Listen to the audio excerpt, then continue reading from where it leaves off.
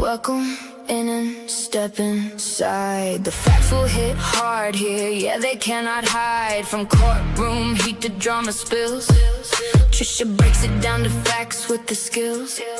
Crazy stories, even messy tea, yeah, she covers it all. No fear here, step inside to come along for this ride. Grab your saber, take your seat. The journey begins after this beat. Welcome to Trisha Talks, where the facts are on fire. Real talks on panel, we'll take it higher. Pick your lightsaber, any color will do. Let it spark to guide you through. We're diving through the chaos and lighting up the dark. Welcome to Trisha Talks. Buckle up and come aboard. The journey here can be yours. In this galaxy glow, Trisha gives facts to stories untold. Trisha Talks is here to unfold the lies that get told. Are you brave enough to be that bold? It's time to start the show. The journey begins into the unknown.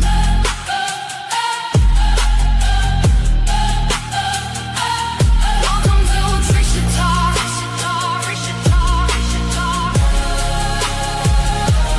Welcome to Trisha Talks.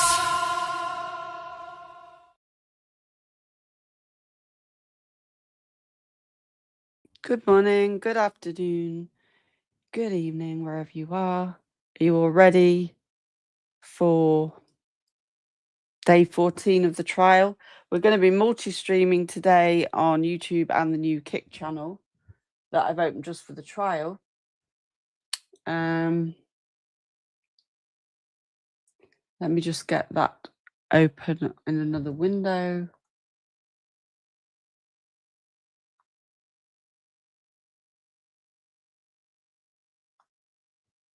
Can you hear me?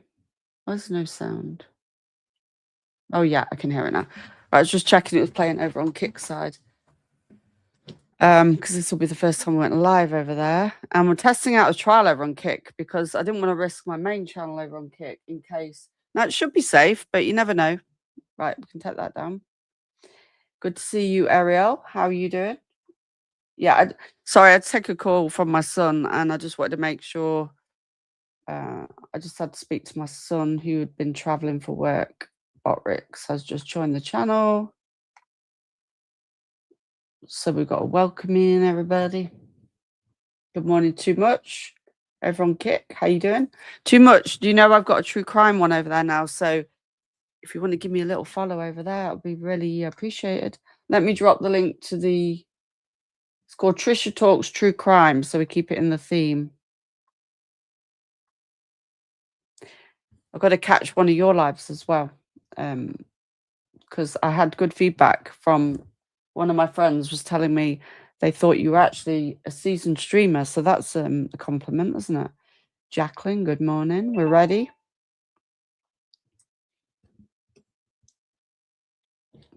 We're ready.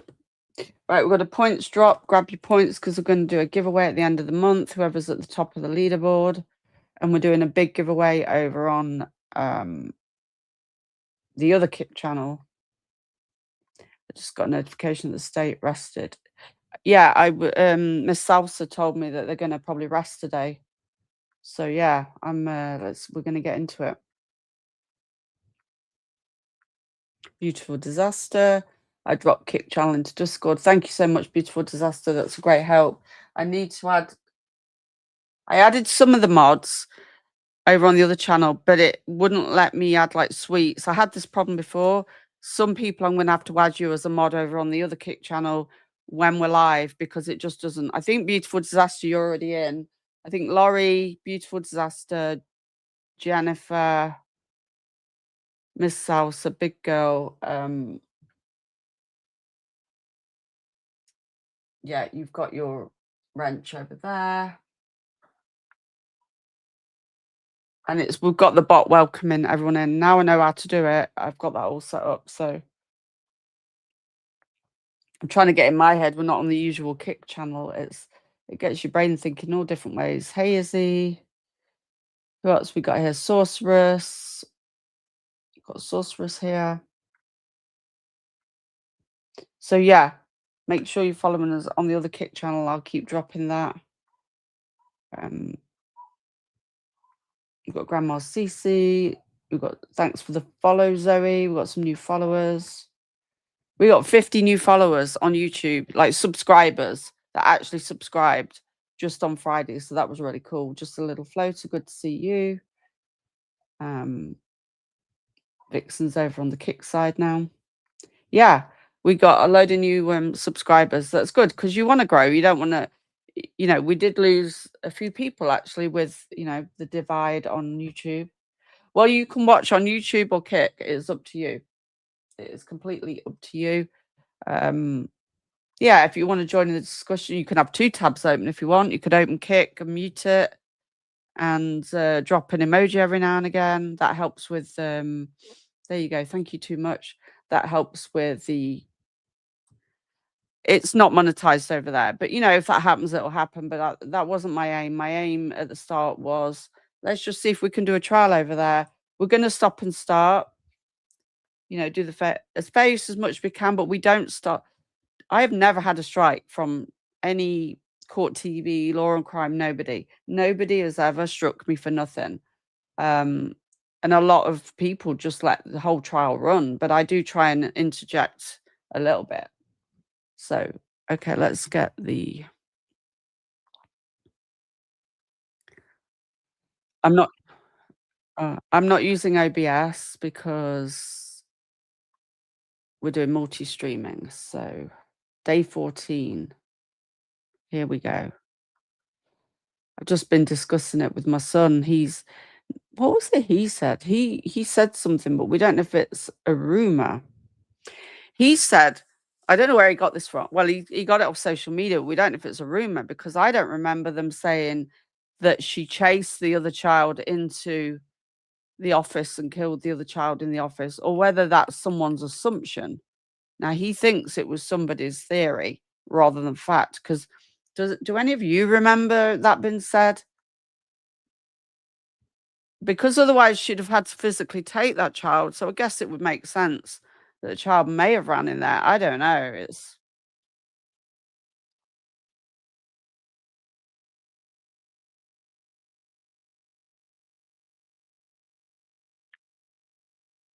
Let me share the screen.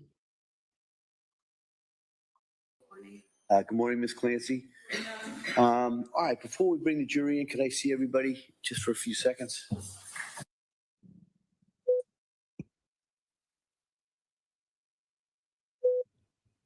Okay, let's skip through this. The trial could be over quicker than... If this works well, then we will do more trials on Kick. Because the other Kick channel is more for reviewing and reacting. And I wanted to keep that separate. Yeah, I don't think they will either be for disaster.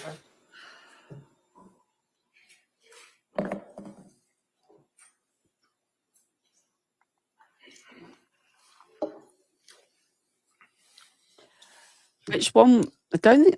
Was it the baby? No, it wasn't the baby in the... It was the middle child in the office. Oh, was it the baby in the office? Let me double check. That would make sense then. Let me check.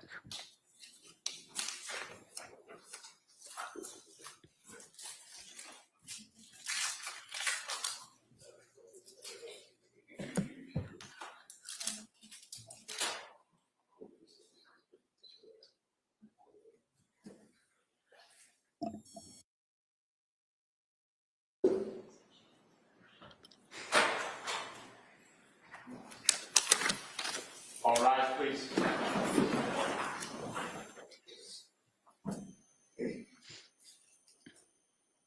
No, it was the 3-year-old. It was Dawson. I didn't think it was the baby. It wasn't the baby. It was the 3-year-old.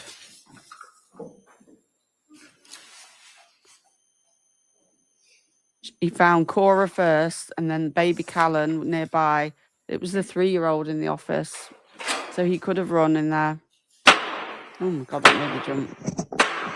Yay. All persons having anything to do before the Honorable William Sullivan, Justice of the Superior Court, now sitting in Plymouth, within and for the Commonwealth of Massachusetts. This court is now in session. Please be seated.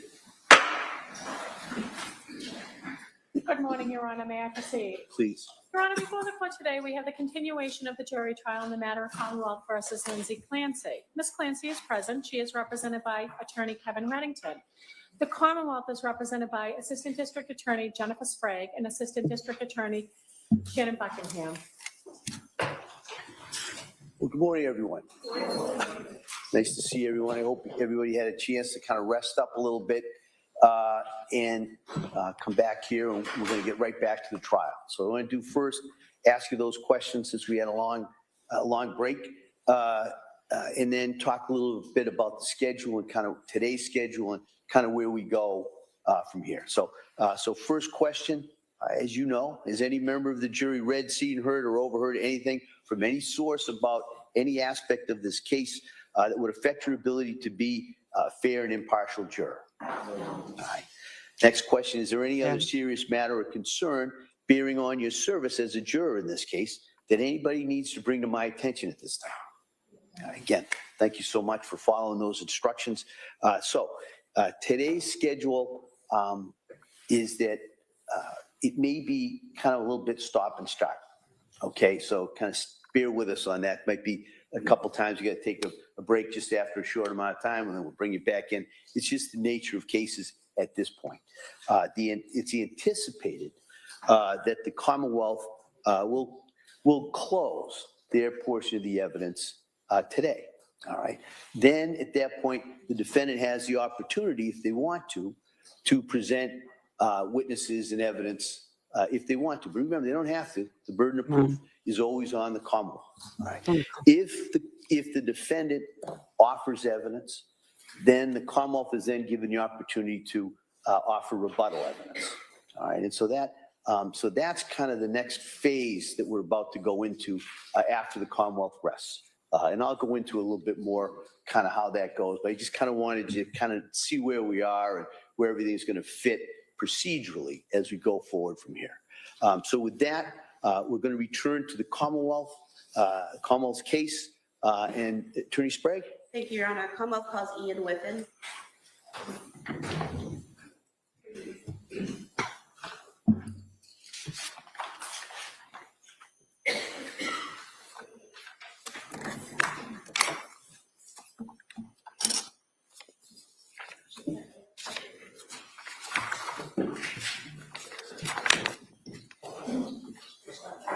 Good morning. Ms. Callan, for the testimony in the evidence, you shall take the court and the jury. I would rather affirm than I do. Thank you. Thank you. All right. Good morning, sir. Good morning. All right. Attorney Sprague, please. Thank you. Good morning. Can you please state and spell your name for the record? Yes, it's Ian Whiffen. IANWHIFFIN. Where do you work? Cellbrite. What is Sounds Celebrate? British. Cellbrite is a digital intelligence company working in the digital forensics field. And how I was just about to say, he sounds British. long have you worked there? Since 2020. What is your role at Celebrate? I'm currently a customer engagement manager. What does that mean? I work with customers, helping I don't think she'll take the stand. That's my. Well, let's do a poll. users of our Will tools she take the stand? to understand the digital evidence that they're finding and presenting. And what does digital evidence consist of? Any information which is extracted from a cell phone, primarily or from a computer, which can be interpreted by the examiner and presented as evidence. It could be call history, messages, location data, media, anything that you can find from a digital device. And could you just briefly describe your educational and training background that qualifies you to do this work? Yeah, I've worked in IT for many years. In 2013, I began my career within Calgary Police Service in Canada as a digital forensics examiner. That was after spending approximately 9 or 10 years working as a patrol officer in the UK and in Canada. As part of my role as a digital forensics examiner within the Calgary Police, I went on numerous training courses. The Canadian Police College, they did an introductory course into digital forensics, and then further courses focusing on mobile data provided by some vendors, such as Blacklight or Cellbrite at the time, as well as further courses presented by the Canadian Police College, specifically about cell phones. And Cellbrite, the software produced by Cellbrite, is that software used to extract and analyze data from cell phones and computers?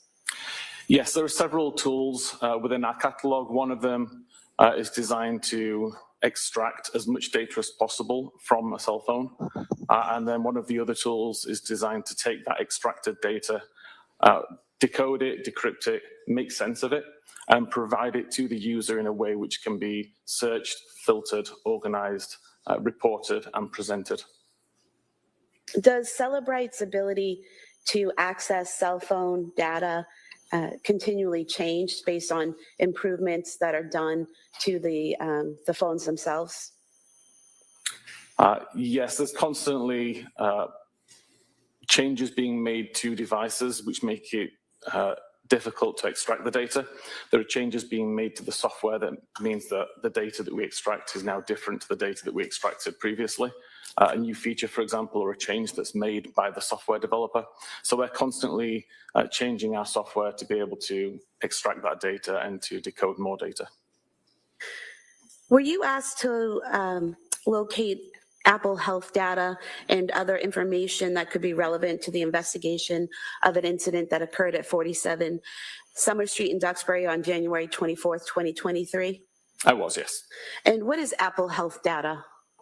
Apple Health is a component of the iOS operating system, which logs sensor data from multiple locations. So there's sensors built within an iPhone that monitor steps taken, flights climbed, for example, as well as third-party devices, Apple Watches, Fitbits, any other device like that. All the information is brought into the Apple Health application, I can't chat on big girls. made available for the user to see. Roughly how many phone extractions have you done? Since around 2013, well over 1,000 phones. And how many times have you done analysis on phone extractions? The analysis is part and parcel. So of those 1,000 phones or so which I've extracted, I've done analysis on all of those phones as well. And then you've also done analysis on extractions, like in this case where someone else did the extraction and provided the information to you and you did the analysis? Correct, yeah. Whenever I'm helping customers or users of our tools, they may provide me with the extracted data. So the data which I'm analyzing is more than the devices I've extracted. And have you testified previously in courts about what you've done in terms of extracting and analyzing information? Yes, I've testified in multiple courts around the world, approximately 28 times.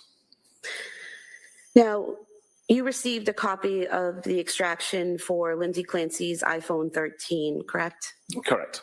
And when you received that extraction, did you also want to know all the specific information about the case and the investigation?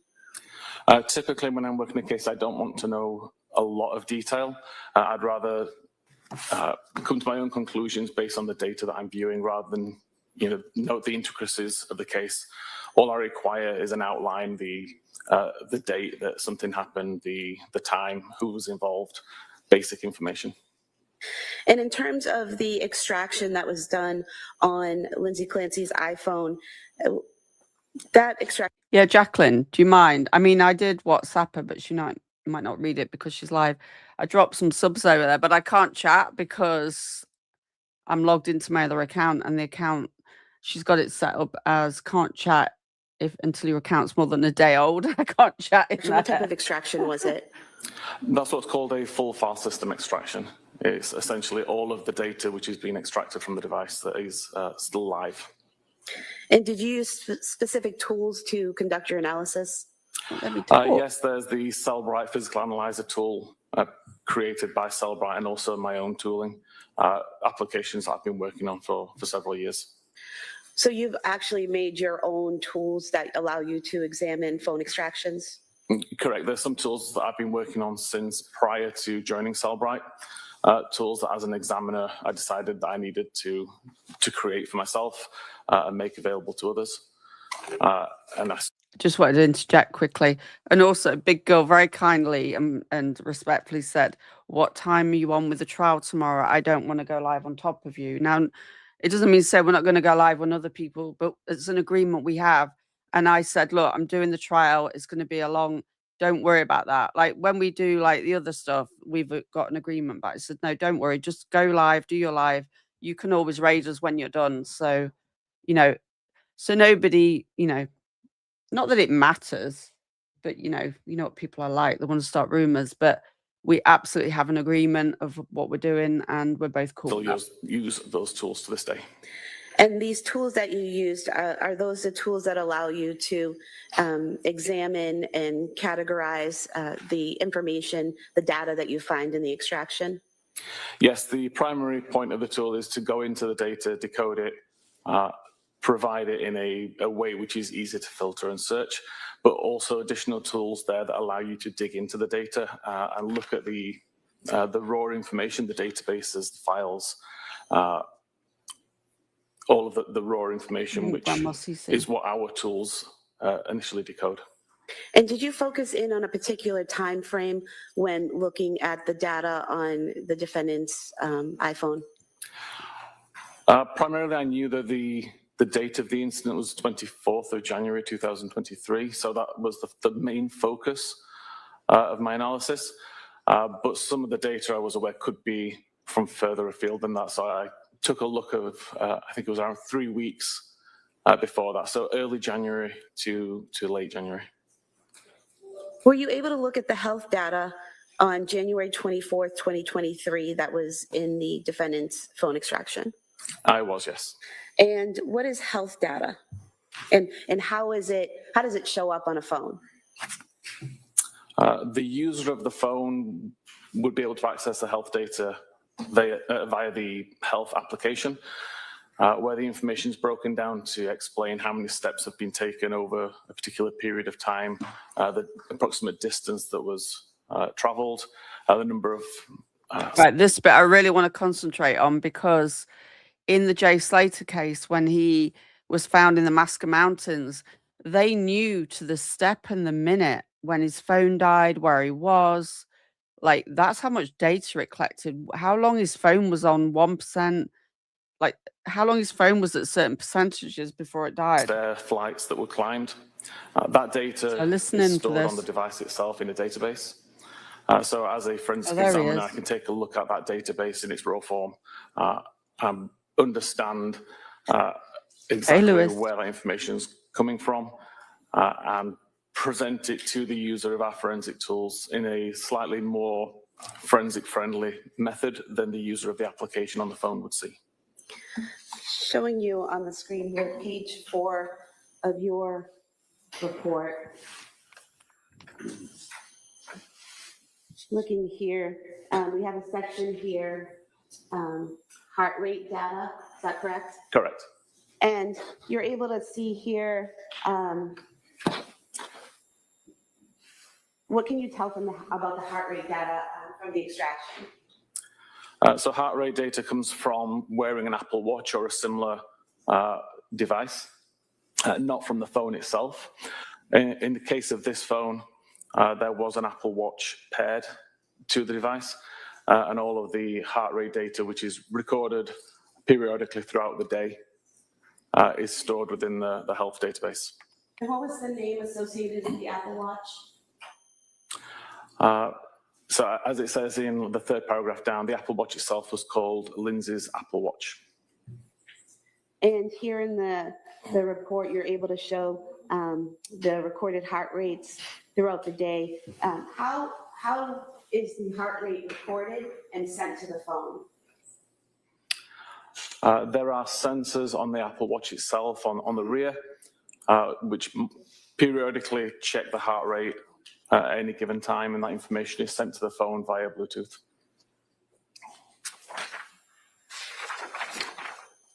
And are you aware of how often an iWatch will record the data and report it to an iPhone?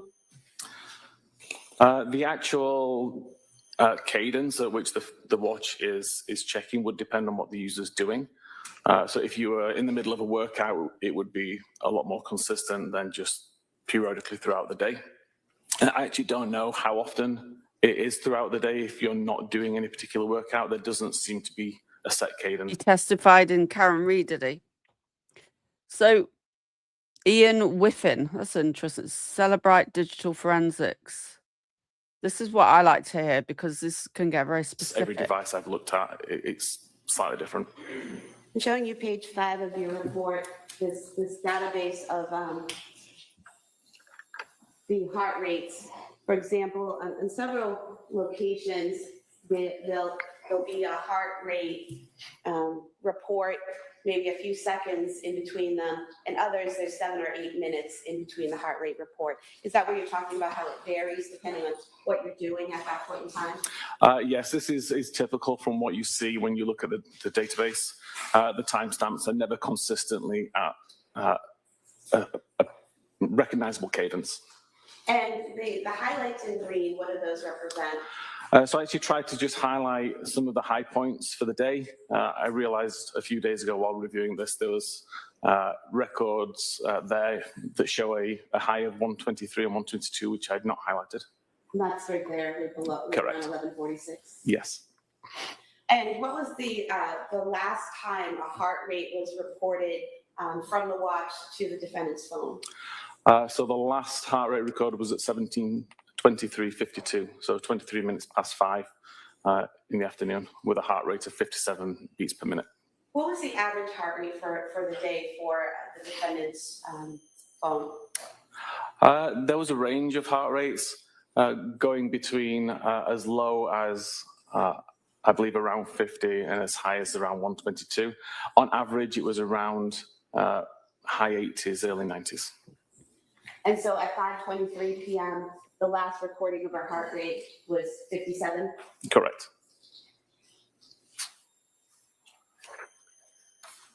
And there aren't any further heart rates reported to the phone after that point, correct? That's correct. And what are some of the reasons why a watch would no longer be reporting a heart rate to the phone? If the watch was taken off, if the watch was turned off, If the battery died? the battery was dead, yes.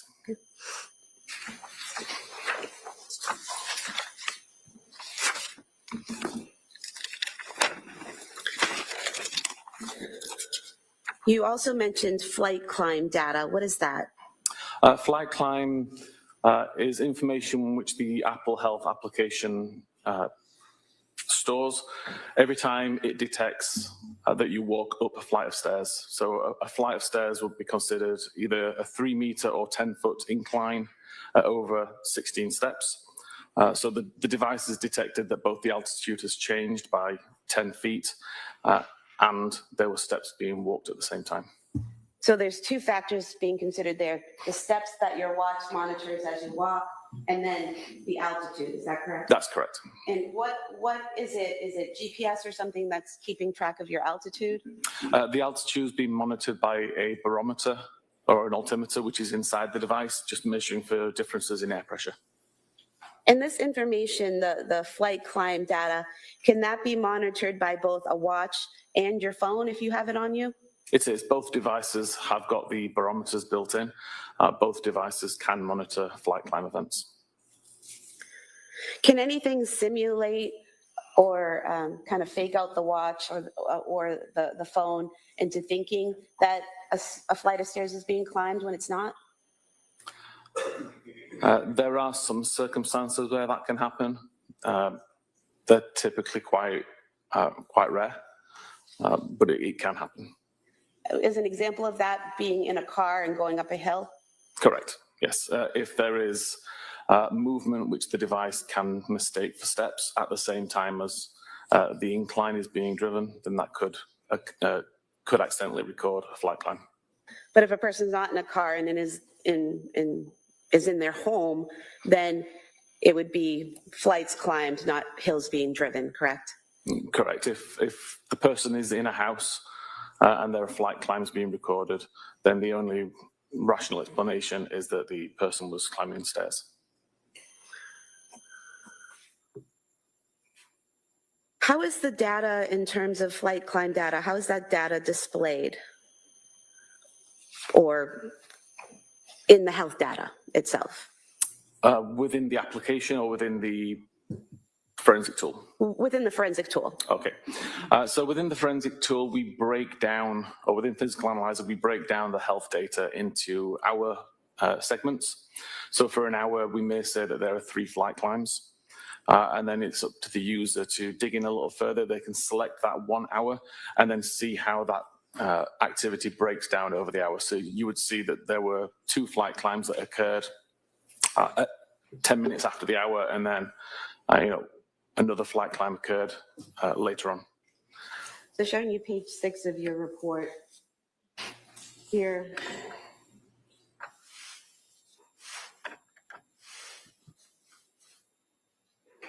The top box here, is that showing the general hour data where 3 flights have been climbed? Correct. So in this case, the user is looking at a time period between 10 a.m. and 11 a.m. And the health data that's been pulled from the database has been aggregated. And it tells you that there's 98 samples being considered. The maximum heart rate during that hour-long period was 108. The distance traveled was approximately 759 meters. And there were 5 flights climbed within the hour. And then below that, you break that down a little further, correct? Correct. So this is further down the screen in the interface, where we can see actual time of 10:17:27, where there's 2 flights climbed.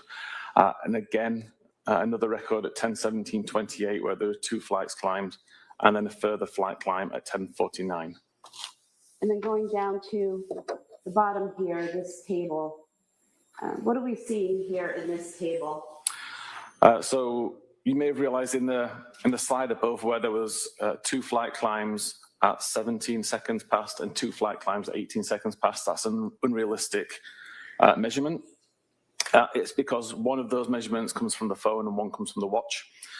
Okay, so listen in with this. This is really important information about obviously how much energy she's using, or This table breaks it down to say showing that she climbed stairs. which of these records came from the watch and which came from the phone, because there are some which overlap. So what you're saying is the prior table showed the 4 flights of stairs being climbed at the same time within seconds, which isn't rational. But this breaks it down to show some of that Okay, data is too coming much. from the watch and some of it's coming from the phone, correct? Correct. So if we look at records at 4 and 5 here, for example, we can see a start time of 10:17:27 and an Why is end the time of poll not working? 10:27:06, where the watch recorded 2 flight climbs. And then 1 second later, a start time, and 2 seconds later for the end time, we see the watch also detected 2 flight climbs. This is just the same 2 flight climb events that happened, but both devices recorded those flight climbs with slightly different timestamps. And that will happen if I'm wearing my watch and I have my phone in my pocket and I go up the stairs. That's correct.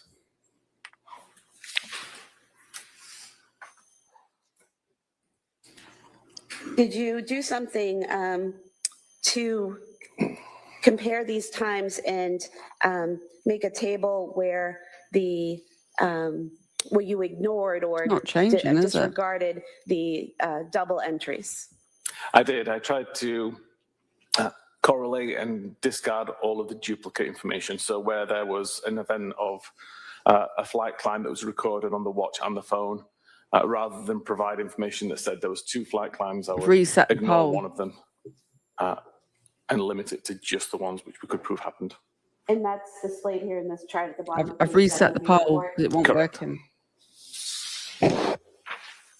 Try again, shall we? I'm going to say 2.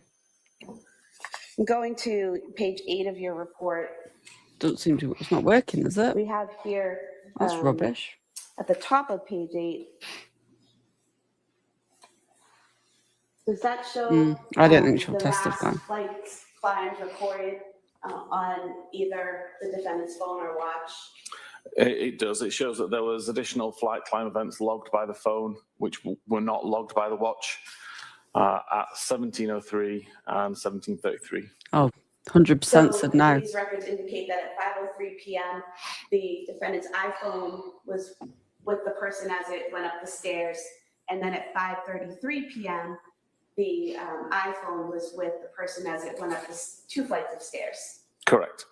And there's a time difference there. The start time is 5:33 p.m. and the end time is 5:38 p.m. For 2 flights of stairs. So that's roughly 5 minutes in between the 2 flights. Is there a way to explain that length of time? The way the Apple Health data records this information, aggregates it, it tries to group events together. So in this case, it would have recognized that there was a flight climb on the phone at around 17:33:34, and a second one at around 17:38:33, and it just grouped them both into one event. It doesn't mean that it took 5 minutes to walk up 2 flights of stairs. It's just within that 5-minute period, there were 2 flight climbs. So if I have my phone in my pocket and I climb up a flight of stairs and then I spend a few minutes on that floor, and then still with my phone in my pocket go up another flight of stairs, that's representative of what we're seeing here at 5:33? Correct. There tends to be around a 10-minute window where it tries to check every 10 minutes, but it can reduce that window in a case like this where it sees that there's group data within a smaller time period. And then further down on page 8, we have another table here, which seems to have combined data of heart rate and flight climb data. Is that correct? Correct.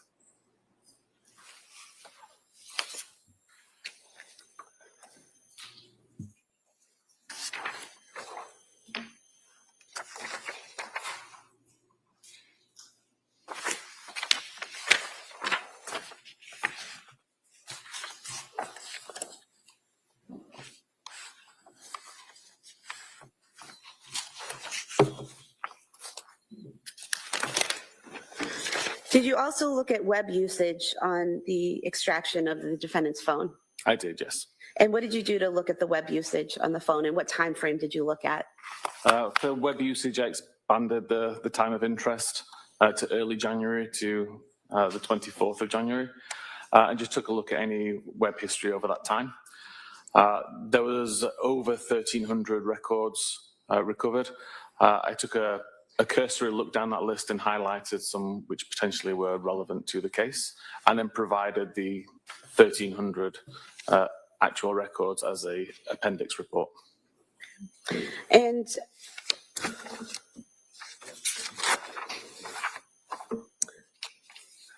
going to page 12 of your report. Looks like you started here on January 10th, 2023, is that correct? That's correct.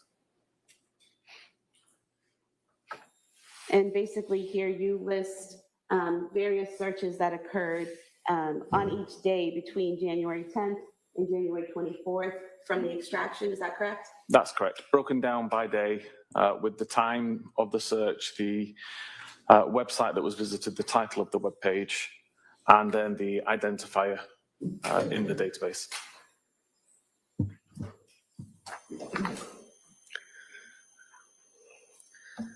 And looking at these searches,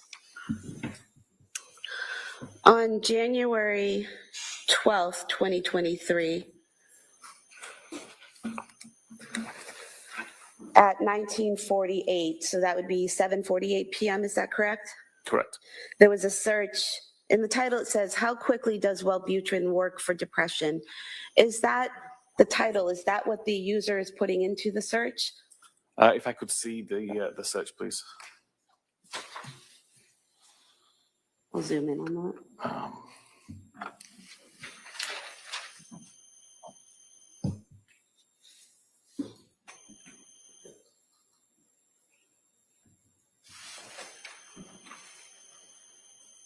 Yeah, so the top entry here we can see starts with https www.google.com/search ?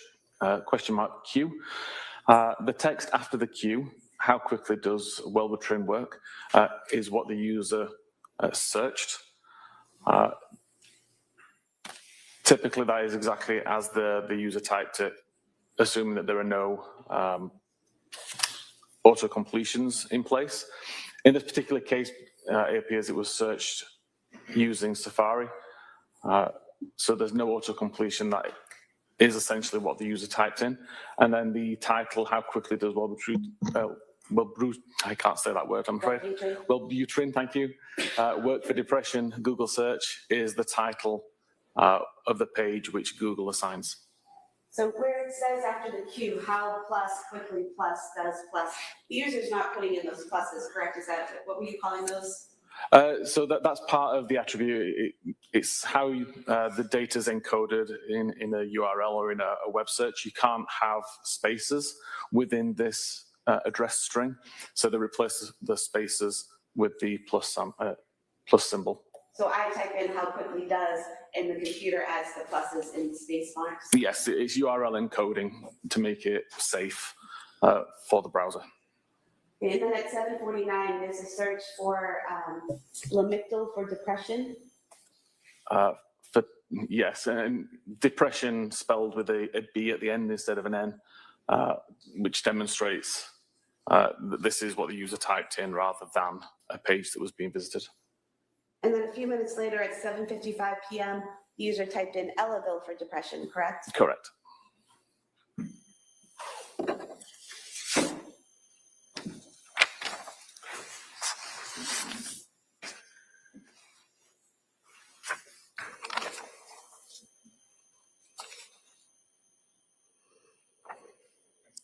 And then on page 16, Good morning, everybody. on January 18th, 2023, at 10:25,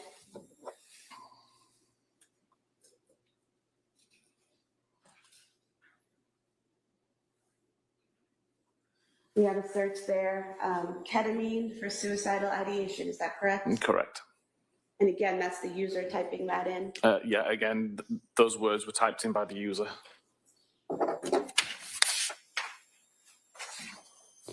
I'm going to go and grab my coffee. I'll be right back. I like this guy. And then on January It's 19th, easy to understand. 2023, on page 17 of your report,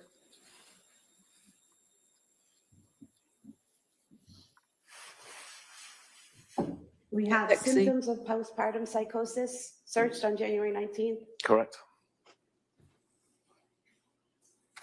And again, so we're looking at, this is AM, correct? 9:24 AM that was searched? Yes, the morning. And then 9:30 AM, there's another search for psychosis symptoms? Yes.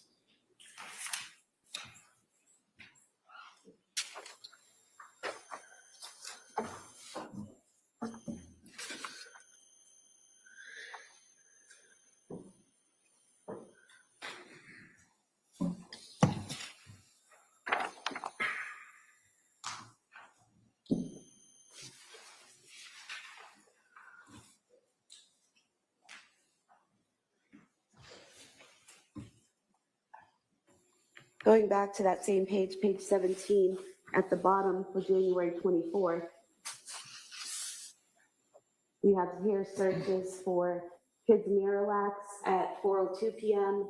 and Takeout 3V at 4:13 p.m. Is that correct? That's correct. And then CVS Pharmacy at 4:47 p.m. Correct? Correct.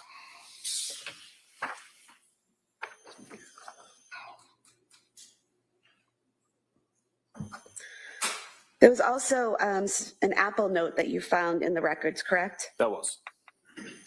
The Apple note, in your report, it says it was created on December 22nd, 2022 at 10:23 a.m. Strike that, and then modified at 10:23 a.m. on January 23rd, 2023, correct? Correct. And are you able to tell what in the note was modified? No, there's no real auditable log to look back and see how many times it's been modified over the course of its life. I was able to do. I just want to quickly interject. After Friday, I started to feel like it was more premeditated. I really do. That's where I was getting, and I wasn't feeling like that before. some amount of recovery to see that on the day it was created, it started in a very similar way to as it's written on the 24th or 23rd of January, but the exact changes between when it first was created and the last time it was modified, we don't know. And then you also looked at messages, correct? Correct. And were you able to compile the messages that were sent and received between the defendant and her mother and the defendant and her husband on January 24th, 2023? I did, yes. And were you able to arrange it using the tools that you use in a way that looks like you might see it on your phone? Yeah, I tried to prepare it in a report which would be easy for any viewer to understand based on their own usage of text messaging. So showing you page 19 of your report, what we have here is an enlarged version of what you might see on your phone, correct? Correct. And so is this in blue, is this Lindsay's phone? It is. The messages in blue on the right would be outgoing. The messages in grey on the left would be incoming. And so we have a photo being sent out from Lindsay's phone to her mother, and then a reply coming back, and that pattern goes on and on, correct? Correct.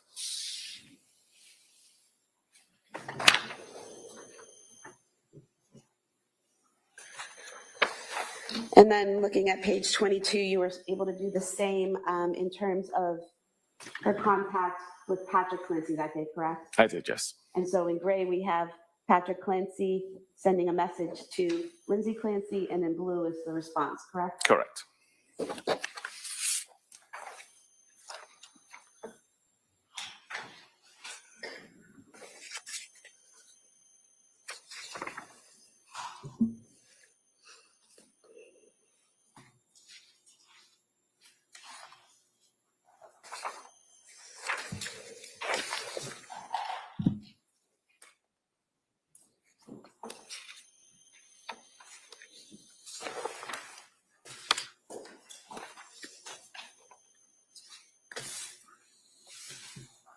Were you, excuse me, were you also able to look at the phone calls that occurred either incoming or outgoing to the defendant's phone on January 24th, 2023? I did, yes.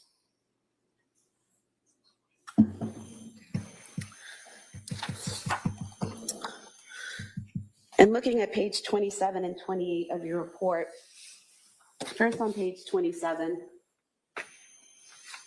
just looking closely at the phone. Here in the report, it says 2024. Is that a typo? Is that supposed to be 2023? That's meant to be 2023, yes, I apologize. Okay. And so what we see here, can you just tell us what these columns are? Yeah, the start time of the call, typically when it is answered by the recipient, the end time when the call's ended. The metadata is information including who the call was to or from, how long the call lasted, and then the reason that the call disconnected. Okay, so quickly, on the poll, will the defence put on a case? Not many people voted, but it seems it's not showing until I end, whereas normally it will show the results as we're going. 50% yes, 50% no, so it's a split, 50-50. Right, I'm going to go and grab my coffee now. I haven't had a coffee And then yet. a record ID. So if you had the database, you could go in and find this record based on the ID number. And looking at page 28, this is the continuation of that table regarding the phone calls, is that correct? Correct. And so what we're seeing here is at 17:33, which would be 5:33 p.m., there's an incoming call from Patrick to Lindsay's phone, is that correct? Correct. And it says duration 8 seconds, does that, 0 seconds. Does that mean it was not answered? In this case, it was an unanswered call. And then at 5:34 p.m., roughly a minute later, there's an outgoing call from Lindsay's phone to Patrick's, correct? Correct. And that call was approximately 14 seconds? Correct. And then at 6:09 p.m., another incoming call from Patrick to Lindsay that went unanswered? That's correct.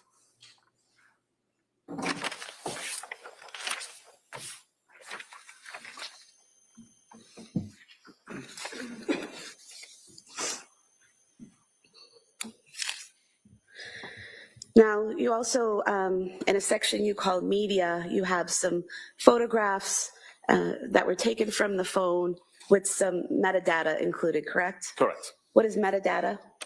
Metadata is information about that photograph. It could be the device that captured it, the time that it was captured, the location, information about the lens, the lighting, etc.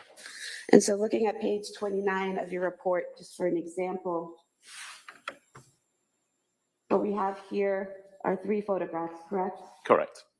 And the metadata for the first one shows captured at South Shore Medical Center, is that correct? Correct. How were you able to determine that's where that photograph was taken? The metadata of the photo included the latitude and longitude where the image was captured. I took that latitude and longitude and looked on Google Maps to see a physical address. In this case, it came down to the South Shore Medical Center. And then the third photo here, that shows captured at the home address on Summer Street, is that correct? Correct.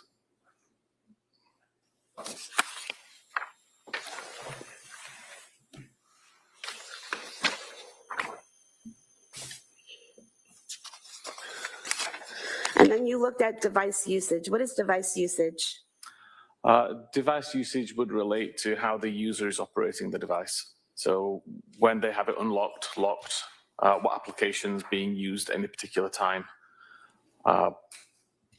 Essentially anything which is not a message or a phone call or results in additional data like that. I'm looking at page 32 of your report.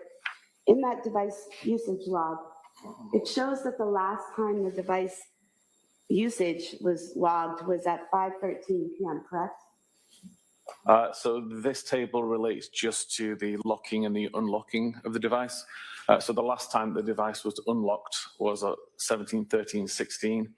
The device was locked again around 2 minutes later at 17:15:12, and the device was not unlocked again. And so where the device was not unlocked again after 5:16 p.m., but we have a phone call being made at 5:34 p.m., how does that happen?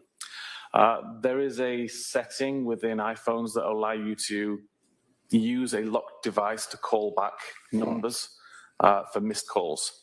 So in this case, Lindsay had the missed phone call. That would have shown on screen as a notification as a missed call. And without unlocking the device, you're able to call that person back. So you just press on the icon that shows up, you have a missed call, you press on that, and you can call the person back without unlocking the phone? Correct. And then what is application focus? Application focus is literally the application which is visible on screen at any given time. And at 4:13 p.m., 16:13, on January 24th, you've highlighted it in green here. What are we seeing there? At 16:13:23 until 16:14:50, the Apple Maps application was being used, visible on screen.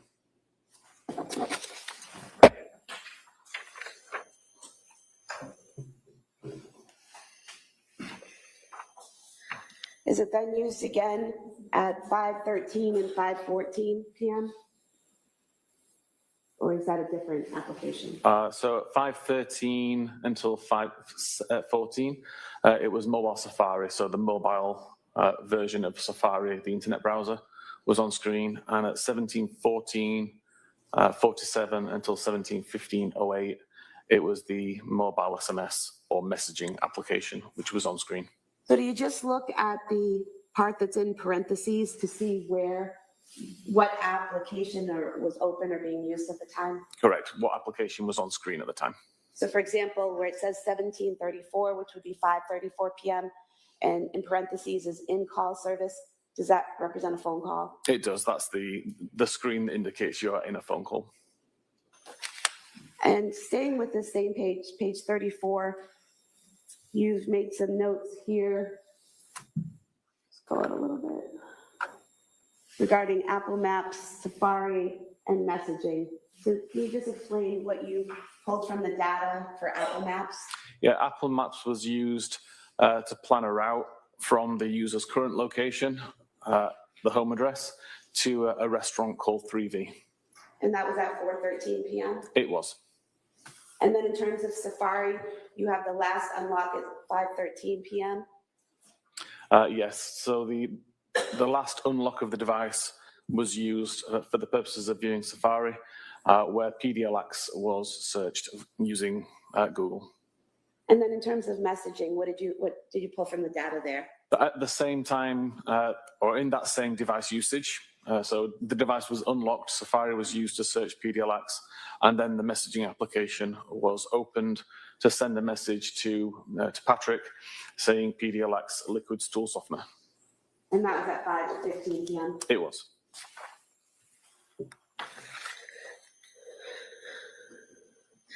And then did you create a timeline combining all the data that we've talked about into one timeline? I did, yes.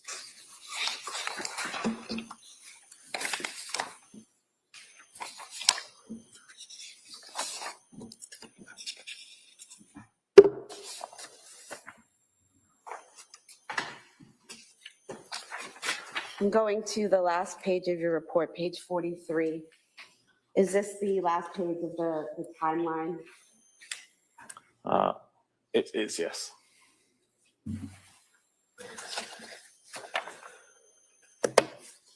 And in that page, can you explain what we're seeing here? Yes, so the very first column is the timestamp.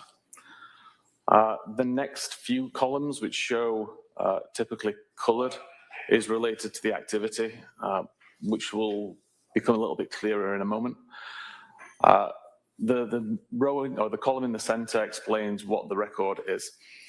So if, for example, we look at the 17-13-16 record, we can see a U, which means the device was unlocked in pink.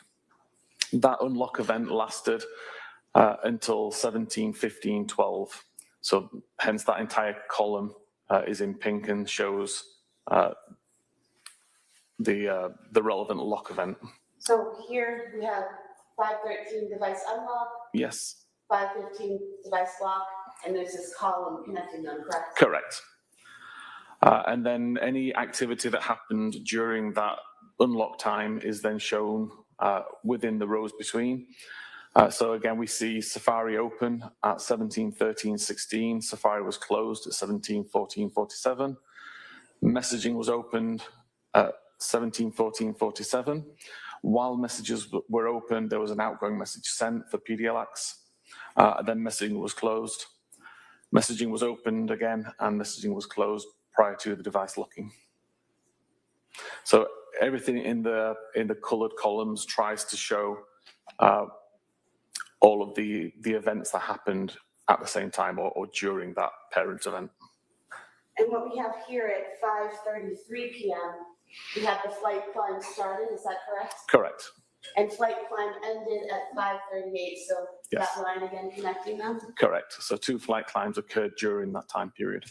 And in between when the flight climb started and the flight climb ended, you had the 2 calls, the incoming call that was missed from Patrick and then the outgoing call to Patrick, correct? Correct. So the first flight climbed had already been started. Someone had already started climbing up a flight of stairs when that first unanswered call happened, correct? So flight climb started is how it's listed within the database and within the software. But it actually, the flight climb time is when the flight climb has been recognized by the device as the device has already climbed up those stairs. So even though it says flight climb started, that's technically the time that the flight climb or the first flight climb had ended. So where it says 5:33, 34 flight climb started, that actually indicates the person has gone up that first flight of stairs already. Yes, that indicates the phone has now realized I'm 3 meters higher than I was the last time I checked. Therefore, a flight climb has already been completed at that point. And then the calls happen, and then the phone realizes at 5:38 that another flight has been climbed. Correct.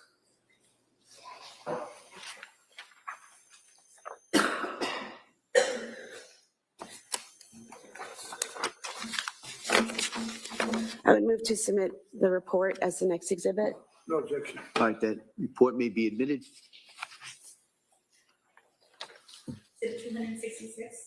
I have nothing further. All right.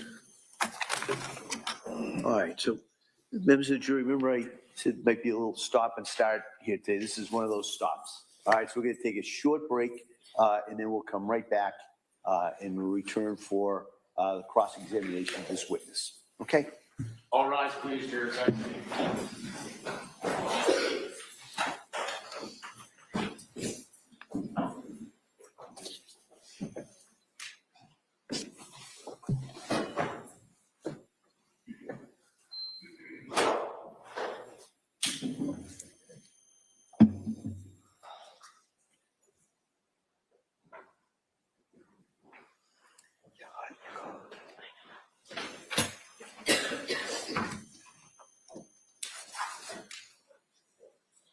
Okay, we can skip the break. We got a raid? Hold on. Hold on. Okay, good point to take a break. Have we got a raid? Did it show up in my... Let me refresh. We got our first raid. Big girl for life. It's not showing up in my activity feed.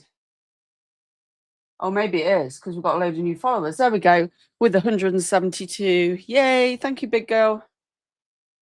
I explained earlier to everyone that we got an agreement, you know what I mean. I said, you go on. Don't hold back for this. So we've got 143 people watching. We're on day 14 of the Lindsay Clancy trial. It's they're doing the Celebrate information now, so it's like getting really juicy.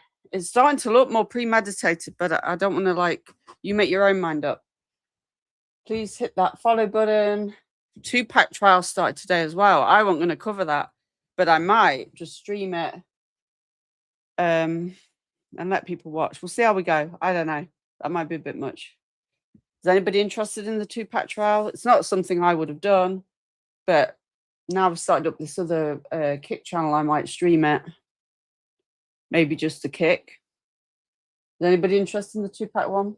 It's not something I would normally stream. You're interested, Ariel? Okay. Microsoft executives trial starting today too. Why do they all start at once, like all the good ones? And then we've had months of, not having... We'll see. Yeah, it's an old one. We'll see. I might not. We'll carry on with this anyway. We're locked in with the Lindsay Clancy trial. But apparently today, the state rests and the defense, we don't know if he's going to carry on or not. Yeah, I mean, I'll put it on if people want to watch. But we'll see. We'll see how this goes. So I hope you've all hit the follow button. Well, you can only chat if you've got to follow to chat. So it's a really cool way of... Caitlin says, just want to stop by for a few. However, I can't really stomach this, so I'll catch you later if you do another live. Okay, Catalina. Yeah, it's not for everybody. Thank you, Midnight Bacon. I thought I'd try it because I didn't want to risk my other channel. But, I've never been struck by True Court TV. I don't want to tempt fate now, do I? Never in all the years have they ever struck me. So as long as we stop and start and do some discussion and, do something. Right, Layla. Yeah, I don't want to jinx myself. I keep saying that. It's all good. We've got to stay positive. But I'm going to try and I want to keep the drama. And I know we cover a bit of true crime on that channel, but we can stream them separately now. But sometimes we discuss it over on the other channel. Okay, so they're about to go for a break, but we can skip through this.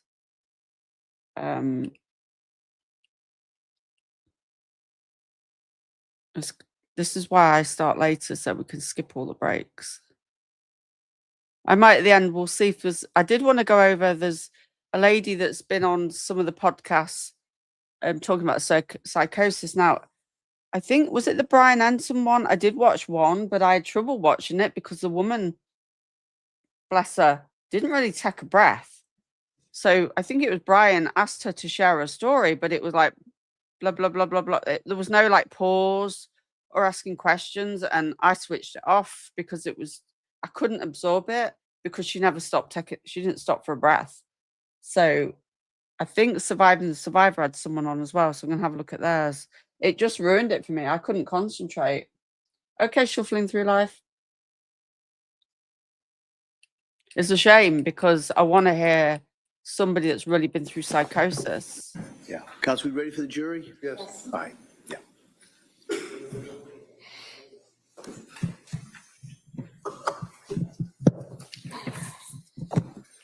Welcome in everybody over on Kick. And I couldn't chat earlier on Big Girls because like we've been doing, we've been setting the channels where you got to have an account a day old or 2 days. And I was like, I went and subscribed and I was like, damn, I can't chat. But thank you for lifting that. I did start the account yesterday, but obviously it hadn't maybe gone 24 hours.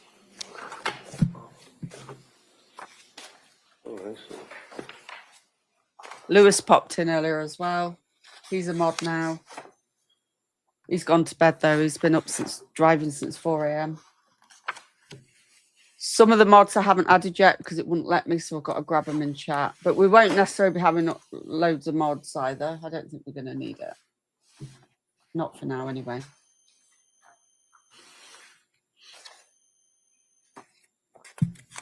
There's some people I've got to still grab. We've got Jennifer, we've got Big Girl, we've got Lewis. Hey, Gypsy. Yes, you were my first raid.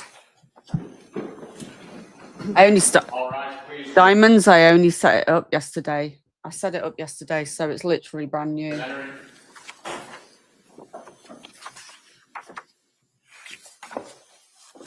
just trying to see if there's any other mods in chat to grab that I have. I think I've added Laurie Fax.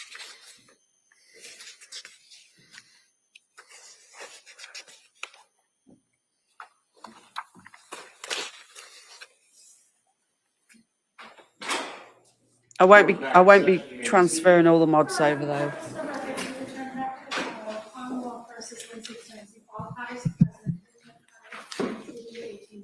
All right, thank you. We have got a few emojis over just quickly before we get back into it. We've got a few. I made a few last night. We've got the magnifying glass, the handcuffs. We've got a fingerprint, and we've got objection. I need to. If you've got requests for emojis, then let me know. You can either message me or put it in chat or something. Think of a really good one that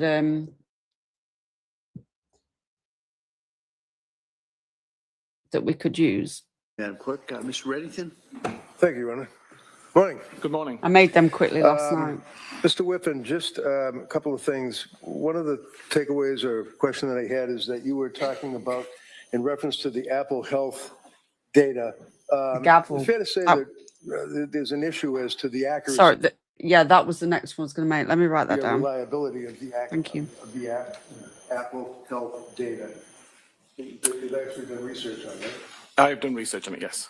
So, like, really, if you're interested in this, really listen in now because he's talking about the Celebrite data. Okay, and one of the things that you did is back about a year ago, June 28th of 2025, you did a blog article on Apple Health accuracy and reliability, and it talked about using a pitch, which I think is, you guys refer to like a football field. It was a rugby field, yes. And then you had somebody put the watch in their right pocket, somebody with the left pocket, and then someone else held it in their hand, you measured it, and things of that nature, right? Correct, it was 3 phones. Some of the things were off a little bit, but basically you put that in your report and you were able to draw your conclusion as to the accuracy and reliability, as you say, of the Apple Health data, right? Correct. Now, if someone is wearing... Do my kickbot commands work here? Not sure if it's connected yet or not. an Apple Watch, Let's test it is out. that what records heart rate? As the heart rate is on the watch, yes. It is on the watch, Yes. okay. And the steps that the person takes, things of that nature, the movement, is that on the phone or would that be on the watch? That's on both the watch and the phone. Okay. Now, if you have an Apple Watch and you test it or you examine it, would you be able to determine what information was actually recorded by the watch while the person was wearing it? Yes, the information that's recorded within the Apple Health database does specify whether the information comes from the watch, the phone, or from a different device. Okay. And in this case, if I understand correctly, the Apple Watch stopped recording data at, is it 5:23? It was around that time. Okay. You know what? I'm going to give you your report. And feel free to just refresh your memory or look at it or whatever helps you out. Thank you. Yep, no problem. I just want to get the times down. I think you indicated that the watch stopped recording information at 5:23 p.m. Yes, the last heart rate was 5:23:52. 52, okay. 5:23 and 52 seconds. And then I believe the phone and watch stopped recording at 5:38, was it? The last usage of the, let me double check this. I believe the last usage of the phone to record flight climb data was at 5:38, yes. All right, and after 5:38, it's pretty much blackout. There's no further information or recording, right? Yes, not until the phone was seized by police, I believe. By the But police. there's other activity, but appeared to be after the incident.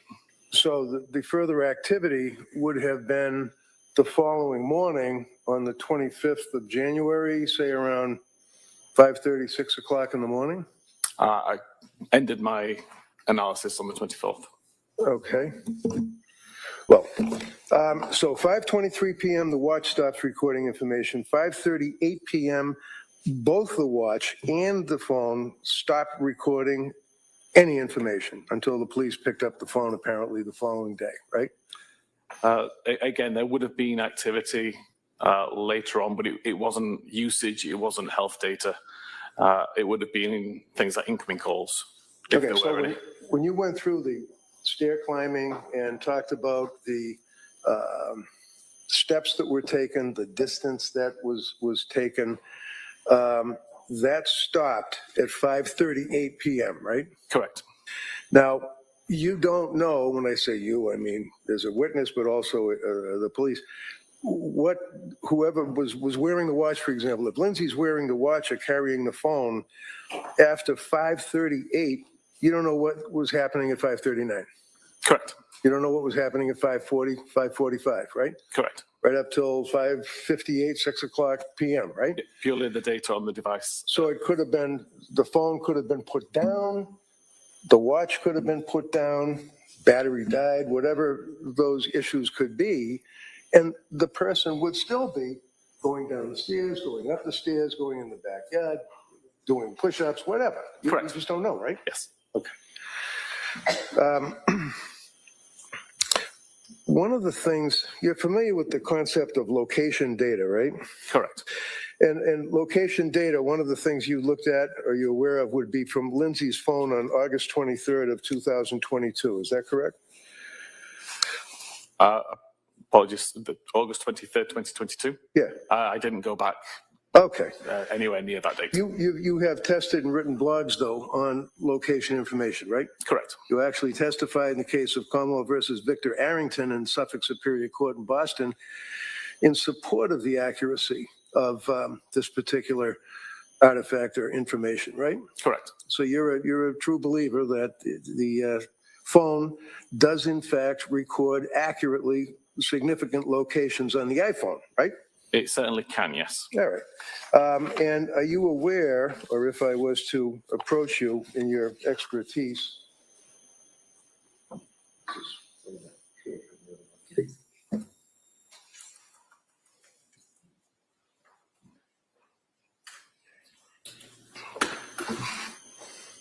it's just a doctor thing.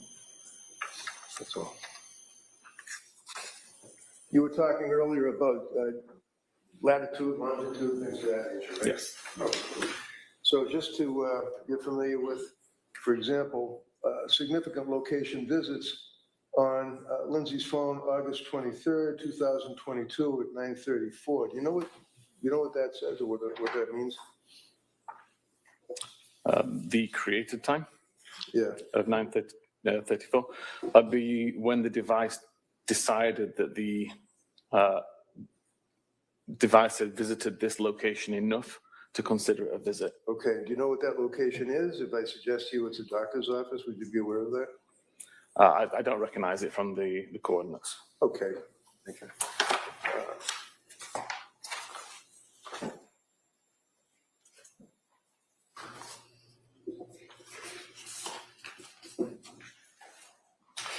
This here you're familiar with too as well, right? The geo data with the latitude and the longitude? Yes. And you're familiar with the fact that you can take the metadata off of the information on the cell phone, one of which would be latitude and longitude. You'd be able to determine, for example, that this would be the Lindsay Clancy home, correct? Yes, correct. You've seen this before, right? It rings a bell, yes. Okay, I'd offer this. Any objection? No objections. Okay, that may be admitted. Thank you. 267. All right, thank you. Now, you have your report in front of you, right? Yes. And that's captioned Digital Forensic Report, and it's in evidence, so the jurors are going to be able to review it in its entirety, right? Yes. If I could direct your attention to page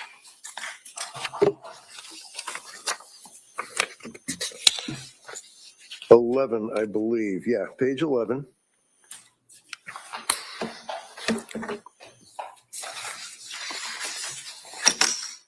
Okay. Yes. And just so the jurors are able to acclimate themselves to it, that would be this item here that you went through with the district attorney, right?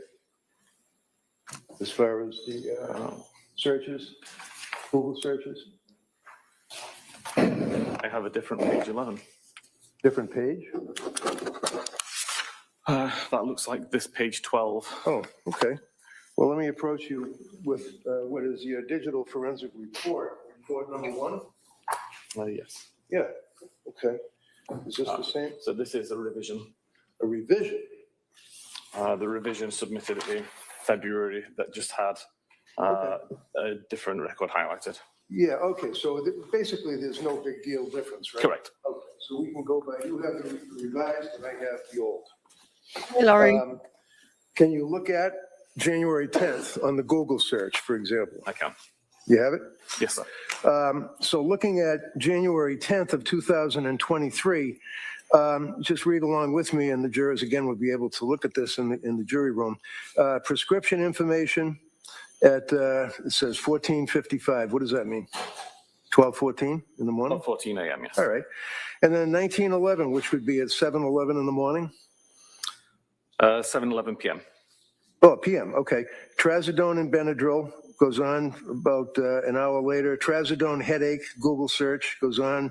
Trazodone and ibuprofen goes on. Trazodone and Tylenol goes on to 2032, which would be 8:32 p.m. Trazodone and Tylenol interactions, right? Correct. Fair to say that these are things that Lindsay Googled on her cell phone. That's what this document refers to, right? Somebody used this cell phone to Google it, yes. Oh, you don't know who was actually using it, but this is Exactly. Lindsay's cell phone. Yes. You're aware of that. If we jump ahead, looking at all of these various Google searches, follow with me on, let's say, randomly, let's say, page 13, 1948, which would be 17:48 p.m., I guess. You with me on that? Yes, 1948. Yeah. Yes, How quickly does Wellbutrin work for depression? That's what was Googled, right? correct. Followed by Lamictal for depression, Elavil for depression, how to tell if you're sleep deprived, ketamine for suicidal ideation, right? Correct. These are all searches that were done on Lindsay's cell phone on that particular date, chronologically would have been the 12th of January, right? Correct. Now, without boring everybody, it goes on and on and on with searches along those lines: suicidal ideation, drugs, trazodone, mixtures, things of that nature, right? It does. Page 17, if you have it, would be the Apple note counsel asked you about. Yes. Okay.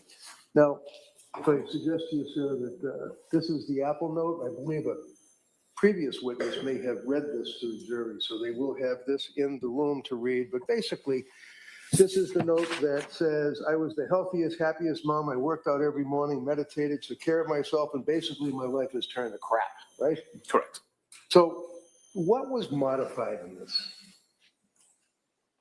If you know, because counsel asked you if there was modifications and things of that nature, and I'm just asking if you know what was modified in it. Exactly at the moment, I don't have all of that in front of me. It's possible to see snippets going back over time. I do recall Okay. on the 22nd of December when this was created, it started with the same sentence. Yep. And there was a few essentially spell check or spelling differences Okay. as time went on. But as much as you can recover from the earlier versions of the note, it's a snippet. It's essentially two sentences, and the rest of it is it's essentially the same note. Okay, thank you, sir. Going forward onto page 18, page 19, and 20, would you agree with me that, well, actually, in 21, they basically contain photographs that were sent from Lindsay's phone to, it looks like Patrick's phone. Would you agree with that? I believe the first few pages are sent to Mommy. Okay. And this basically is the, there we go. This is the snowman in the backyard being made, right? Correct. And then Lindsay's phone is sending the blue. Yes, the and blue gray messages would are be outgoing. what? The response? Yes. And can you tell me what the response is? The one on screen at the moment is the response sent from Mommy to Lindsay's phone saying that's a big roll of snow. I was wondering if you got enough for the kids to play in, and it's a pretty nice day too. Gives them something to do on a day without school. Okay. And then your report then goes on with additional photographs of the snowmen. There's a box of Cheerios apparently. And then there's a photograph of a young boy appearing to be very exuberant with his arms up in the air. And then there's the Lindsay phone responds with a picture of a little girl with a mask on, right? Correct. And this is a conversation with Patrick. Patrick, okay. So are you able to tell what Patrick said, if anything, when he sent the picture of the little boy with his arms up in the air? So at the very top of that message above the photograph, it says, got himself dressed. And that would be the message that was sent alongside the photograph. Okay. And then what was her response? Initially, it was just the photograph. Did she respond any further in your report or your research? Sorry? Did you see any response in your research of the phone? I don't remember seeing any response. All right. Can you look at page 22? Yes. Okay. And this would be on January 24th, 2023. And it looks, what time is that? 8:19 in the morning? Yes. Okay. So if I suggest to you, sir, you can even look in your report. This is in the same thread with the little girl making the snowman and the text about, it looks like a nice day, hoping you got snow, things of that nature. And there was a reference by the mother or mommy to get the hot chocolate ready, things of that nature, right? The message at 8:19 a.m. that says cutie was sent by Patrick in Okay. a different thread to the snowman photographs. Okay, but I'm asking you about the one that's underneath the snowman and the mummy text. The last commentary is get the hot chocolate ready. Oh, yes, that's the one. Okay. And that's from the mother, apparently, right? Correct. Or someone that is in the phone as mummy, right? And that was at 11:33 a.m. Now, if you look on page 22, we can get to what you were talking about. It looks like January 24th at 8:19 in the morning. Cell phone number 781-375-8564. And what does that say? Cutie. And that, so just tell us, so is that Patrick's phone? Yes, that would be the phone stored as Patrick sending a message to Lindsay's phone. And how did Lindsay respond, or how did her phone respond? It appears that Lindsay reacted to an image with the love emoji. Like a little heart thing? Yes. And then what did Patrick say? Patrick asked, how's it going? What did she say? Good. And then did she say anything further? Yet she also responded, okay, her urine looked good, so nothing going wrong with her kidneys, a few. So that she indicates that her urine looked good, nothing going on with her kidneys, and then phew, like whew, you know, something like that, right? That's how I read it. PHEW? Yeah, yes. And then he said good, right? Yes.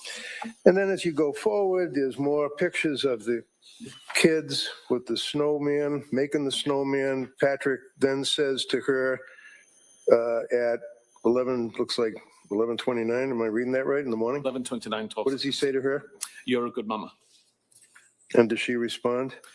She responds with an emoji, which is the face covered in hearts. The face with the hearts? And then they go back and forth with each other up until getting the menu and asking what you want for takeout and things of that nature, right? Correct. Page 25, just in case you were looking. All right. Can you look at page 28 for me? And page 29, I can hold them up. Basically, they basically are just a continuation of photographs, little thumbnails of the kids doing snowman and sitting in the doctor's office, right? Correct. Okay.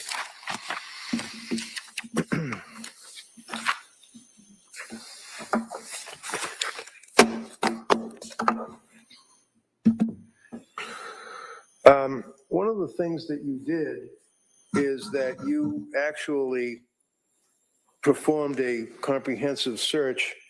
Is that a full focus extraction? Is that what you call it? Full file system extraction. Okay.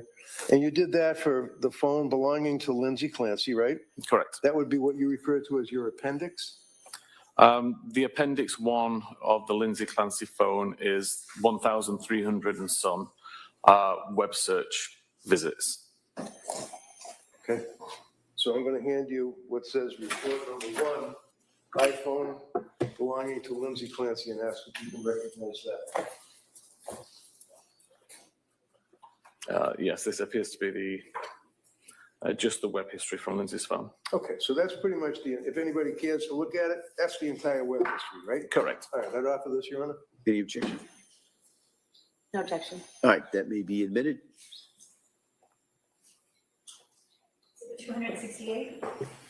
Then, Mr. Whiffen, you also had report number 4, which would be the digital report for Patrick Clancy's I did. computer. I'd offer that, Your Honor.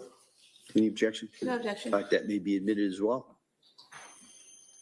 269. All right, thank And you. finally, report number 5 says Surface Pro laptop belonging to Patrick Clancy. Yes. So this would be your search of his laptop as well, correct? Correct. I'd offer this. No objection. All right, that may be admitted. 207.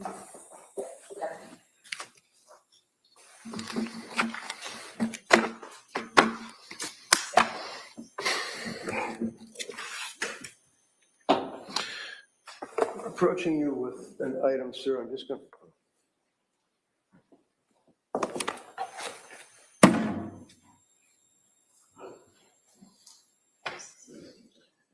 Well, I'm just going to answer it. I'm not going to. No problem. This says extraction report, Apple iPhone. You recognize that?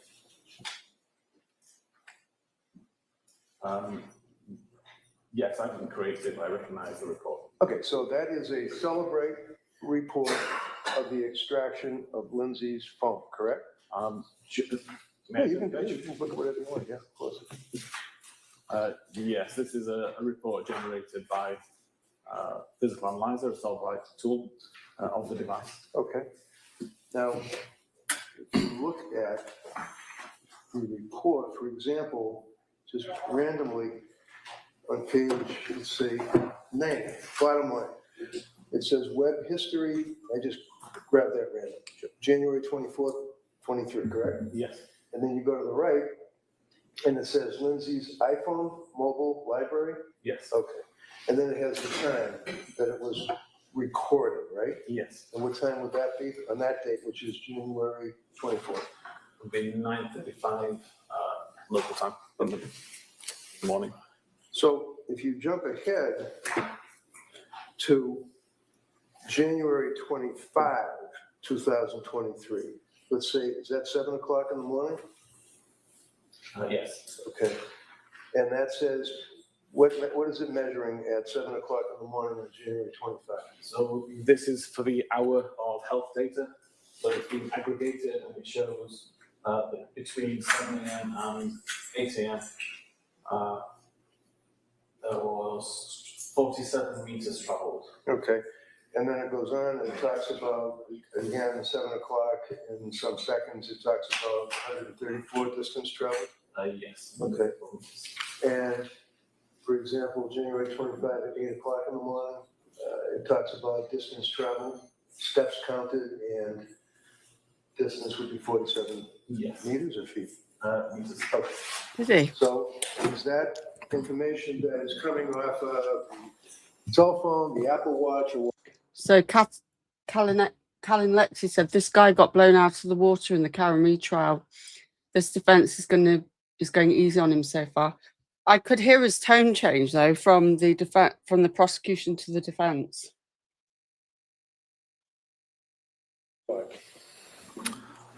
That's coming from the watch and the phone and being displayed as so one amount of information. it's coming from the watch, right?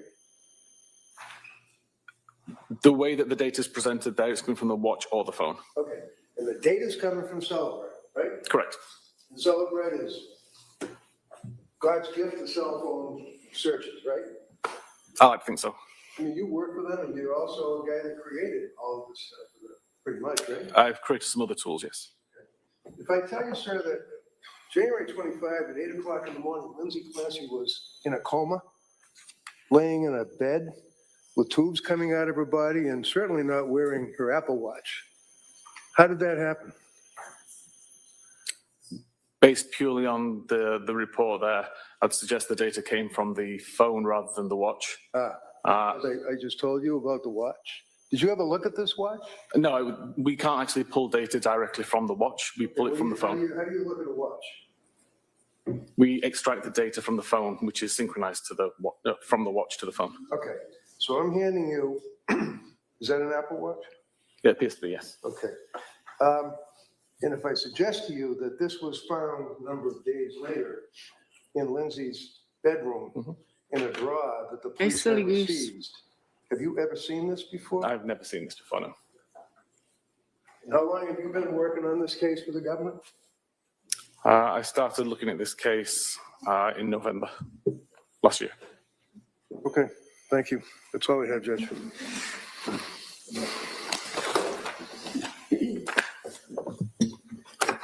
All right, redirect. Thank you. Sir, from the documents that defense counsel just showed you, the activity on January 25th, was it your testimony that it could have been from the watch or the phone? It could have been either device. But what he showed you, did that have enough data on it to tell you specifically whether it was from the watch or the phone? No, I'd need to take a look at the database itself and see where that information came from. And you were saying that you cannot pull data from the watch itself, is that correct? Correct. We don't extract the memory from the watch itself. We extract data from the phone, which is synchronized to the watch. So we ultimately get the watch data from the phone. And why is it that you don't pull it from the watch itself?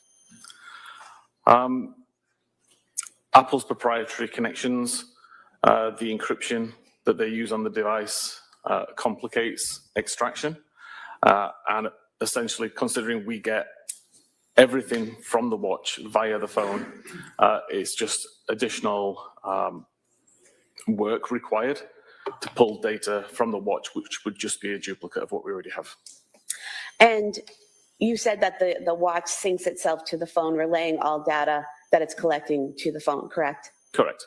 And Lindsay's watch was synced to Lindsay's phone, correct? It was.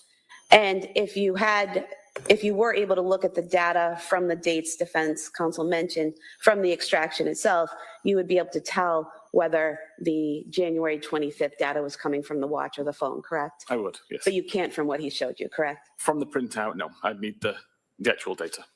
And if on January 25th, the police have the phone, and they're bringing it to an evidence room, and then they're bringing it to storage room, is that going to show steps and distance traveled? Yeah, whenever the device is turned on, or whenever the phone is turned on, it will consistently record steps walked regardless of who's carrying it. It will consistently record flights climbed regardless of who's carrying it. And so if the watch is turned off in a drawer somewhere, the phone would be what's relaying, or not relaying, but the phone would be what's recording the distance traveled and the steps taken, not the watch, correct? That's the presumption, yeah. If the watch is turned off, it's not doing anything, any data would be from the phone. And earlier, defense counsel just put in some exhibits of your indexes for the data that you looked at for the phone and the computers, correct? Correct. And those indexes, do they contain everything that was on the phone and everything that was on each computer that could be pulled from the phone or the computer? No, they were focused reports or focused searches. So for my reports, they were focused to essentially the internet history on those devices. The large Cellbrite report, again, I don't know who created that. I don't know what options were selected by that user, but there will be data on the device which is not covered in that report by virtue of that's how decoding works. And on the defense counsel asked you about the flights climbed and how the last reading was at 5:38 p.m., correct? Correct. The last incoming phone call that you registered on your charts was the 6:09 p.m. phone call from Patrick to Lindsay that she did not answer, correct? Correct. From 5:38 p.m. to 6:09 p.m., were there any other flights climbed showing from either the watch or the phone? Don't believe there was, no. And Your Honor, we'd move to submit the full extraction as the next exhibit. It's being copied now, so we just put a disc envelope in its place. There are no objections. All right, that may be admitted. If I may, Your Honor, so you make reference to 5:38 for her question that there's no flights climbed, recorded, or anything up until 6 o'clock, right? You just answered that question. Correct. That's because the phone was either dead, off, we already went through that. She could have been walking all over the house, the yard, anywhere, right? Yeah, the phone did not detect anything. I don't know why the phone didn't detect anything, whether it was... So your answer is you don't know what, I don't mean to be rude. Your answer is you don't know why, right? Exactly. I don't know why it wouldn't record. And you did not report at all on the steps and distances, did you? I didn't know. Okay, thank you. Anything on that, Como? No. All right, thank you, sir. You may sit down. Thank you.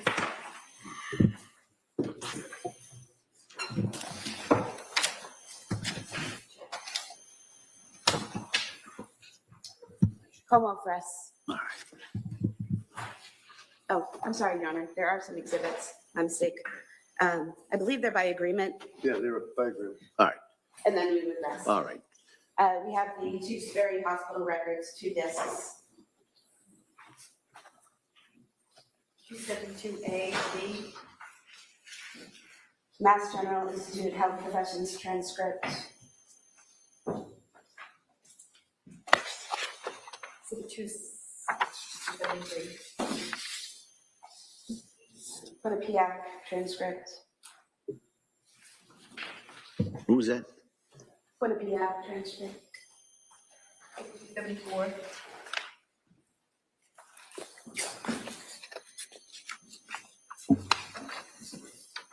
And then employment records from Mass General Hospital. 275.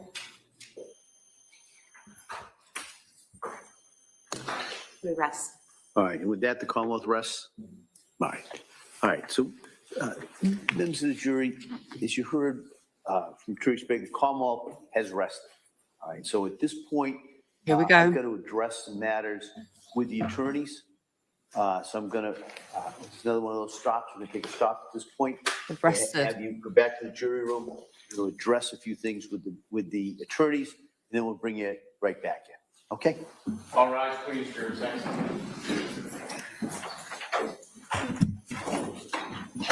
Perfect.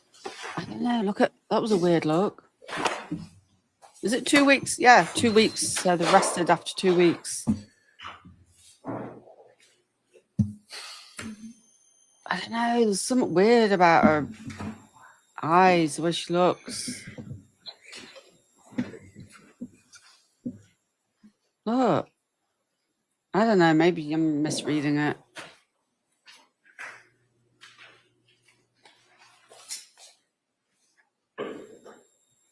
She's not that bright, bubbly sunshine she used to be. Before we do the motion for required finding, Your Honor, is this a good time to take a morning break? Do you want to take a short Yeah. break? Looking something up. Did anybody That's what I else see thought. that? So the court will be in a short recess, and we'll come back without the jury. We'll address the motion, and then we'll kind of go from there. Okay, thank you. Court, all rise. Yeah, there was that. Almost like, can't think of the right word. You know, when somebody's acting to be one way when they're another. I get it. She's not going to be the same person, is she?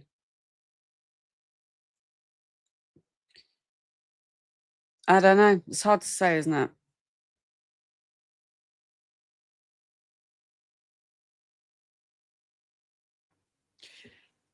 Yeah, it wasn't a vacant look. It was like a deceptive.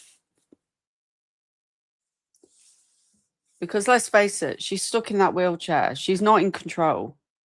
She's not in control of none of this, but probably think about how controlling she was about the sleep pattern and everything. She's out of control. She can't control nothing now. Plus, she is highly medicated. Yeah, I don't know. It's hard to know, isn't it? Hey, Life Unscripted. Yeah, masking, but she. Not too much. Well, you missed the celebrate. The state have just rested, so it's going to go. Well, will the defense will they put a case across? She's playing a character. She's also, yeah, Ariel. Yeah. Do you want to go back? I mean, I could be just, I don't know. Could be something or nothing. All rise, please. With the attorneys, Just then we'll watch. bring you right back in. Okay? All rise, please, jurors. It's the way she's looking at him.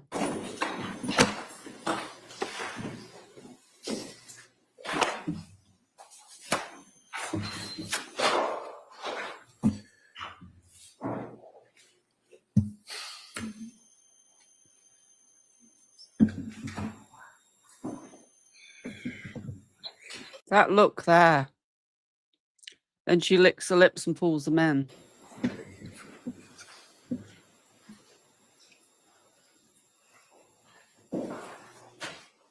That there. I wonder if somebody's going to do the body language. Dr. G might do it. Jurors have exited. But then she's got to feel bloody miserable, hasn't This she? court's in session, please be seated. She's got to feel miserable. Before we do the motion for required finding, Your Honor, is this a good time to take a morning break? Do you want to take a short break? Looking something up, that's all. Lottie, I give you a wrench over on the new channel. I mean, I'm not expecting everybody to be everywhere all the time, but you know, I've just given you a wrench if you want to. Right. So the court will be in Help a out. short recess. And I know it's you. Without the jury, we'll address the motion, and then we'll kind of go from there. Okay, thank you. Court, all rise.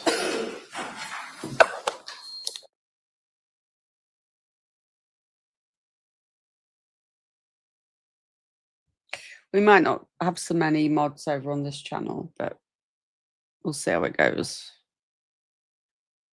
Right, let's skip. You see, the beauty of this is we can skip ahead and we'd have to sit waiting. All right. Yes, Your Honor, I passed it up to the court. I don't know if you have it in front of you. It's basically a Rule 25. It doesn't have any memoranda with it, but I would argue, and I would cite to the court the case that was decided of Commonwealth versus Brunette Silvera. It's BRUNETTE-SELVEIRA. It was decided towards the end of May of 26 by the appeals court in Massachusetts. It was a case out of the Boston Municipal Court where defendant was charged with assault and battery on a police officer. The evidence was presented that the defendant was acting erratically and that there was an awful lot of evidence that indicated that, brought out on cross-examination from witnesses, that the defendant was suffering from some type of a mental illness. Based on that evidence being presented, the government rested their case, just as they've done here. My suggestion to the court is that the evidence that's been presented on this case against Ms. Clancy I would suggest does not rise to the level under Rule 25 of where, even if you take the Lattimore standard and determine that the evidence would be decided in the light most favorable to the government at this stage of the case, I think the Brunette Silvera case places, as they describe it, a negative obligation to prove a negative as part of their case in chief on the government.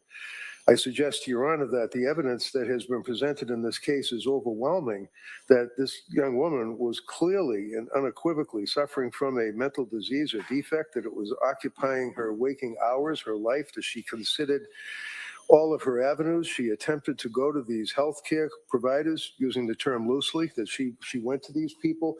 She had medication after medication after medication. She was obviously acting, I suggest to the court, in a state that was observed by witnesses that, in fact, that she was suffering from mental disease or defect, and then ultimately this horrific incident. So under that Brunette Silvera case, there's no evidence, I suggest, from the government that would rebut the fact that there is evidence of lack of criminal responsibility. So under Brunette Silvera and the cases that were cited in that opinion, respectfully, I would suggest that a required finding of not guilty should be entered on the case. I also would argue to the court that I think that under the Brunette Silvera standard and the evidence that Your Honor has before you, that the matter should be reduced down, if you will, from premeditated malice, aforethought, cruelty, and atrocity to second degree. I'm not arguing at this stage Commonwealth versus Gray or any of its progeny as to manslaughter, but I think the court, certainly in its wise exercise of discretion, has the ability and the right to reduce the charge to second degree murder or enter a required finding. All right, counsel, thank you. Come on. Thank you, Your Honor. The case that defense counsel cited, there was a presentation of the Commonwealth's evidence. Commonwealth rested. Defense called an expert who said that the defendant was not criminally responsible, and the Commonwealth relied on a cross-examination of that witness and did not call any further witnesses. So the motion was filed for a required finding at the close of all of the evidence, which is what's required under Commonwealth versus Dawson, which Brunette Silva cites and is still good law. An SJC case, 475 Mass 806 from 2016, in which the court says that a motion for required finding of not guilty by reason of lack of criminal responsibility may only be brought at the close of all of the evidence, not at the close of the Commonwealth's case. In this case, as you're aware, defense plans on presenting experts who testified that the defendant was not criminally responsible, and then the Commonwealth will have a rebuttal case with their own experts. So I think the time and place for the motion would be at the close of all of the evidence and not now. All right. Well, I had an opportunity to take a look at Brunette Silvera. So based on that and based on the standard as described that I have to apply at this point, I'm going to deny the defendant's motion. I don't think That's okay, Jennifer. I grabbed the link. As we say, duly noted. Yes, thank you, Judge. Your Honor, could I inquire? Emily Thorndike is here and has been here. I'm just wondering, is the government ready for us to do the voir dire to see if she can testify? Because she is employed. She has She's going to patients and testify? has canceled them day after day. I'm just inquiring if we're ready to go on that. All right. So the question I think that we had put this over was in large part because of the records from McLean's. We know if those are in. I've been inquiring with Madam Clerk if there's been any status from the clerk's office, and I've they haven't received anything. We have a call over to McLean. They've acknowledged. Thank you, the love. I receipt. appreciate that. They were waiting for a call back from somebody at the office. They thought that the records were I produced think on you will. Friday, but clearly that wasn't the case. So we have a call. We're waiting for a return call. I've provided people in my office the Madam Clerk's email address to get it expedited as quick as possible. So we are working to try to resolve the issue, and the hospital has acknowledged they received the subpoena. We just don't have a response yet. And I would just also remind that we discussed this last week and talked about doing this tomorrow on Tuesday in order to get those records and have time for everybody to get them and review them so that a proper examination of the witness can be done and avoid error. So, all right. Well, let's do this. Let's do this before we start going at each other. We'll see if the records come in. All right. The records come in, then we got to determine how long it takes for people to review it and get ready. So if we can do that this afternoon, Okay. great. All right. If we can't, I'll hear from the parties as to why we can't. We may have to do it tomorrow. But if we can do that today, I do understand that witness has been here a number of days. But at this point, it's a question of the records coming in, which really is out of both parties' hands. So if the records are in, the parties can get ready. We'll do that voir dire. If not, we may have to do that tomorrow. Okay. All right. Understood. Ms. Reddington? Ready? Ready for the jury, Judge? Yeah.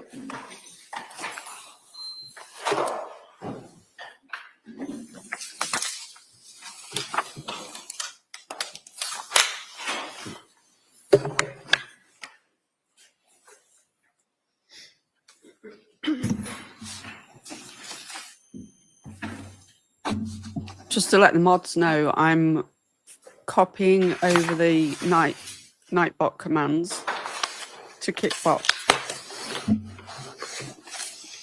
because I have to have a separate Kickbot for both channels. So I have to have a Kickbot for Trisha Talks and a Kickbot for Trisha Talks True Crime. You got to you got to put them on separate. I can't use just one bot. You got to have different accounts. So I'm just doing that at the moment. Thank you, Jennifer. And mods, I will get round to you all because I want to give you some merch, a gift of merch. We're going to get a spicy mod t-shirt set up as well, but it's all on the list.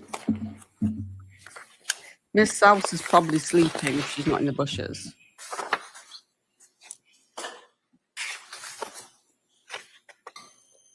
I had a dream about myself. Well, I don't know what she looks like because such, but I had a dream and it was Miss Salsa in the dream. It was so funny. It was supposed to be Miss Salsa.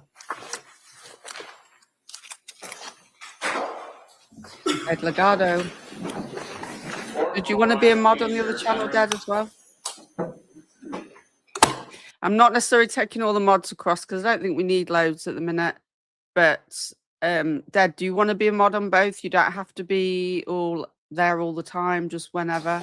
Did you want to rent? Don't want to assume. Sassy, good to see you, Sassy. Come on, okay. She's sassing you. She was telling me to go to bed. Turn off the internet, go to bed. Literally, she was telling me to turn off the computer and go to bed, Trisha, in my dream. It was so funny. Court is back in session. You may be seated. You are the poll master. Return back to the trial, Commonwealth versus Lindsay Clancy. Right, Sassy as well. Do you want to be a mod over there? We've opened a true crime channel. Sorry, just before we get started, we've opened a true crime channel. So we are streaming to Kick, but I'm not on the normal channel. It's called Trisha Talks True Crime. I've got some mouthful in that. TT2TC. That should be. So I'm not necessarily going to wrench everybody over there because I don't think we need loads at the minute. Yeah, you're over there, but Sassy doesn't know about it. I literally opened it yesterday. It was like I had this light bulb moment. I was like, why don't I open another channel and let's just see what happens? And just in case, I mean, I will always have to cover the screen if there's any documents shown. You're good at polls. Yeah, you are the poll master. But it's good that everybody can do polls because not always everybody's around at the same time. But I will get around to you all at some point to give you ask. What I should say in the meantime is if you can go to the merch store, pick something from the merch store, don't order it, email me and tell me what you would like, and then I can get you a gifted link. That would probably be the best thing to do.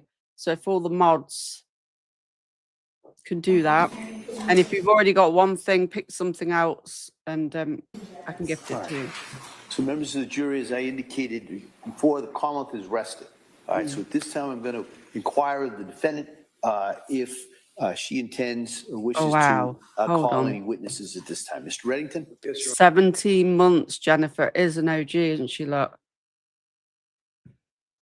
17 months, love being part of the Dark Side Bushes, and we love having you, Jennifer. I was a bit reluctant to add new mods because I'm like, it just seems sometimes people that are always there really like supportive and involved, they get a wrench and then something happens and they disappear. And I was reluctant to add anyone new because I was like, I don't want to lose the good people. So thank you for 17 months of dedication. Thank you. Yeah, please. Okay, Sassy. Oh, I hope you feel better, Life Unscripted. Empress is here. Hold on. Have you got the new kick link, Empress Raid Spray? I love. And Jennifer Lynn, thank you for the gifted sub. Who got that one?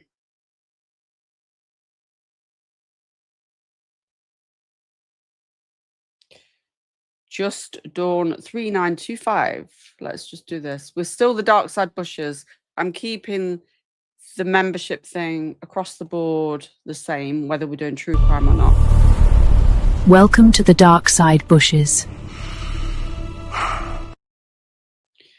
You know, I made the mistake of trying to do different. No, you got to keep it. You've got to keep it across the board. That's a mistake BJ made.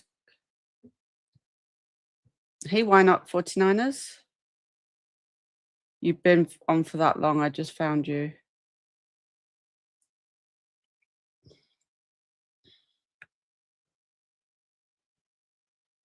Yeah, I've got another YouTube channel that's even, I mean, I started streaming on and off since 2018, really. I did strictly more like spiritual stuff, true crime, world events. And then we've sort of moved. I still do the spiritual stuff, but it's more in my private business. We are going to bring the cards back though and do some oracle cards and stuff. But not on the true crime. We'll do it on the sort of the fun streams that we do.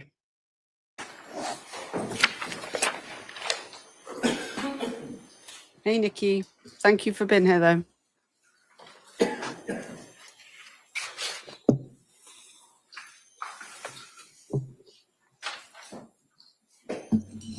Ivamos has been a member for 14 months. If you grab the new link, Empress, I'll drop it in chat.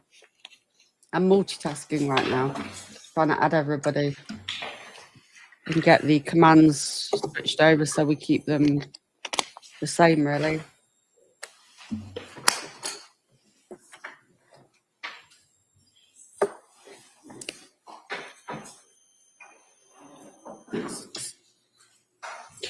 There'll be no subscriptions yet. I don't qualify for subscriptions. I think you've got to stream for 5 hours minimum first. There's no subscriptions on the new channel at the moment. Or kicks. You can't send kicks or memberships until we've streamed. I think 5 hours minimum, and then hey, Rebel Young. I'm going to ask you if you can keep your voice up and speak into that microphone. Okay? Thank you. I'm just going to say the same thing, so make sure that all the jurors way down here even can hear you, okay? Okay. Tell us your name. This is Margaret Hamp. And what town do you live in? Stoneham. And what do you do for work? I'm a labor and delivery nurse Where? at Mass General. And how long have you been working as a labor and delivery nurse? I started on our labor and delivery unit in 2012. Okay, so about what, 24 years? No. I started for the obstetrics department in 2006. Okay, so 20 years you've been working at the Mass General between obstetrics and labor and delivery, right? Correct. Do you know Lindsay? I do. How do you know her?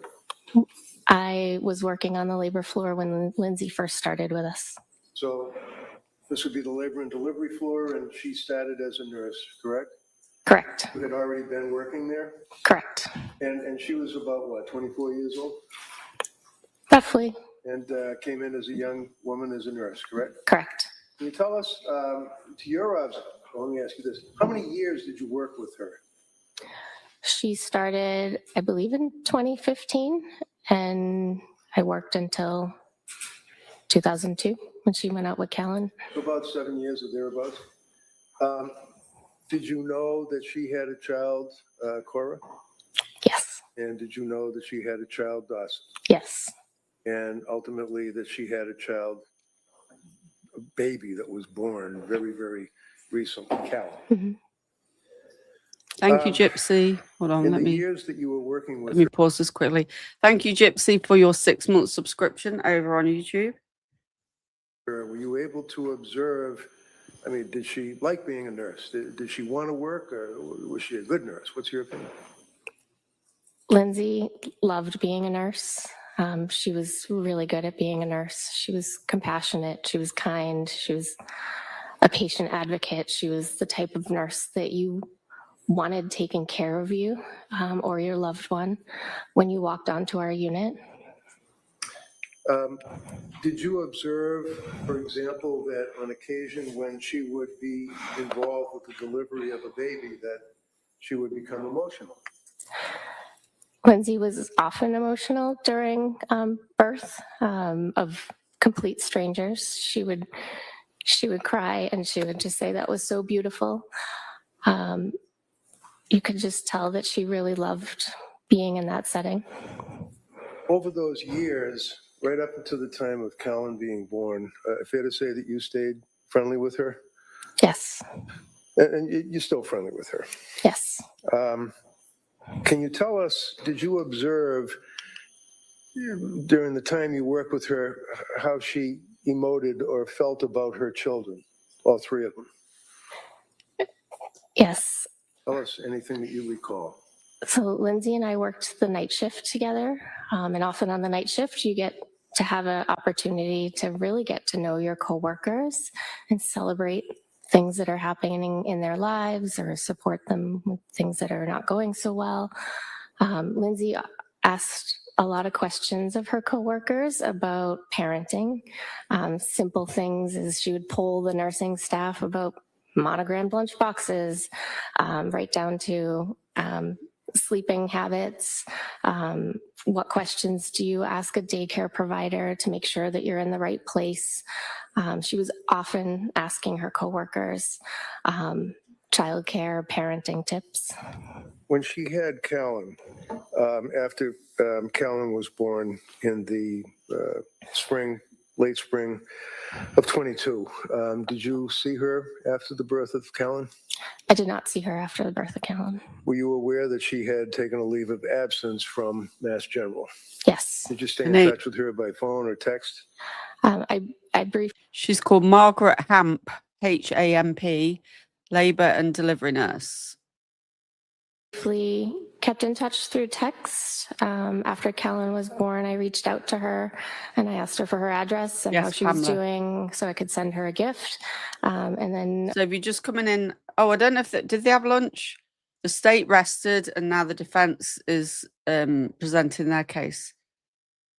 I can't even remember. We've skipped the breaks anyway, so we're on the defence. A few months later, she circled back to me to thank me. But we are behind the main stream. For the gift that I had sent her. Okay, Do you Sassy, I recall an appreciate that. incident on one occasion where she was looking or monitoring one of the children and the child was crying and you observed what happened after that? Yes. Tell us about that. Lindsay often checked in on her kids while they were sleeping at night. Again, we worked the night shift and she had the ability to look at her phone and see what Cora or Callan were doing in their cribs. And she shared that with a lot of us. There was one particular night that Cora was crying. She was probably about 6 months old, and Lindsay never let Cora cry. She wasn't at that point in parenting, and she was very communicative about that. And Cora was crying on the monitor. It was the middle of the night, and maybe after 10 minutes, she started to call Pat, and he wasn't answering. And she got really worried that one, Cora was crying, but now Pat wasn't answering his phone. So in the middle of the night, she called the police to do a wellness check on her family. Okay. And while you were working the night shift, is that pretty much what you both worked together all those years? Yes. Would that be through the pandemic as well? Yes. Would you say that that was quite a bonding experience, being in labor delivery up close and personal with patients during the pandemic at night? Of course, it was a very challenging time as a healthcare provider. Thank you very much. You can inquire. All right, Como? Good morning. Good morning. So the incident that you just told us about where Ms. Clancy was watching the monitor overnight, you are aware that the police responded and everything was fine, right? Yes. And you worked with her through 2022 when she went out with leave on Callan? Correct. And you never visited their house after Callan was born, did you? No. You don't know what was going on in her life, did you? No. And she didn't share any of her struggles with you via text or in any other capacity, did she? No. And as a labor and delivery nurse, and having been trained in labor and delivery, and you said you worked obstetrics before, correct? Correct. Is it fair to say that you often have patients that come to you in both those areas that have some mental illness or are on psychiatric medications, right? Sometimes. And working labor and delivery, you have some training on how to handle patients that are on certain types of medications, right? Limited training, yes. Well, it affects how you're going to go through a birth plan or do a delivery if a person is on some sort of long-term medication, right? Right. And so you're aware that Zoloft is something that's deemed safe for pregnant moms and breastfeeding moms? Yes. And you've had Morning, patients that have sweets. dealt with bipolar issues before? Yes. And that they have to remain medication compliant in order to manage those things, right? Yes. Thank you. Nothing further. All right, Ms. Barrington? So your experience dealing with patients that have birth to child, as the district attorney asked, and are on Zoloft and expressing issues of being a parent, were you aware of any incidents where Lindsay was with you and a woman did in fact express concern that she wanted to hurt herself or her child? There was a particular patient that Lindsay was on staff when this patient arrived. It was a patient that arrived to the unit that had plans to harm herself while she was pregnant. And we had a conversation. Lindsay was brand new. It was the summer that she had just started. And we had a conversation about mental health in pregnancy and postpartum. And I asked her if she had ever heard of the Andrea Yates case, and she hadn't. And I explained that to her, and she cried. And she said, "How could a mother hurt her children?" Thank you. All set. Thank you. Como? No. All right, let me sit down. Thank you.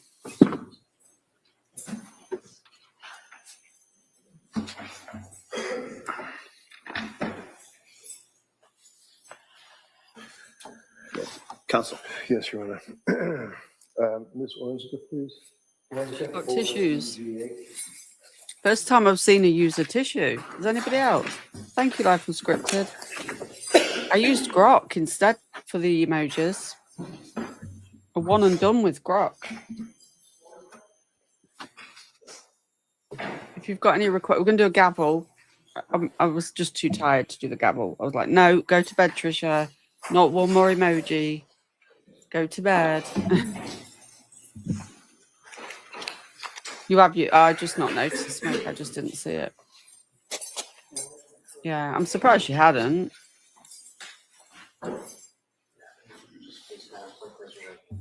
Grok's really good for making emojis. Not as good as the ones Orange Honda made. I might have to ask them to help me. But I like the green and black theme, the true crime. Hey, good afternoon. Hi, good afternoon.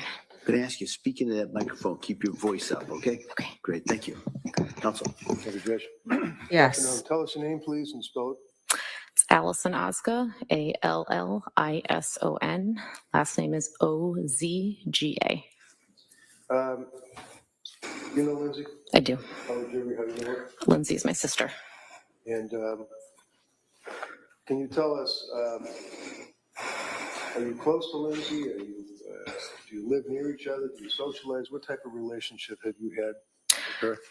We're very close. We have not lived in the same state for about 10 years now, but we do communicate, and I do think we're very close. And do you text with her on a regular basis? Yes. And you talk on the phone, do you? Occasionally. Directing your attention to the fall of, well, actually heading into like Thanksgiving and Christmas of 2022. Do you remember that time frame? Yes. And did you have occasion to see your sister during that period of time? Yes. And let's direct our attention to, let's say, Thanksgiving 2022. Had you noticed any change in Lindsay's personality or any observation of how she appeared to you? Oh, it's a sister. I will say on Thanksgiving in particular is when the first time I saw her in person after quite some time.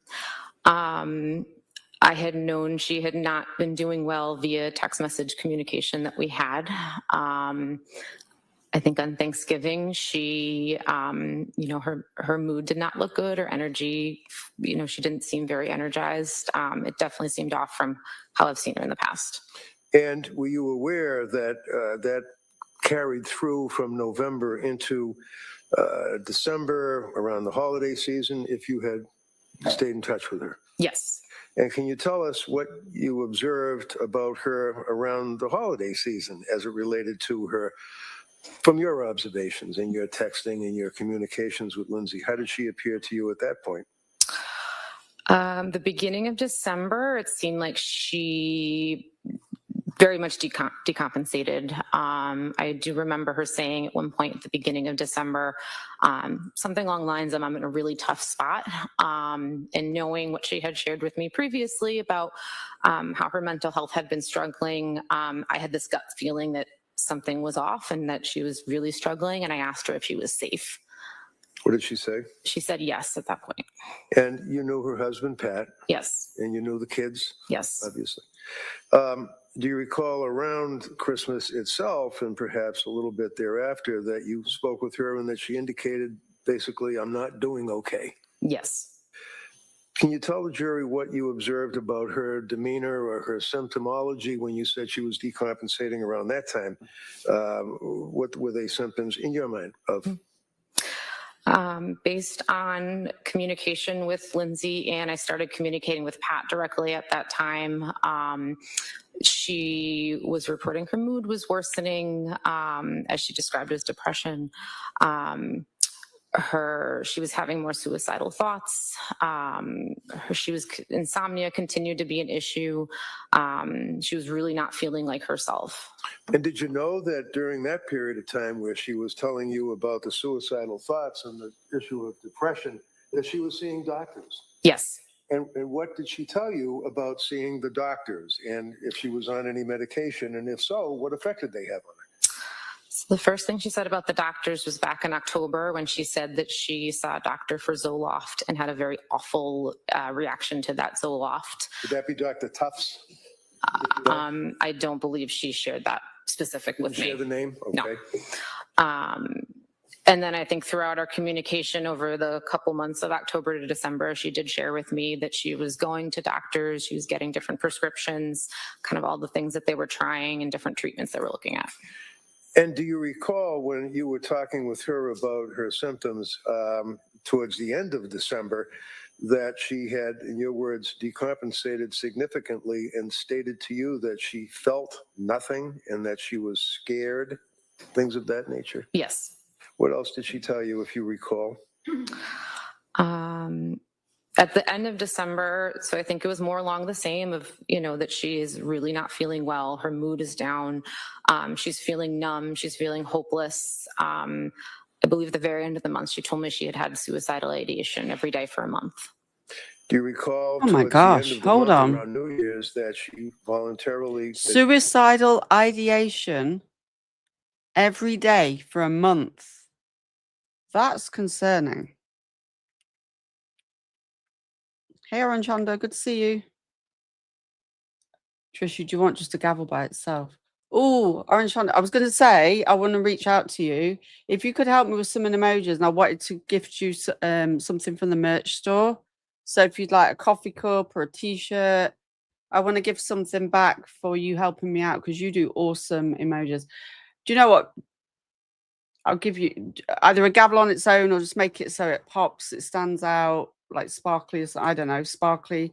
Maybe keep to the green and black theme, like for the kit colours. But if you'd like to pick like a coffee cup or something, or a travel mug, or a cool drinks cooler, tumbler, let me know and I'll send you a gift link because it just saves me extra. Like it takes the weight off my shoulders a little admitted bit. herself somewhere. Yes. Do you know where she admitted herself? Thank you so much. I appreciate that. McLean Hospital. And while she was at McLean Hospital, ultimately, You're a mod, do you Joby. know how she got out of McLean Hospital? It was my understanding that she was weaning off of some medication that she was on, and then was eventually discharged 5 days later. Now, did you see her or talk to her after Might need to she refresh. left McLean Hospital trying to wean herself off of whatever medication it was? Because you don't know what the medication was, right? I believe it was Seroquel. Seroquel. Yep. Did she tell you anything to the effect that when she got out of the hospital that she felt as though this was a step in the right direction? Did she seem as though she was trying to be positive about her life? Yes. And tell us about that, because up until this point, you had observed her decompensating and having these symptoms and suicidal. First time I've heard someone say suicidal ideation every day for a month. I swear I haven't heard that. Ideation and depression and feeling nothing and scary. When she got out of McLean, what did she appear to you and what did she say to you? I believe she said she felt that was a good plan and that she was starting to feel better. So was your sister, in your opinion, granted she's your sister and you're biased, obviously, but... I'd say declining, not No. decompensating. And It's a obviously, mouthful, she isn't it? didn't share with you in detail her doctors and medicines and things of that nature. Is that fair? No. But you were aware of the struggles and the hurt that she was going through. Yes. And then through the month of January, did you have occasion to see her, or were you, because you still live in different states? Yes. Yes, I did have an occasion to see her in January. When? We went to Cora's birthday party. And that was at the trampoline park? Yes. How did she appear at that? I think she looked like she was going through the motions of putting together a birthday party for her daughter. But she looked tired. She looked like she was still struggling. So there was a difference in your observation of what you had known your sister to have as a personality. Yes. And then, of course, the horrible day, were you aware, or did somebody call you and tell you that the children had been killed? Yes. One of them still survived and ultimately passed. Yes. And do you recall who told you that? Yes. Who was that? My mother. And as a result of getting the call from your mother, what did you do?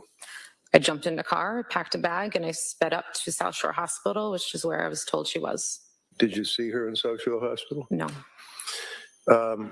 Did you know that she was then transferred to another hospital after South Shore? Yes. And what hospital was that? I believe it was Brigham and Women's. And were you able to visit her in Brigham and Women's? Yes. And did it take some time before they would? I know I'm interjecting a lot more than normal, but this is, we've got to do stop and start. Her sister works as a licensed clinical social worker in Connecticut. Wow. Allow you to visit with her. Yes. How A long, if you social know? worker.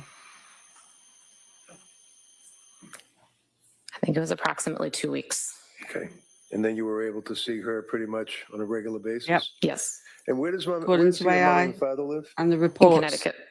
And are you close to them? Yes. Can you tell the jury, from the time of this incident in January 24th of 2023 She apparently specializes in mental health. up until now, Wow. 2026, where have your mother and father been living? My parents have been spending the majority of their time up here in Massachusetts Why? so that they could visit Lindsay as much as possible. Almost on a daily basis? Yes. Was that on a bed and breakfast or a bed and bath, or was it a hotel, This is or where were wild. they staying? They've been living out of hotels. Thank you, that's all. You can inquire. Come on. Thank you. Good afternoon. Now, when Lindsay was at McLean Hospital and she was discharged, did she tell you that she asked to be discharged early to go to Cora's birthday party? I can't recall. And do you recall speaking to the police on January 25th, just a day after this all happened back in 2023? Yes. And do you recall telling them that you saw Lindsay 2 weeks prior to the 24th, roughly around the birthday party time, and that she seemed okay? Yes. Do you recall telling the police that you spoke to her in phone calls many times after she was discharged to McLean, and that her tone of voice in those calls seemed better? I did not speak to her on the phone. Most of our communication was via text. Okay, so you don't recall saying that to the police, that the tone of Lindsay's voice in our phone conversations was better the last couple weeks since she had been released from the hospital? I believe when I said that, I meant her tone via her text messages. And so her tone in her text messages was better? A bit. And do you recall telling police that you spoke to Lindsay on Thursday, January 19th, 2023, and she seemed okay? Yes. And that was a phone call, correct? That was text message. Text message, okay. Yes. So when you were saying spoke to the police, you were referring to text messages? Correct. And so in that text message, she seemed fine? She seemed okay. So she had just been released from McLean Hospital at the beginning of January, and all of your communications after the birthday party were text messages, is that correct? I think the date's run. I believe so, yes. And just so we make sure we have the date correct, after she was discharged from McLean in January of 2023, up until January 24th, 2023, all of your communications were via text? Yes. Did you visit her at her home that month? No. You didn't reach out or call her at all, correct? I reached out and called, yes. I did not visit her at her home, no. When you called, did she respond? Did she answer the phone? I'm sorry, let me backtrack. I can't recall whether I made a phone call. I can recall the majority of our communication between January 1st and January 24th was via text message. Okay, so there could have been some phone calls. I cannot recall any phone calls.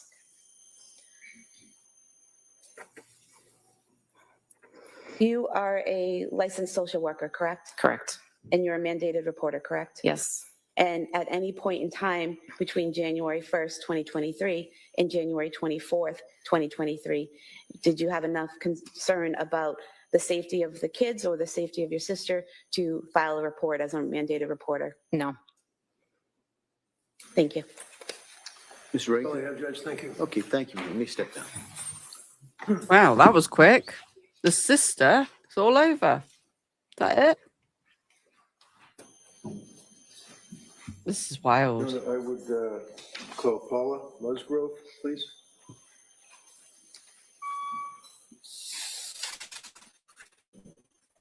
Well, she spent time with her mum and dad. They must have been close. I'd have to double check whether the family all lived. I forget. Let's have a look. Let's double check.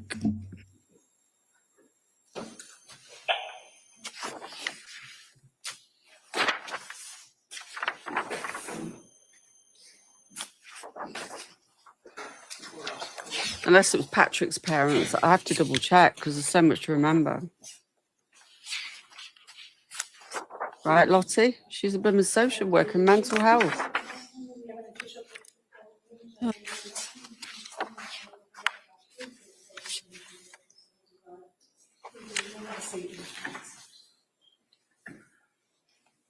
Hi, good afternoon. Good afternoon. Okay, I'm going to remind you, like I remind everybody else, just speak into the microphone if you can keep your voice up, please. Okay. Thank you. Hold on. Afternoon. Before we go any further, Sweets, do you know we've got a new true crime Kick channel? I tried to add you as a mod, but it did like before, it wouldn't let me add your name. So you need to actually be typing in the Kick chat when you have a time, and then I can add you. But it wouldn't let me manually do Tell it us your last name and night. spell your name, please. My name is Paula Musgrove, Paula Musgrove. And Mrs. Musgrove, fair to say that you are Lindsay's mother? Oh, it's Yes, I here am. we go. Lindsay's mother. Wow. It's his mother. And your husband is here as well in the blue Here we shirt, go. correct? Yes. You've been here for every day for the trial, is that correct? Yes. Who was it that said that Lindsay's parents were not being supportive, and which creator was it? And I was like, well, we've not heard that before. Who was putting that out there? Can you remember? I just have a few questions for you. Obviously, you tell us about Lindsay when she was a kid. Was she a good kid, good student, that type of thing? She was a very good kid and an excellent student. Very excellent student all through school, through high school, college. Yes, excellent. Ever been in trouble, law enforcement or schools or discipline or anything? No. Were you aware of her husband, Pat? Yes. And obviously, you knew when they got married, when they were dating and things of that Yes. nature, right? Went to the wedding, obviously. Yes. Fair to say that you were close to your daughter and Pat? Yes. And you knew, obviously, the grandchildren? Yes. Tell the jury how you interacted and felt about your grandchildren. I loved my grandchildren with all my heart. And you never know what it's like to love a grandchild until you become a grandmother. And it was the most beautiful thing. I love them with all my heart. Now, did you have occasion to see how Lindsay reacted and treated her kids as a mother? Yes. And granted that you're her mother, so you're obviously biased. Tell the jury what observations you made of Lindsay as a mother through the years after Cora was born, and then Dawson, and then, of course, baby Callan. Lindsay was a very loving mother. She was dedicated to her children. She was a fun mother. She was always doing things for her kids. She always wanted to be a mother, have many children, and I felt it was the best thing that ever happened to her. And she would do anything for her children. She was just a loving mother.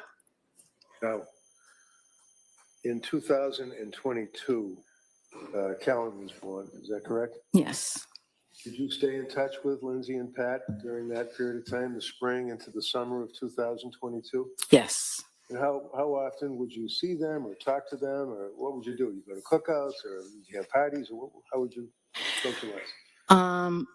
Myself and my husband would travel from Connecticut to Duxbury at least 2 or 3 times a month, as well as them coming to Connecticut to visit us.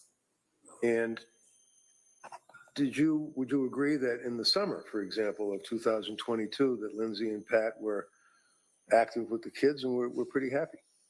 Very happy, yes. Did you observe in the summer of 22 any changes at that point in her personality and the way she was acting with her friends and in society? In the summer, no. And they were having a fairly good summer. Yes. Did you notice at some point a change in Lindsay's demeanor? Yes. Tell the jury when that was. It was sometime probably around the 2nd week of October. What happened that you noticed?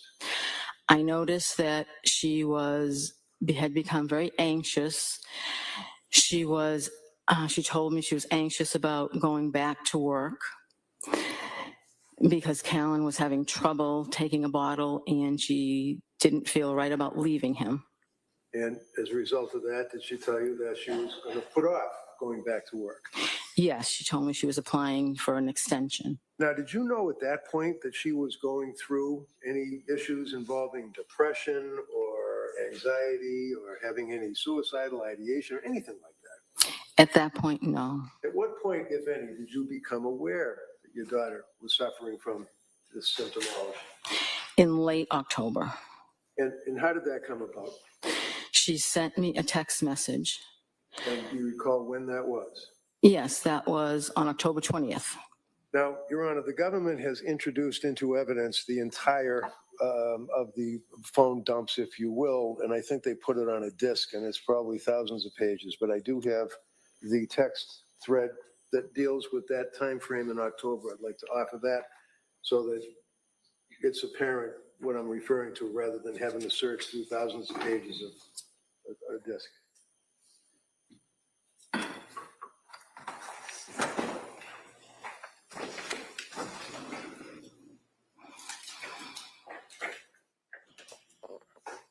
Parents lived a couple of, what was that?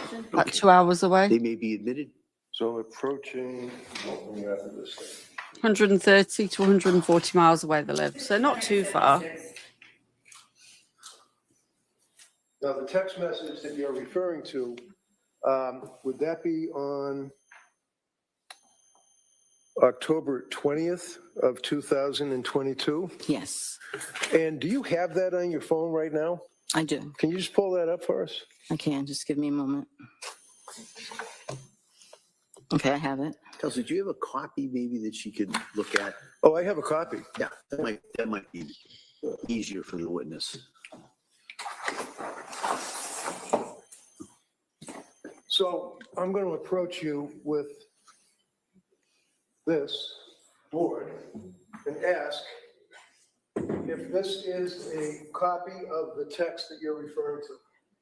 Yes, it is. Would you read that for the jury? Mom, will you please come up and stay with me for a bit? I'm really sick. Something is wrong. I had horrible insomnia all night, and I just don't know how I'm going to get through the day. I started taking the medicine my doctor prescribed for anxiety, and I think it's made things worse. It's just really scary, and I don't want to be alone. You want to write off this? Objection. It's already in evidence. What do we mark it for identification? Is that text within the? I'd rather have Trust. it in the board. Well, I know you would, but we already have the. They want a little training. Can I just stop the board? No, we're going to mark that for identification. The text that is been referred and read to is within Exhibit 276, which was just offered. I'm sorry, which is what? I think it was within Exhibit 276, which was within that thread that you just offered. Okay, so I will then, that would be 276, so that will be over here. As a result of receiving that text, did you then come up to? Hold on a second. Exhibit W for identification. Yeah, okay. Oh, thank you. All right, thank you. So as a result of that, did you come up to Duxbury? Yes, same day. And tell us about that. What happened that day at the end of October? Lindsay had been, I believe she went Did she to the show- emergency room that day. I've got an and overlay. She'd come home. I missed that. She was feeling a bit better. She told me that. Did he show a phone number?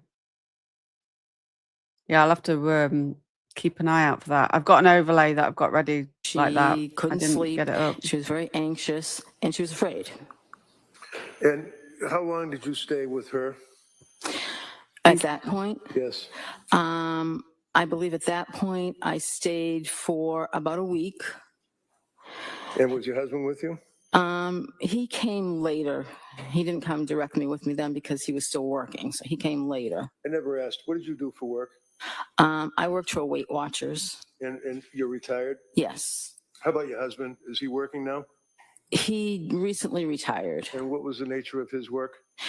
He was in photography, What kind of photography? school picture photography. For yearbooks and things like that? Yeah, and school pictures, and you had your kids' pictures taken. And he just recently retired? Yes. Is it fair to say that during the month of October into November, into the holidays in December, that you and your husband would stay with Lindsay and the kids? Yes. I stayed more than my husband because he needed to go back home to work. Sure. While you were staying with Lindsay, can you tell us your opinion as to her condition? Was it decompensating? Was she getting better as time went on through November and December into the holidays? Through November into December, it was not getting better into the holidays. And you knew she was on medication at that point? Yes. You knew she was seeing doctors at that point? Yes. So tell us, is there an incident that came to your mind that you recall that occurred on one evening that indicated to you how seriously she was suffering? There were many. One particular evening that was disturbing to me was that, she was afraid to be alone, and she actually asked if she could sleep with me. When was that? That was late November, early December. And did she indeed sleep with you on that occasion? She did. Continuing on through the holidays, did you guys get together for the holidays, Christmas or Thanksgiving, if you recall? Yes, I was down there probably most of December through Christmas Eve, and then I left on Christmas Eve to come home to see my other daughter and her family, and then Lindsay actually came to my house later the day on Christmas Day. Was she with Pat? Yes. Okay, and the kids? Yes. During that period of time, did you make further observation as time went into January? Oh, back it up. At some point, she voluntarily went into McLean Hospital? Yes. You knew that? Yes. How did you know that? I was there. What do you mean you were there? I was at Lindsay's house staying with them. You take care of the kids? Yes. And it's fair to say that Pat's parents, mom and dad, also stepped up, taking care of the kids, helping out during this period of time? They were there, I guess, when we weren't there. I didn't really see them, but. Right, because you guys would be different time frames. Right. But you all were pulling together as a family, is that Right. correct? January, leading up to January 24th, do you recall, and can you tell the jurors what, if any, observations you made of Lindsay and her condition? Lindsay had lost a lot of weight. She had become, during this whole time, paranoid about different things that really she shouldn't have, really weren't logical to become paranoid about. She would mention that this wasn't her mind. She would say to me, this isn't me. I've never been like this before. And I would agree because she wasn't. She was attempting to go through the motions of her day, take care of the kids as best she could. She didn't want to drive. So at times when Pat didn't go pick the kids up at school, I would drive Lindsay to pick the kids up at school because she was afraid to drive. Did she express to you concern that in this time frame that people at the school, teachers and other people would be able to know what she was thinking and would think that she wasn't a good mother because she was sick? Yes, she said, the school knows something's going on because I'm not driving my car. They see that I'm not driving my car to pick the kids up. Do you recall the end of January that she made a statement to you about the medication, in her opinion, what it was doing to her mind? Yes. What did she say? She said that she couldn't remember anything. The medication was pretty much just destroying her mind, and it wasn't her. She said, this isn't me. I just want to feel better and enjoy my kids again. Now, I know that this is difficult. In December of 2022, do you recall a time that you were in the kitchen with Lindsay and Patrick, and she made a statement about her state of mind to her husband, Pat, and you were there. Yes. I know it's difficult. Just No tell us idea, what you Harriet. remember. I remember her being very nervous. I remember her saying, I just have to tell you guys something. And then she told us. What did she tell you? She told us that she had thoughts of harming the children. Uh-oh. Thank you very much. What the fuck? Excuse my language. Sorry, I'm trying not to Why swear. don't we take the afternoon recess at this time? We'll come back for cross-examination. All right. So, ma'am, you can step down. Thank you.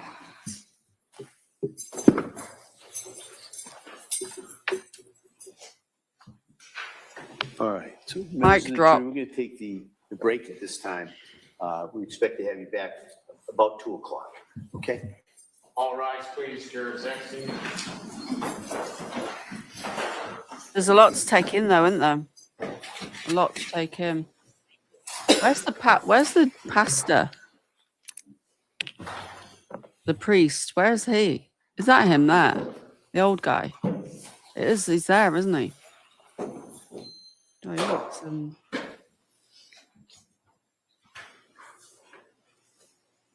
yeah, it was in a journal.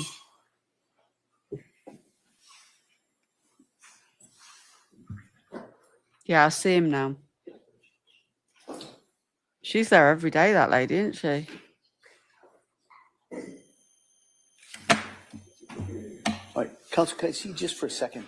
I couldn't see his collar at first. Well, it's warming up. This blimmin', yeah, I couldn't see. I was just trying to see his dog collar. They call it a dog collar, don't they? Well, they do here. So her own mother said she was afraid she was going to hurt the children. Oh my God.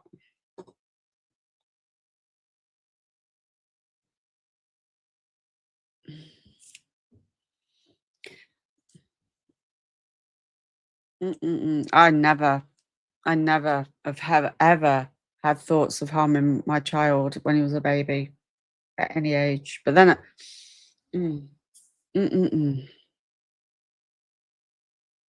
I just can't imagine. What is the big box next to Lindsay? Yeah, I can go back. Hold on.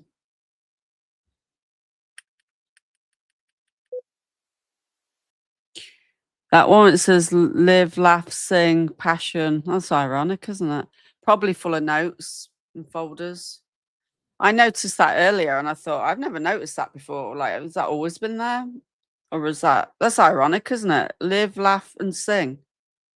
Passion. Do you think they put that there to give a positivity to look at?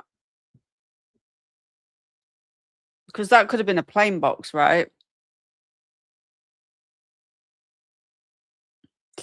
I guess it's a box full of notes and paperwork. I saw that. That's the first thing I noticed earlier. Well, it'll be his notes, won't it, for the like documents. But it is a bit strange. But maybe it's to keep her positive. I know, very ironic. Oh, I think jumped. I meant to click on that. Or it's, sorry, the thing keeps jumping. Unless there's something in it that they've got to show. But I don't think I've seen that before. Let's see what they say. Yes, I am Lindsay's mother. And your husband is here as well in the blue shirt, correct? Yes. We've been here for every day for the trial. Is that cases that we are following. I want to see what this lawyer says. But I've got to get a reaction to today in the defense case from former Deputy Public Defender in LA County. Philip Dubé is with us. Philip, it's been a very interesting day inside of that courtroom, from hearing how the prosecution ended their case in chief to now how the defense case is starting. What are your thoughts overall on the decision to begin their case this way? Well, I actually like it because you want to give the jury a chronological history as to what led up to what we call this altruistic. This took a break then because it's about to go back to the prosecution to cross-examine, I think. Filicide. There's a mic drop there, She wasn't it? presented initially as a loving, doting, caring mom, in fact, almost to a fault.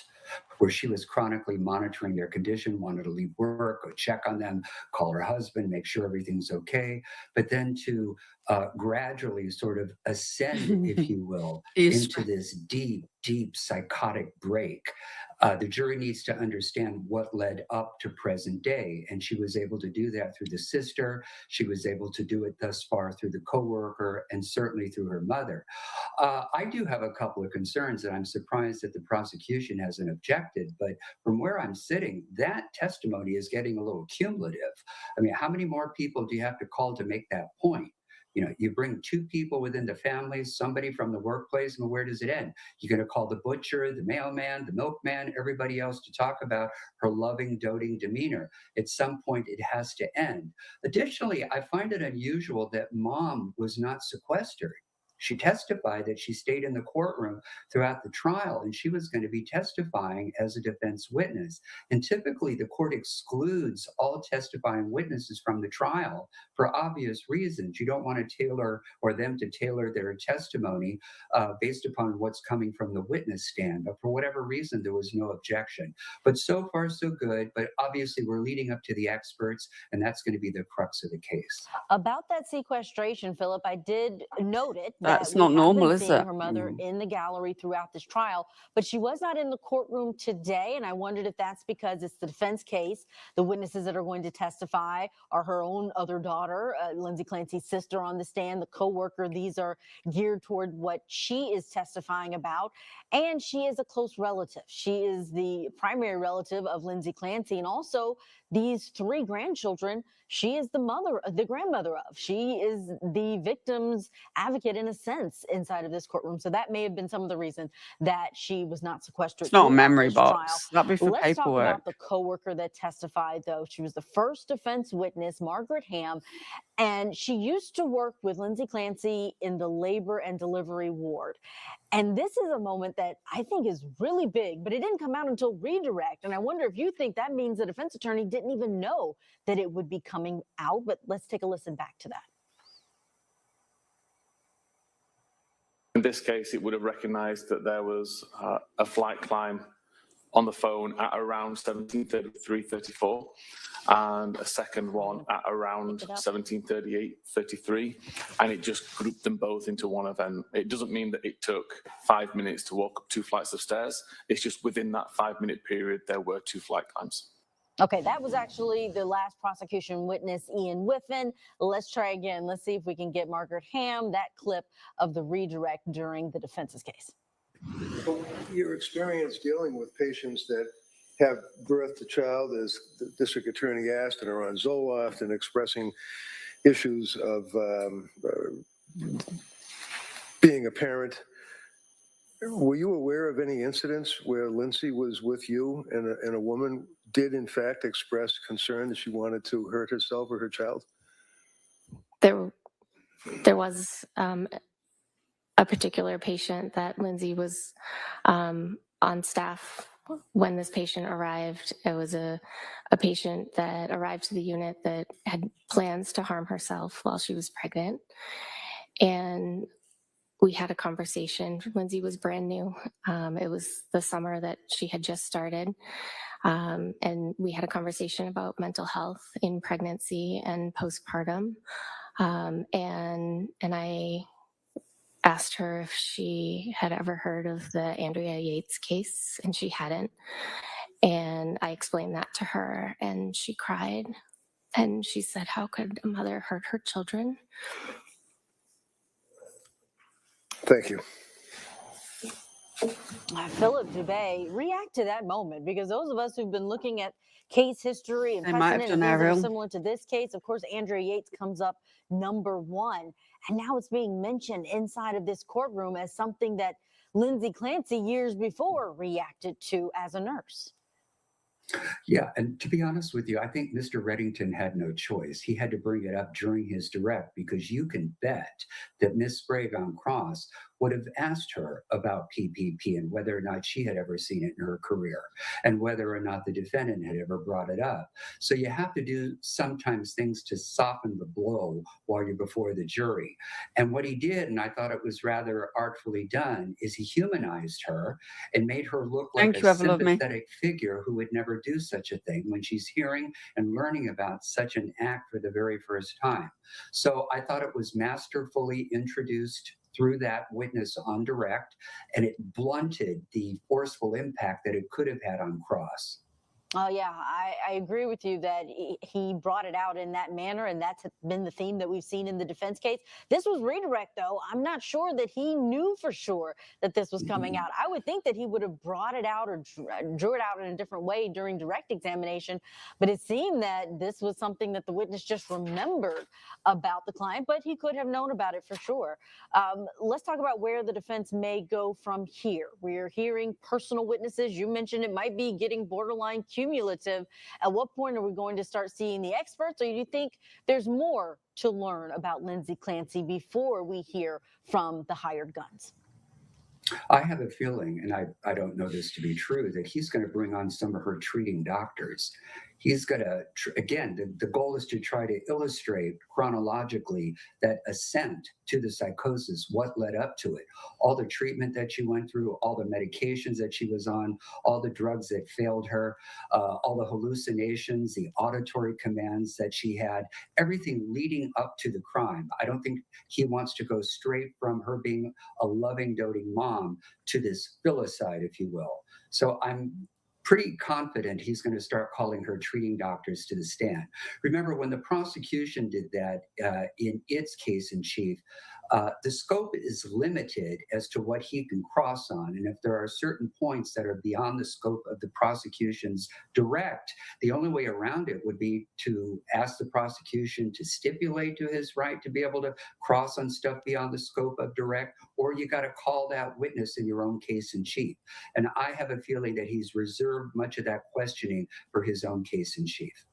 We played a clip from the end of the prosecution's case in chief earlier. So Ian Whiffen, he took the stand at the very end. We remember him from the Karen Reed case. He's a Cellbrite expert. Yes. He talks about extraction. What did you think about that ending for the prosecution's case? Did it feel like this was an intentional primacy and recency type witness, or was this just the way that the schedule played out, in your opinion? Well, frankly, normally when you close your case in chief, you want to end on a high note that you have some pretty impactful takeaway points for the jury. And I don't feel that that happened. If anything, it sort of fell flat. You know, anytime you're going to put on this type of electronic data, unless it's going to really make an impact on that jury that they will never forget, even during their deliberations, I probably would have put him on more toward the middle of their case in chief, because in the end, I felt like it was so anticlimactic. Yeah, it definitely felt the same sentiment when listening to him, but the prosecution knows that this case is one that they will win, I think, in redirect, not necessarily their case in chief, because they've got to come back and combat what the defense is going to say about postpartum psychosis. Philip, thank you for that analysis. They are still on a lunch break there in Massachusetts. So we're going to slip in our break. And when we come back, we are going to go to the other coast, to Las Vegas, to listen to the opening statements in a case that has been really a cold case, 30 years in the making. The killing of legendary rapper Tupac Shakur is now inside of a courtroom in front of a jury for the first time. This is the man on trial, Dwayne Keefe D. Davis. We will listen to how these two parties present their case after this. Okay, we'll skip ahead.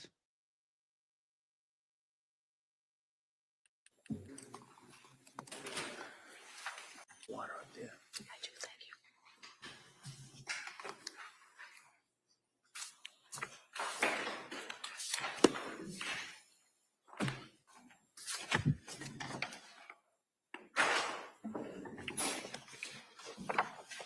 Court, all rise, please. Jurors. I'm adding all the commands in gradually.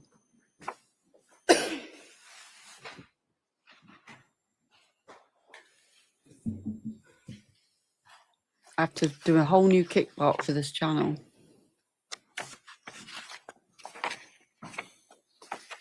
So if you want to grab these PDFs, and they've got, just to save if you keep looking up information. Court is back in session. Be seated. For the purpose of the record, we return back to the trial of Commonwealth versus Lindsay Clancy. All parties are present, including the defendant and the jurors. All right, thank you, Madam Clerk. Tree Sprague? Thank you, Your Honor. Good afternoon. Afternoon. Now, you we go. testified in direct examination about the statements that Lindsay made in December about having thoughts about harming the children. When in December was that? I don't exactly remember. I would say early to mid December, probably maybe earlier rather than mid-December, but I don't exactly remember when. Okay. And when she made the statement that she had thoughts of harming the children, did either you or Patrick ask her what she meant by that? I believe I remember Pat asking her if she felt like she couldn't be alone with the children, and she said no. And after she made those statements, did you have any thoughts about committing her? No. Did you have any thoughts about having her No, come stay with she you said. in Connecticut away from the children? No. Were you concerned for the children's safety at that point in time? No, because I was there. And you were asked about some text messages in October, and those are now an exhibit, I believe. Exhibit 276. Thank you, beautiful. Well, you put a lot of work in for me too. You talked about the text on the 20th when she asked you to come and she was having a hard time, right? Yes. A day before, on October 19th, she had sent you a different text message stating, "Hi, Mom, would you ever consider coming to stay with us for a couple days at a time to help with childcare so I can work?" And talking to a therapist and doing a lot of thinking, I actually think going to work will help me, but it's really hard with nurses' hours to get childcare that we need. I'm thinking if you could come like Sunday to mid-Tuesday, it'd be really helpful. Just a thought. Do you remember that text the day before? Yes. And did you agree in a text message that you said I can come and help out? Yes. Okay. And then after that next day is when she said she was having trouble and wanted you there then, and you went that day, correct? But you said you were there for about a week, but there's a text on October 20th that's not included in this exhibit, where on October 24th at 2:36 p.m., you send a text to her saying, "How are things today?" And she responds, "Good." You remember that? Yes. So were you already home at that point when you were asking her how she was doing on the 24th? I must have been home at that point. I honestly don't remember. I was back and forth so many times. So the time frames are really jumbled in my head as far as how long I stayed any particular time. And so you would go and help out when they asked you to, and then you would go home when things were calmed down a little bit. Is that right? Not exactly right. No? And she did say on the 24th that she was doing good that day, correct? I don't recall, but if that's what the text says, then. Here you go, if you can look at it. Yeah.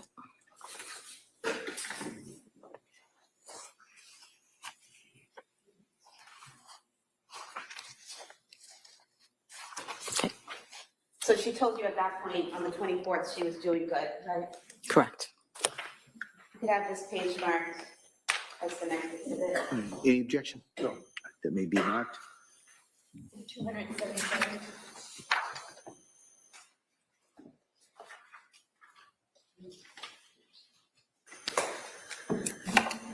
Now, you talked about a time when you went to her home and you actually ended up sleeping with her because she didn't want to be alone. Was that October 20th visit? No. When was that? That was, I can't exactly remember when. I'm going to say probably sometime in November, the latter part of November, maybe the early part of December. Did she tell you why she was afraid to be alone? She just said she was afraid to be alone. And one reason I believe she said she didn't know if she was going to be able to sleep, but mainly she was afraid to be alone. And at that point in time, did you consider having her committed to a psychiatric facility? No. And did you feel the need to call 911 that day or get her immediate assistance? No. You mentioned that in January, you saw her and she lost weight. She seemed paranoid about things, seemed to be going through the motions of each day. How often did you see her in January of 2023? In January, I can't exactly remember how many times I saw her. We were again back and forth. So we have Exhibit 238, which have all of your text messages with Lindsay in January of 2023.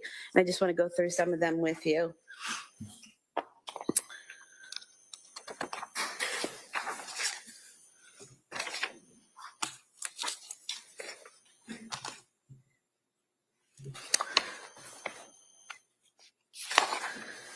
So on page 17 of the exhibit, this is on January 4th, 2023, so the day before she was discharged from McLean. And she sent you a text stating, "Think I'm coming home tomorrow evening, exclamation point. I talked to the doctor and I made up a follow-up appointment with my other psychiatrist besides Rebecca for Friday morning. So she said she'd be okay with me leaving Thursday around 5. Do you remember getting those messages? Yep. And were you staying at the home helping out with the kids at that point? Yes. And did you go to Cora's birthday party on the 7th? I did not. It was a children's party. I stayed home with Callan. Okay.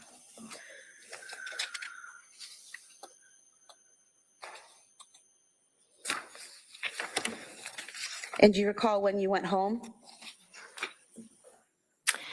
I don't recall. I'm looking at page 28, and there's a text from Lindsay on January 7th, 2023 at 7:02 p.m. to you where it says, "Make it home okay," and you said, "Yep." Does that make sense that you would have gone home on the 7th after the birthday party? Yes, if that's what the text says, yes. And then on page 29, we have text messages between yourself and Lindsay on January 8th, where you ask how things are going today, and she says, "Good, going to the Science Museum." You say, "Great, that will be fun. Sleep good last night." And she said, "I actually did, with less Ativan, so that was good." Do you remember that? I don't recall the exact text messages.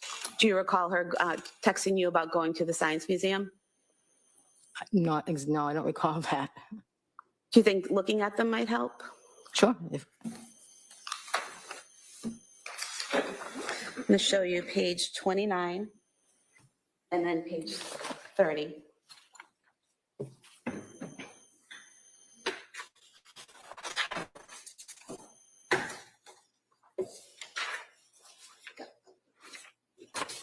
All I would say is be mindful about what you're sharing about your personal life in chat, because people might use it, you know? I'd be careful how much you share in chat. That's what the text says, yes. If you're one of my mods and regulars, I'll be mindful about what you're putting in chat, because we know there are people going around screenshotting things, copying things. They might use it against you. So please be very mindful what you're sharing that's personal. And if it does get used, there's nothing I can do to protect you.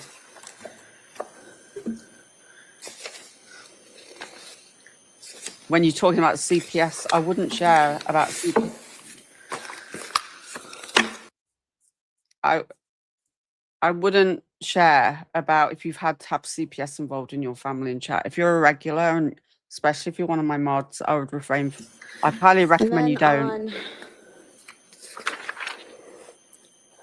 page 34, you ask how the museum was today, and Lindsay sent you some photographs and said it was fun. The kids really liked it. Do you remember that? I don't really recall the Museum of Science experience or text, but if they're there in the text messages, then they were sent, yes. Okay. I just want to protect you ladies. I really Then do. on page 39. But if you want to share it, that's This up to you. is January 10th. You say at I 9:48 don't want to keep interrupting. I'm not saying you can't. I'm just saying it's on you if you do, because I can't do anything to protect you. a.m. Good morning. How are you doing today? And Lindsay responded, Yeah. good, at the gym with the kids. You said, nice, still sleeping good. And she responded, pretty good, yeah, not Just be perfect, but careful enough. what you're writing. And you said, are you feeling any better during the day? Hey, And that she said, must- so far, a little bit. That's They all said right. a week off the Seroquel should make more of a difference, so a couple more days till that, but I do think it's helping being off. And you responded, okay, a little at a time. Do you remember that conversation? So I don't recall the exact conversation. I think I probably texted back and forth to Lindsay almost daily during that time. So I don't remember the specific text messages, but I would say if they're there, then that's what we sent back to each other. Okay.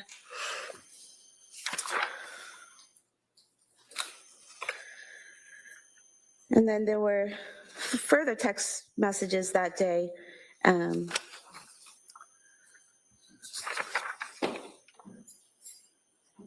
Where you say, how was your day later on in the day? And she said it was good, played with the kids a lot, were able to go outside, Kingsbury Club and gymnastics, kept them busy, and me too. So do you remember her talking to you during that time about going to gymnastics and going to the Kingsbury Club and things like that with the children? I don't remember the specific text, but I do remember her doing things with the children, yes.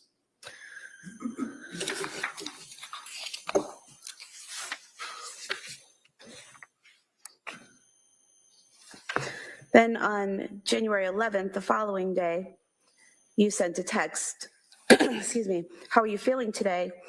And she responded with a photo of Callan drinking out of a Mary Lou's cup, saying we have another Mary Lou's fan. And you said decaf looks like he's enjoying it. And then later on you asked again, how are you doing today? And she said, hi mom, doing all right, nothing new really, just taking it day by day. You said still feeling a little better. And she said a little bit. You said sleeping okay. She said not great last night because Cora was up with a bellyache. Do you remember that? So again, we texted so many times daily, twice daily, maybe 3 times daily. So I can't say that I remember the specific text. I do remember the picture of Callan with the Mary Lou cup because that stands out in my mind. But the specific text going back and forth, we just did it so often. It's Kickbot. Well, I'm putting them in Nightbot, actually. That's the reason I'm dropping the links. I'm dropping them because they're in Kickbot, but I might have to log into Nightbot's been, it doesn't like me anymore, does it? I'm logged into Nightbot already. I'm not really trying to drop them on YouTube. I'm trying to, as I'm loading them onto Kickbot for mods, then I'm just sharing them. But I'm trying to keep them the same, if you know what I mean, for Kick and YouTube, just to help keep everything easier. That I can't say I remember the specific text you're reading back to me. Okay. But again, if they were there, then we sent them. Right. And do you remember Lindsay talking to you about Cora having stomach issues during the month of January? Yes. Some belly aches off and on? Yes.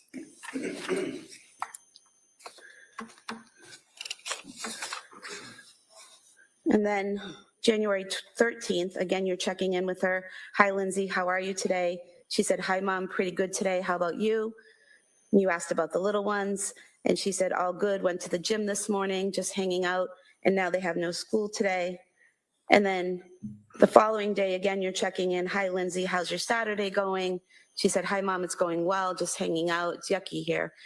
So these are like daily check-ins that you're doing, checking in on her, seeing if she's okay, seeing if she's feeling better, seeing if she's sleeping well, things like that, right? Yes. You also ask her that day on the 14th, do you feel any different since being off the Seroquel? She says, not as much as I was hoping, going to talk to my psychiatrist about it on Monday. You say, but some. She says a little, but I still don't feel like you, but then she corrects it to me. And you ask her if she's gonna be able to get outside with the kids today, and she said she's gonna try. So similar conversations to that where you're talking about medication and how she's doing on the medication? Yes, I get. Then the following day, on the 15th of January, you say, good morning, is it a good morning for you today? She says, good morning, it's pretty good going to an indoor water park. And she tells you that it's at the Cape Codder. Do you remember them going to the Cape Cod Water Park? I do remember them going there, yes. And then on the following day, on the 16th, you actually texted her, how was the water park yesterday? She said it was fun. Cora and Dawson enjoyed. Callan didn't know what to think of it. Couldn't get any pics because it was too hectic, keeping track of them in the water and stuff. And it was busy, but it was a good time. So that sound familiar, that they had a good time that day? And you asked her that day if she had anything planned. And she said Pat took Cora skiing, so she was hanging with the boys. Do you remember that? Not specifically, I don't remember that text. She, that same day, sent you some photographs of Dawson doing a drawing of a firefighter and Callan. Do you remember those, receiving those? I do remember the pictures, yes.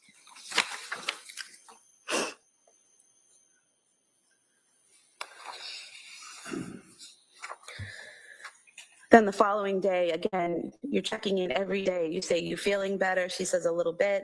You said, still taking the same medication. She said, yes, about to have an appointment with her psychiatrist. You said, let me know how it goes. And she said, okay. And then she responds back after her appointment. She recommended another antidepressant since my mood is still very low off the Seroquel. You asked her how she felt about it. And she told you she just wants to feel like herself again, but she's up for trying it. And she just wants to get back to who she was, right? Correct. And she told you it was amitriptyline. Is that right? Do you remember that? I don't remember the medication. Okay.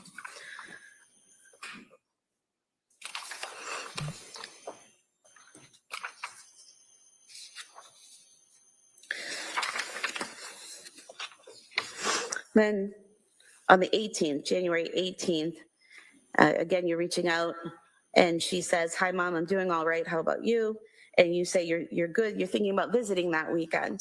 And she says, that sounds good. And you ask her about being able to get out and exercise. And she said she's been walking on the treadmill at the gym for exercise. And you asked her if she started a new medication and if she's feeling better. And she says, feel okay, just not great. I did start it 2 nights ago. You said, is that the one that takes a while to feel the effects? She said, yep, weeks. And you said, is the okay that you're feeling now better than what you were feeling a few weeks ago? And she said, yes. Do you remember that? Again, I don't remember the specific text, just remember texting back and forth daily about how she's feeling, about, what's different medication-wise, but I can't say I remember that specific text that you're reading me. But again, if they're there, then they were done by us. Right. And so on the 19th of January, again, you're checking in and say, how are you feeling today? Can you tell if anything's different with the new medication? She says, I'm feeling all right. Nothing new really yet because it takes weeks to really work, but I'm okay. You asked if she's still sleeping well, and she says decently, and the kids get up a lot. So again, more of the same check-ins daily, seeing how she's doing, seeing how she's sleeping, right? Correct.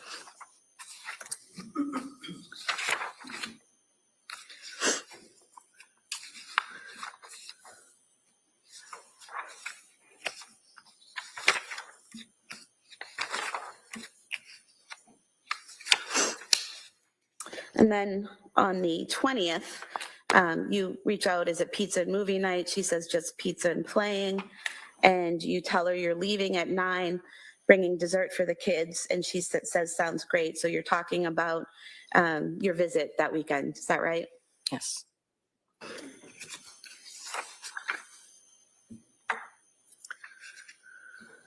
And in these texts prior to the visit, you Okay, say that it's been a while since you've seen them. So it sounds like from these texts, you're checking in with her every day from January 7th, 2023, all the way up to your visit on January 21st, 2023. You're checking in with her. So you're at home in Connecticut from the 7th until the 21st. Correct. And then on the 22nd, that Sunday, Lindsay, Pat, and the older kids, they go to the Carney's house for that bonfire and get together, and you stayed home with Callan, right? Correct.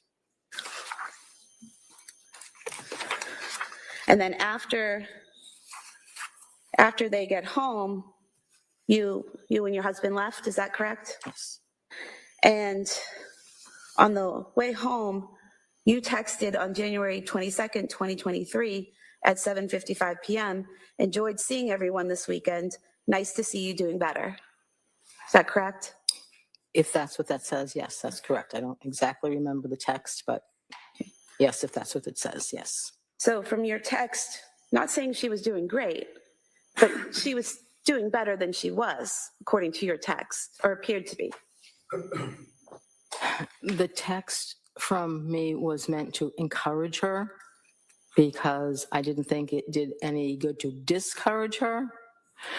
So the text was meant not necessarily what I actually observed that weekend, but it was meant to encourage her because I was encouraging her to do things with the kids to kind of try to get back to normal. So it's not necessarily a representation of exactly what I observed that weekend. But that weekend, she was able to go to a friend's house with the older kids and Pat and spend a few hours there, correct? Correct. And she was able to do activities and hang out with you and your husband. There's a photograph and evidence of the two of you sitting on the couch smiling and hanging out together. So you were able to interact with her, correct? Correct. The photograph was taken by Cora because Cora wanted to use my phone and take her picture. So Lindsay and I were going to put a smile on our face and let Cora take a picture.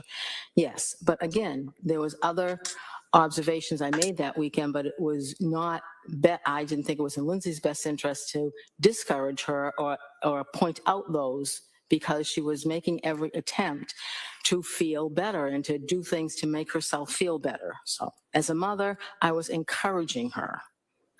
Well, you didn't say, I hope you feel better, or you're going to get there, or you're doing it. You actually said, nice to see you doing better, correct? That's what you wrote? Those were my encouraging words, yes. And from January 7th up through January 22nd, Lindsay repeatedly told you she was doing okay. She was feeling a little bit better. Not completely better, not 100%, but she kept telling you, I feel a little bit better, I feel a little bit better. You even asked her, is the better you're feeling now better than a few weeks ago? And she said yes, correct? That's correct, without my observation of her. And what she was responding to you in text, correct? Correct.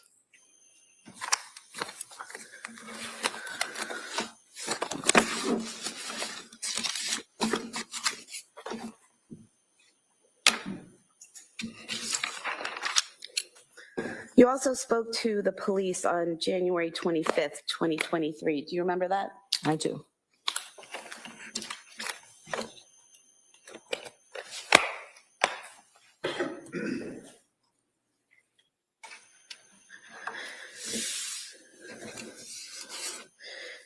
Do you remember telling the police that Lindsay seemed to be improving since leaving McLean?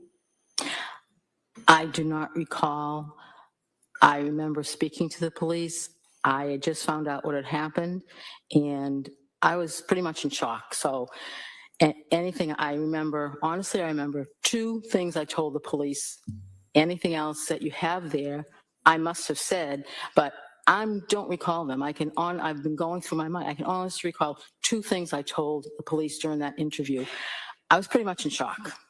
Okay, so do you remember telling them that she seemed brighter lately? I don't recall. Okay. Thank you. All right, Mr. Reddington?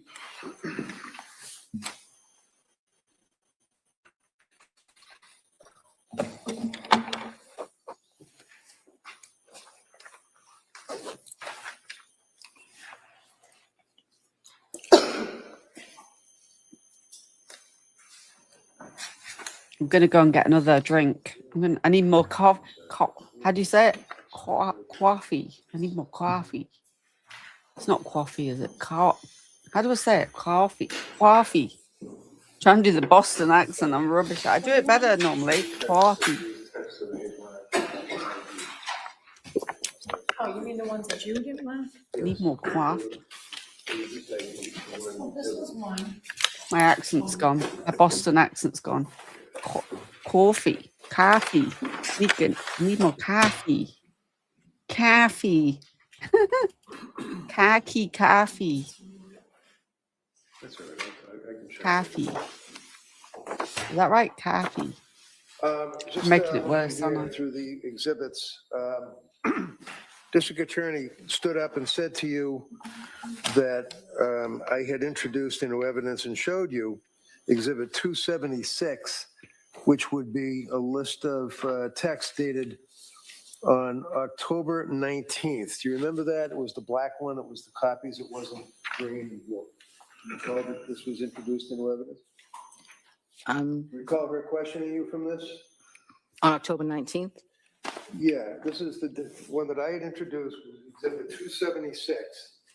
And the date would be October 19th, your text thread. Oh, yes, I'm sorry. And then she said, well, there's something missing, and went up and said to you, this text, which would be 277. You recall that? I'm going to show it to you.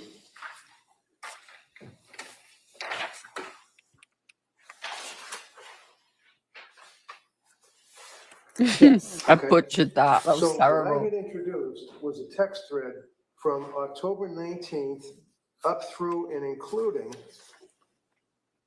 October 20th. Is that fair to say? Right there? Yes. Okay. And the reason I introduced this is because we had introduced earlier, like a whole lot of pages text. And I wanted to focus on the text thread where she said, Mommy, can you stay? Objection. Sustained. So when the district attorney suggested that there's something missing, like I left it out or something, is it fair to say that exhibit 277 is a totally different date? Look at the date. What is the date that the DA is talking about? You see it on there? I need a coffee. 1023. It has nothing to do with the text thread that I introduced, right? It's a day or two after that, right? I did better before. If you know. Sorry, I'm going to shut up now. I need coffee. Now, we had introduced into evidence also the Celebrate record as exhibit 238 that the state police for the district attorney's office had printed out. That is only the month of January. Do you recall that testimony? Yes.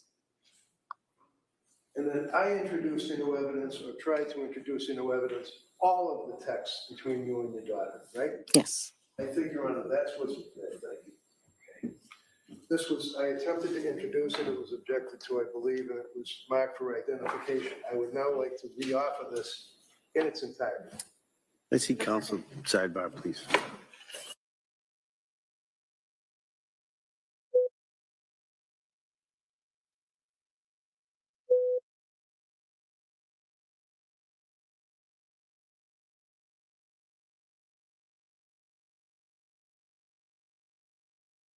I think it's good though that we can use emojis from our other channel. I'm just making a gavel right now. Then I'm going to go and get coffee. I did it better before, but I've lost my Boston accent. Not that I have had one. Right, we've got more commands over on Kick now. We've got a gavel, we've got guilty, not guilty, verdict watch, verdict in. I've got to make all of them now. Grok's much better for making. Ooh, let's put a K on the gavel. Let's see what this comes out like. It's supposed to be swinging though, it's not moving. It's made me a black and green gavel with a green K on it. That was quite cool. I want it to move though. I want it to swing. Orange Honda's made me one, but it's not in the theme. Yeah, I've downloaded them though.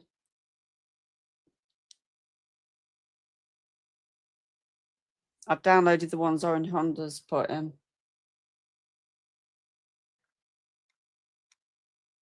This one's quite cool that I've made though.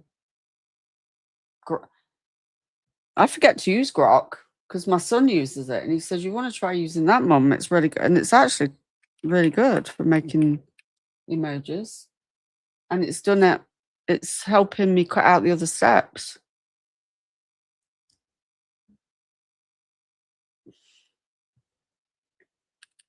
We're nearly cut up now. I've got some other stuff I want to play though. Exhibit 271. That's all I have.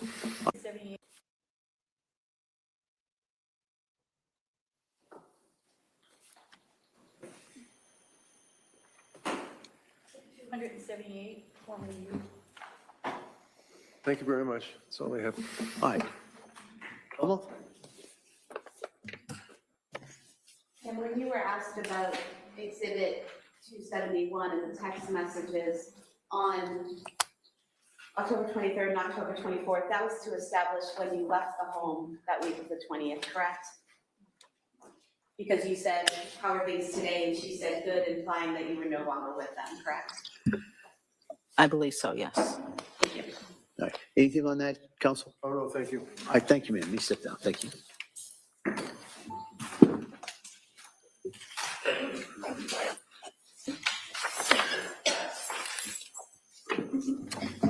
All right, defendant? Yes. I call Dr. Welcome.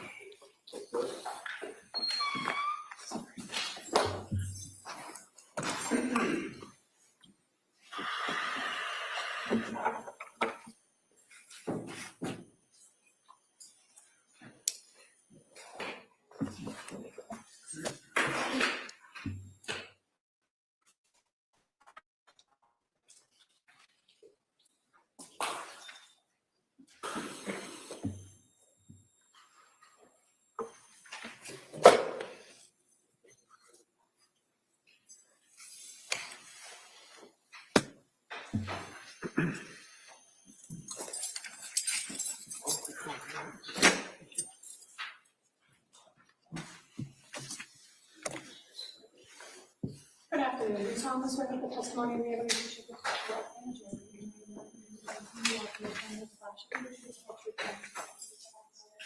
Thank you, sir. You can have a seat. All right, good afternoon. All right, Mr. Rankin, why don't you hold off? I'm going to give an instruction. Oh, sure. At this point. Yep. So, members of the jury, I just want to give you an instruction. It's one I probably should have given a little bit earlier in the trial as well. It's going to apply to this witness. It applies to a number of witnesses who testified earlier, and it's going to apply to a number of witnesses who testify after. And it's in regards to expert witnesses. All right. So generally in cases that are tried in our courts, witnesses may testify only to facts that are within their own personal knowledge. Right? That's things that they've personally seen, heard, or felt. However, in a variety of cases, issues arise that are beyond the experiences of laypersons. In those type of cases, we allow a person with specialized training or experience called an expert witness to testify, and to testify not only to facts, but also to opinions and the reasons for their opinions on issues that are within that witness's field of expertise and are relevant material to the case. Because a particular witness has specialized training and experience in their field, does not put that witness on a higher level than any other witness, and you are to treat the so-called expert witness just like you would treat any other witness. In other words, as with any other witness, it's completely up to you to decide whether you accept the testimony of any expert witness, including the opinions that they give. It's also entirely up to you to decide whether you accept the facts that are relied on by the expert, and to decide what conclusions, if any, you draw from the witness's testimony. You're free to reject the testimony and opinion of such a witness in whole or in part. If you determine that the opinion is not based on sufficient education and experience, that the testimony of the witness is motivated by some bias or interest in the case. You must keep firmly in mind that you alone decide what the facts are. So if you conclude that an expert's opinion is not based on the facts as you find those facts to be, then you may reject the testimony and the opinion of the expert in whole or in part. You must remember that expert witnesses do not decide cases, juries do. So in the last analysis, an expert witness is like any other witness in the sense that you alone make the judgment about how much credibility and weight you give to that expert's testimony and what conclusions you draw from the testimony. All right, and I'll go into that a little bit more at the end when I go into the more extensive instructions that I'll give you at the end of the trial. All right, Mr. Rankin. Afternoon. Afternoon. Can you tell us your name and spell your name? It's Michael Wolfovich. It's V as in Victor, U-L, F as in Frank, O, V as in Victor, I-C-H. And what do you do for work, sir? I'm an emergency medicine doctor. I work full-time at Newton Wellesley Hospital. Newton Wellesley? Yes, And can you tell us are you board certified, sir? I am. I'm board certified in emergency medicine. And that would be by the American Board of Emergency. I turned the gamble option on because I've never used the gamble before, and it's on, and you can gamble to, I guess, earn more points. But I don't. How do you work it? Do you just hit exclamation gamble, and then do you put points in that you want to gamble? Because I've never used it. It's turned on. I've just activated it now, but I've never used it before. Emergency medicine? Correct. And how long have you been practicing emergency medicine? You switched I on. did 3 years of residency, and this is my 13th year as a full-time attending. And you're presently employed, where is it? Newton Wellesley Hospital primarily, and then I do some additional shifts at Emerson Hospital in Concord. How about medical school? Turned it on, Med but school? St. Don't know Louis what's University happening. School of Medicine, And what year did you graduate? 2011. Obviously licensed in the Commonwealth. Yes, sir. In the course of your training and experience, sir, do you work full-time in a particular field of medicine? Just emergency medicine. So basically, we see any and all comers, anything from ankle sprains to Oh, there you go. traumas. Working now. Okay. Did I ask you to review some documents regarding this particular case involving Lindsay Clancy? You did. You asked me to review the. Sorry, what you reviewed? Oh, sorry. You asked me to review the photos from the crime scene and then the emergency medical records. Before we go any further, you can only gamble. The maximum's 100 at the minute. I'll put it up to 500. I've never used this option before. I was wary about putting gambling things in, but I didn't realize it's just to gamble for points. So, which is cool. I'll set it to 500, and it's a cooldown of 5 seconds. So you can't do it constantly. Every 5 seconds, up to 500. I've got it on normal. Anyone can do it. Thank you for that. I didn't know that you put a space in, so I wondered how it worked. There we from go. South Shore Hospital. So you can gamble for the points on the leaderboard, I believe it is, and you get more points. Brigham and Women's Hospital, and then the records from her hospital stay at Brigham and Women's Hospital.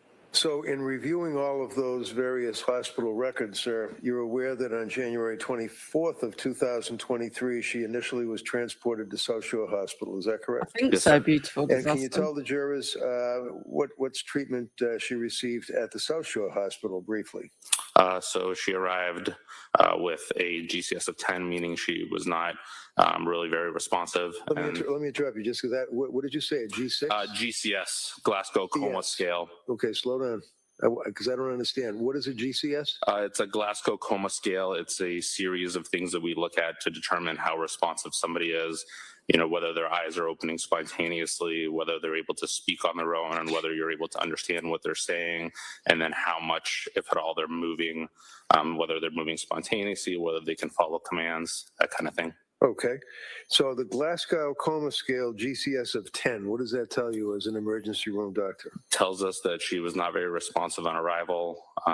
It sounds like she was not speaking intelligibly, and the doctors at South Shore Hospital were concerned about her ability to maintain her own airway and made the decision to intubate her, which means putting a breathing tube down her throat into her lungs and placing her on a ventilator and sedating her. Was she also what would be, I guess, referred to as hypothermic? She was. What does that mean? Means that her body temperature was below what's considered normal. So in her case, her core body temperature was, I believe, 82.1 degrees, which would put her into severe hypothermia. And did you note that she was tachycardic and hypotensive? Yes. What did that mean? So it means that her heart rate was above 100. And hypotensive means that. Quickly before we get into this, beautiful disaster asks what we're betting for. So we've got points on YouTube and we've got points leaderboard on both Kick channels. So we'll do like an end of month giveaway on all three, you know, a little something. So you can gamble. I'll have to turn it on the other channel as well. I didn't know you Her could blood do pressure that. was below what is considered normal. And Social Hospital, were they able to stabilize her? It sounds like they were able to stabilize her by placing a breathing tube in her neck, in her throat to help with her breathing. And then they basically proceeded to obtain a bunch of imaging, started her on medications to sedate her and artificially raise her blood pressure. They started working on rewarming her. And then in conjunction with the trauma team there, they made the decision that she would be better served at a hospital with a higher level of care. Okay. And can you tell us what the injuries were that she presented herself with to the Social Hospital? So there were multiple injuries. She had lacerations to bilateral wrists. When you say lateral, what does that mean? Bilateral, both sides. So she had a laceration both to her left wrist and to her right wrist, and then multiple superficial lacerations as well. And then she also had multiple superficial lacerations to both sides of her neck, the front of her neck, and 2 deeper lacerations to the sides of her neck. So when you say superficial lacerations and then deeper lacerations, do you recall what's the standard? What do you look for in something like that? So it's tough. Everybody will describe them a little bit differently. In her case, I would describe multiple superficial lacerations, which would typically mean kind of scrapes on the surface of the skin, nothing that actually gets through the full thickness of the skin. And then she also had full thickness lacerations, meaning that she made it all the way through the skin into the subcutaneous tissue, the fatty tissue. And then you would need to describe it further if any additional structures were injured, which in her case they were not. Now, in your experience for a number of years in the emergency room, have you had occasion to treat people that have tried to commit suicide or successfully committed suicide by cutting their throat? Multiple times. Multiple times. And can you tell us, in your opinion, to a reasonable degree of medical certainty, sir, as to whether or not this injury or these injuries that you observed were consistent with what you've seen in other suicide attempts? Sustained. Well, can you tell us, did that look like an effort to pretend or fake a suicide? Sustained. Well, when you looked at the injuries, did you make a determination that they appeared to have some impact on the human body of Ms. Clancy? Yes. What was that? They were consistent with self-injurious behavior.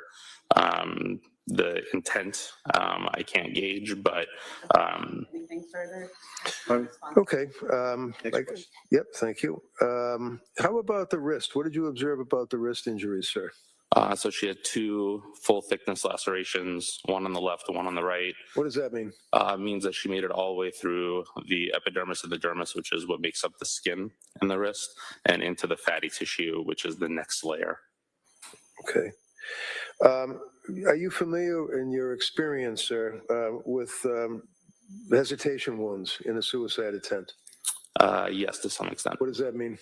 Means typically that they're more kind of subtle, weaker attempts to hurt yourself, not necessarily anything that's going to be deep to the structures of the skin, but more just scrapes along the surface. Okay, and you noticed some of those on the neck area as well, is that correct? There were multiple of those on both the neck and the wrists.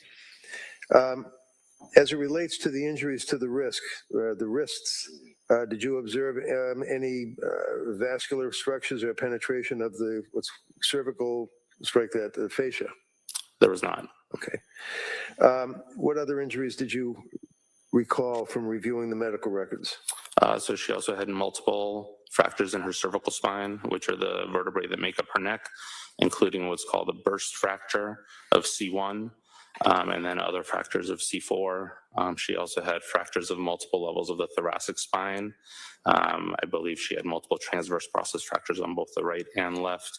What does that mean, transverse fractures? Transverse processes are lateral projections, basically projections that go sideways off of the bone that allow the ribs to articulate, connect with the spine, and they also allow muscles to connect, and they help support the basically overall ring structure of the spinal canal.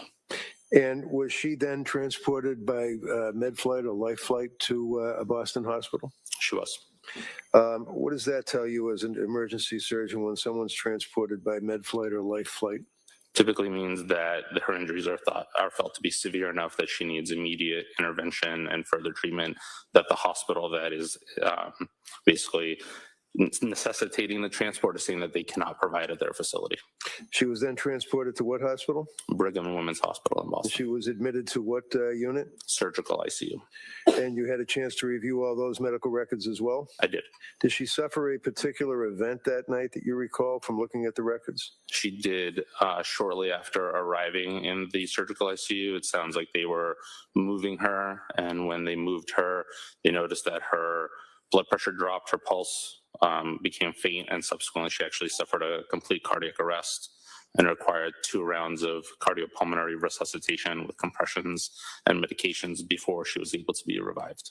And she also, to your knowledge, had suffered significant hemorrhage and had to have a fairly massive blood transfusion? Yes, they placed chest tubes, which are basically plastic tubes that go into the chest cavity on both sides, and had about 300 cc's of blood come out from each side. And there was also noted to be significant hemorrhage around the spine and into the mediastinum, which is the portion of the chest that houses a lot of the organs like your esophagus, your trachea, blood vessels, that kind of thing. Now, if there's a fracture or a serious fracture to, I believe it's C1, does that interfere possibly with a person's ability to breathe? It does. And how does that work? So if you have a fracture that affects the spinal cord above a certain level, typically above the 3rd cervical vertebrae, it basically removes your ability to initiate breathing on your own. Your 3rd, 4th, and 5th cervical vertebrae, the nerves that lead from there, are the ones that are responsible for telling your diaphragm to go up and down and help you breathe. And so if you lose the ability to send that signal down to your diaphragm, you lose the ability to breathe. Now, as it relates to your review of the medical records and review of the history, are you aware of the mechanism of the injuries that she suffered that you just described for the jury? I am. Tell us what that was, to your knowledge. That she went out of her 2nd-story window. And going out of the window, obviously, did she strike the ground or? She did. And that caused the injuries, the mechanism of injury? Yes, it's consistent with all of her injuries.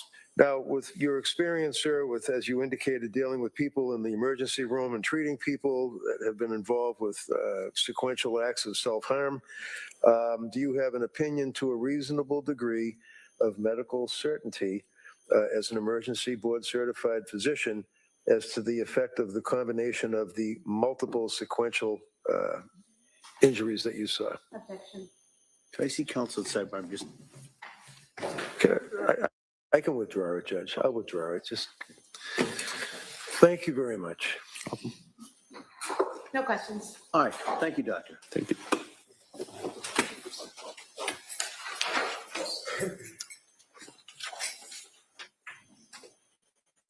All right. Counsel, now could I see it sidebar? Okay. I just gambled to, how many did I just gamble then? 300. I got back half my bet. Does that mean I only got, so I gambled 300 and I only got 150 back? Is that how that works? Or did I get my 300 back plus 150? So I just got half back. It makes it a little bit more fun. I'm going to add this to the main channel as well. Mixes it. I just got 150. Well, I could have lost the whole lot, couldn't I? I'm going to add it to the main channel when I log in. It just mixes it all up a little bit. And I've added, if and when we get to the point of subscriptions, you get like a big bonus when you subscribe or gift them. And then we will do like, that's going to mix it up, isn't it? Thing is, Flower, you're on YouTube. I don't know. Do you get it? No, you don't buy any money. No, it's free for Fruit Fly. It's just free. Flower, because you're on YouTube, it's a Kick bot. It's not a YouTube bot. Have you got Kick account, Flower? You won triple your bet. Who won triple their bet while we're on the sidebar? No, you don't buy anything. It's completely free. Vixen, you won triple, but you only gambled 20. You can only do up to 500. What did I set it for? Hold on. Bloody can't remember now. 500 maximum that you can gamble. It's all free. Do you have them, Flower? I didn't know if it included YouTube as well.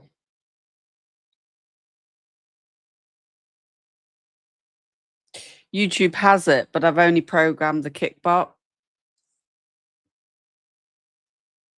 So I'm not sure, but I don't know if you've got a Kick account. Oh, you don't like Kick. Okay, no worries. Just makes it a little bit more fun, doesn't it? Is it a separate bot though, Flower, for the YouTube ones?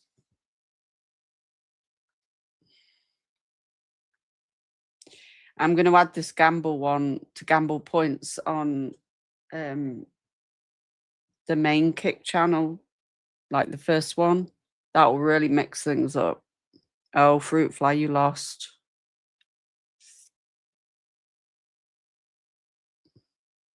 I'll look into it, Flower, for the YouTube one.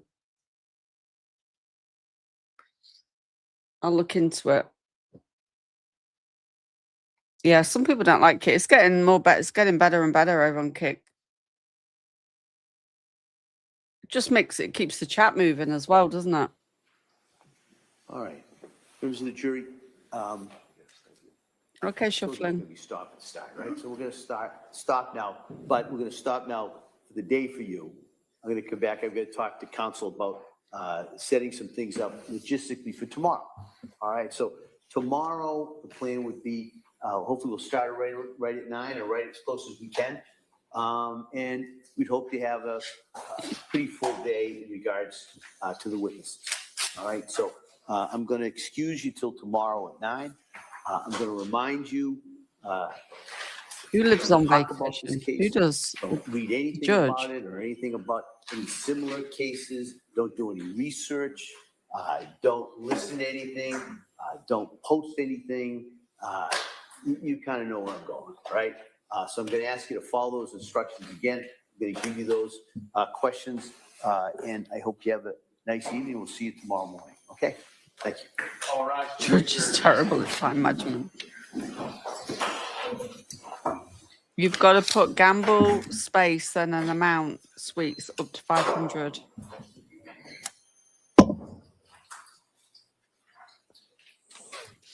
You're welcome, Cynthia. That's why I've opened a different account just in case. I wasn't sure. See you later, Flower. I'm going to show some more. We're going to do a bit of body language on Lindsay Clancy. I'm not doing it. We're going to watch some videos. We're going to do a bit more. We haven't finished yet. This closes the session. Please seated. Hey, Counsel, I see you sidebar just really in regards to tomorrow. Not very long. See you later, love. Yeah, I'm not finishing yet. I'm going to do some, we're going to watch some podcasts and stuff, seeing as they've finished early. Because how long have we been on? Yeah, we finished early today. 3 hours, 46 minutes, but we did skip the breaks. Okay, if you want to stay. I mean, you don't have to, obviously. Okay, so let's stop sharing that. We'll close that down. We've got the observed video. Why is Patrick Clancy so anxious? Body language analysis. Now, I don't know how. Is this guy good, Jennifer, that you recommend? I mean, he's got 883 subscribers. But I want to watch the Dr. G one first. Don't think we've watched this. He's done a couple. Let's watch this. Share screen. Have we watched this one yet? I hadn't given it a thumbs up. Body language expert, and today we're going to be analyzing the behavior and body language of Lindsay Clancy.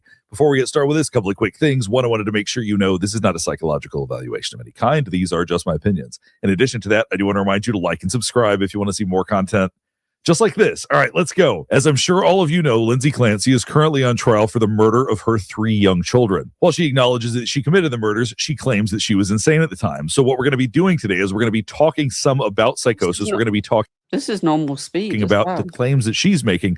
We're also going to be looking at the body language of her ex-husband, Patrick Clancy. We're going to be looking at her body language, and I'm hopefully going to help you better understand some of the problems with the defense's claims. All right, let's just jump right in. Now, before we start getting into the behavior and the body language, it's important that we talk a little bit about postpartum psychosis so that you can really understand the problems with this case, because I do think there are some. So basically, postpartum psychosis is when someone loses touch with reality days or a couple of weeks postpartum. And typically, they'll experience delusions about motherhood or about the child. Sweet. So I won't be playing them on the true crime. If I play them, I'll play them over on the react channel. I'm not doing it on the true crime Such one. as the child is evil or the that's child is separate. possessed or something like that. It very rarely leads to infanticide. Now, Lindsay Clancy claims that there were command hallucinations that told her to kill her children and ultimately do what she did that ended her up in that wheelchair. Now, the problem is that what's more important than hallucinations when it comes to psychosis is delusions. Now, a hallucination is seeing, feeling, or hearing something that isn't there. It's experiencing some kind of sensory input that does not exist in the real world in any way. So delusions essentially are a fixed false belief. So it's believing something with no basis in reality. So in other words, somebody believes that their child is corrupt or evil, or they believe that aliens are controlling them or something like that. That could be a delusion. Those would be bizarre delusions, but that is a delusion. Now, one of the problems with this case is they haven't been claiming delusions. And when it comes to psychosis, delusions are way more important than hallucinations. But what they're not saying is that she had some strange delusional system that led her to not only do what she did, but think that it was the right thing to do. That does not exist. And that's where I think the problems come in with what the defense is claiming, that she had hallucinations, but they're not talking about delusions in a very specific way.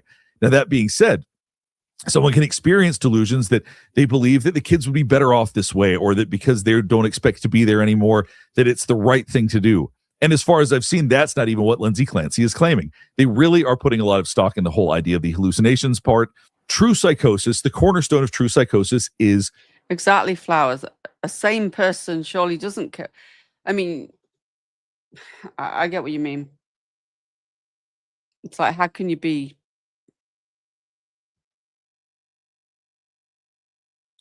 Kraft and Jacqueline, they're different points. So the points for the numerology is something Kick does. That's different. I know it's a lot to remember. The points we're doing in the drops are not for the numerology profiles. They are to win at the end of the month a prize of whatever I give away. The ones that you earn through chatting that Kit give you are completely separate. It doesn't make sense. No, because surely you're insane to kill somebody. Well, the Kick founders, they believe in free speech and they're not political either. That's another thing. That came out of Eddie's mouth the other day. We are not a political delusion. It is truly having a worldview and beliefs about the world that make no sense. It could even be beliefs about being a mother that make no sense, but they're not talking about that as being the problem. They're talking about the problem being the hallucinations, and they're getting it wrong. Now we're going to watch some of the testimony of Patrick Clancy, the ex-husband of Lindsay Clancy. Now, I have had so many people contact me asking me to analyze this because a lot of people believe that he was somehow involved. So what we're going to look at is we're going to look at a bit of behavior and body language so I can help you understand why people might think that. Now, I just want to be very clear. I do not believe that he was involved. She has acknowledged that she committed these murders, and I have no reason to believe that he was involved in any way, shape, or form. But I am going to show you some behavior and body language that might have people confused about how to interpret his body language. But first, we're going to look at her reaction before he takes the stand.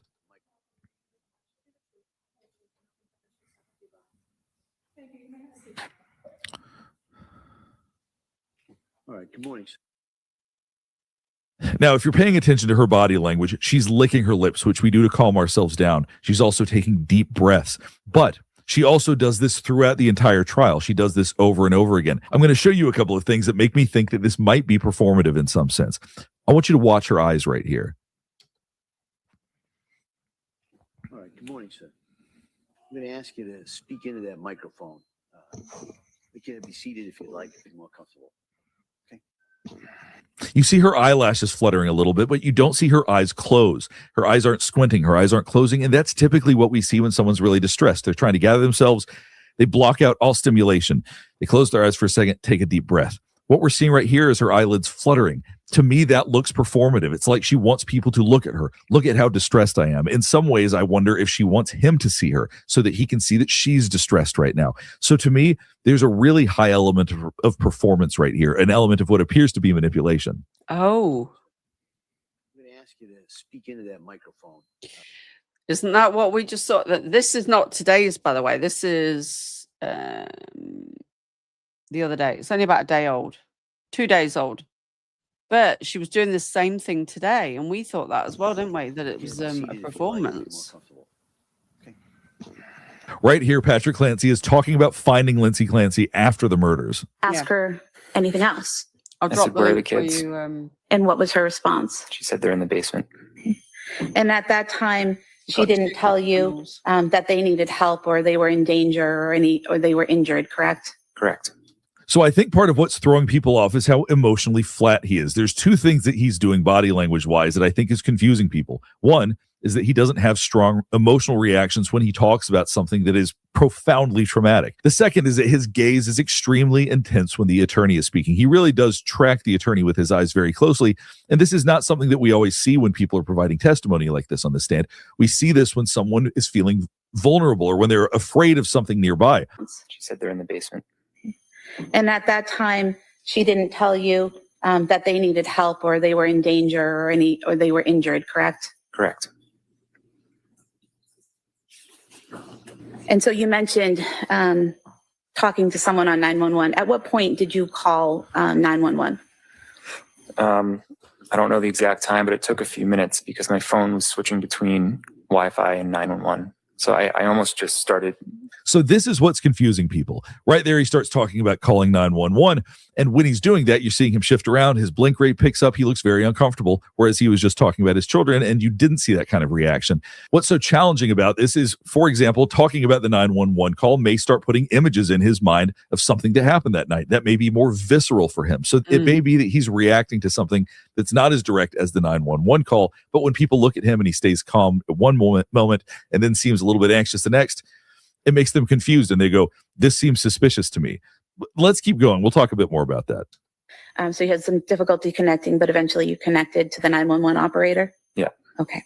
And did you stay on the phone with them while they were sending people to respond? Yeah. Okay.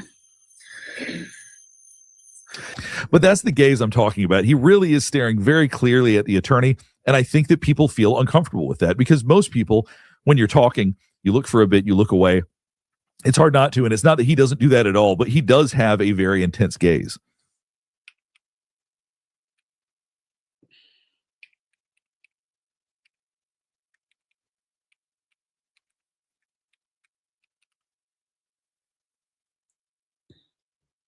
But I really do want you to consider that the person that murdered his children is just a few feet away. That could definitely be impacting his behavior. I knew he was gone. And did he also have a band around his neck? Yeah. And did you remove that band? Yeah. And looking at the office here. So I skipped through some of the more detailed aspects of the questions they asked him because I don't think we need to get into some of those details. They're just too horrific. But his reaction when talking about this, once again, this is what confuses people. But you also have to consider the possibility that he could be dissociating. He could be totally numb. When you talk about something like this, that is literally the most traumatic thing you could possibly experience as a parent. I cannot think of anything worse. For him to experience something like that, it's not unreasonable to think that talking about it or going back to that time makes him dissociate to an extent, that makes him numb, that makes it so it's very difficult to talk about in any real way. But I get that's confusing for people. When you see it, it makes someone seem cold. It makes them seem like that maybe they don't have feelings about this, but that is not necessarily the case. Absolutely, someone can have very strong feelings, profoundly strong feelings about this, but because of trauma, cannot connect to elements of it emotionally or can't remember aspects of it because that's just the way that trauma works. This portion of the video is sponsored by Brooklyn Bedding. For a wide variety of reasons, I've always had challenges with sleep. Hard time falling asleep at night, hard time staying asleep because I get hot. Sometimes in the morning I wake up with pain or soreness, and this is a big problem. Brooklyn Bedding. Get that advert in, Dr. G. Oh. Dr. G explains in court. I'm going to show you how this progresses because I think it's very important because I think it helps us better understand what may be manipulative at times. And this is during when the medical examiner is speaking. And did you start with an external examination of Cora? Yes. And what did you observe during that external examination? Now, as you can see right here, she's crying. You can tell by the way her body's moving, she's crying. You can hear it a little bit, but I want you to see where this progresses over the next few minutes. The external examination of Cora, I saw evidence of medical intervention. She was intubated, had various EKG pads and defibrillator pads on her body. She also had a catheter on her right hand and puncture sites on her left hand and her left groin. So as you can see, the attorney is trying to calm her down. He's trying to provide her support. But I want you to consider, during the husband's testimony, at least not as best as I can recall, there were no outbursts like this. So why is it with the medical examiner that she's having such an outburst? Let's see where this keeps going. She had her neck stabilized with a... Now, she's continued to cry, but I've skipped a couple of minutes in, so we're going to see what happens next. It could be a pattern, or it could be more developed types of injuries, such as bruising or abrasions. And what about... So now her crying is getting louder. She just said, I can't do this. Injuries such as bruising or abrasions. And what about injuries? All right, counsel, we're going to take a break. Now, what we typically see in court in a situation like this is that people start to try to regain composure. They'll start touching their arms. They'll start doing things to try to calm themselves down, because the goal is to get through this, because they have to get through this. So typically, the goal is to not try to bring attention to yourself. But at this point, she cried for several minutes and nobody intervened or said anything or stopped. So she's making it louder. So to me, this comes across as manipulative. She's trying to make it bigger. All right. All right. Jurors, close your notebooks. Place them on the chairs, please. Just wait, please.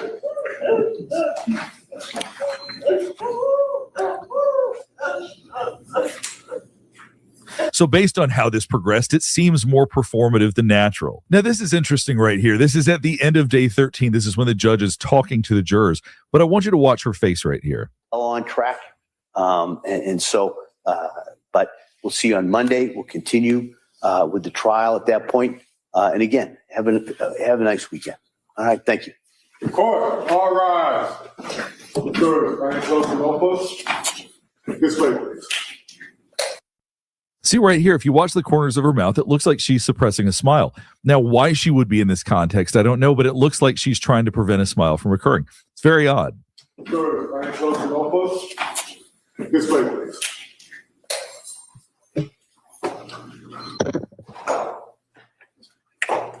Now we're going to be looking at a journal entry from October 24th. This would have been about 2 months before she committed the murders. And there's basically... So what we see here are affirmations. I'm strong, I'm brave, I will overcome postpartum anxiety and depression, I love my kids, I love my family. You go down to gratitude, my husband's been picking up the slack when I've been feeling so down. So her entries right here in this journal would not be unusual at all for someone who's depressed. So that's very much what this looks like. It's very consistent with something like that.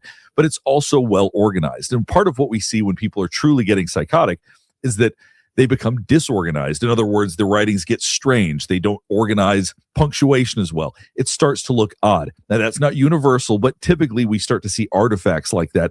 And this all looks relatively normal in that sense.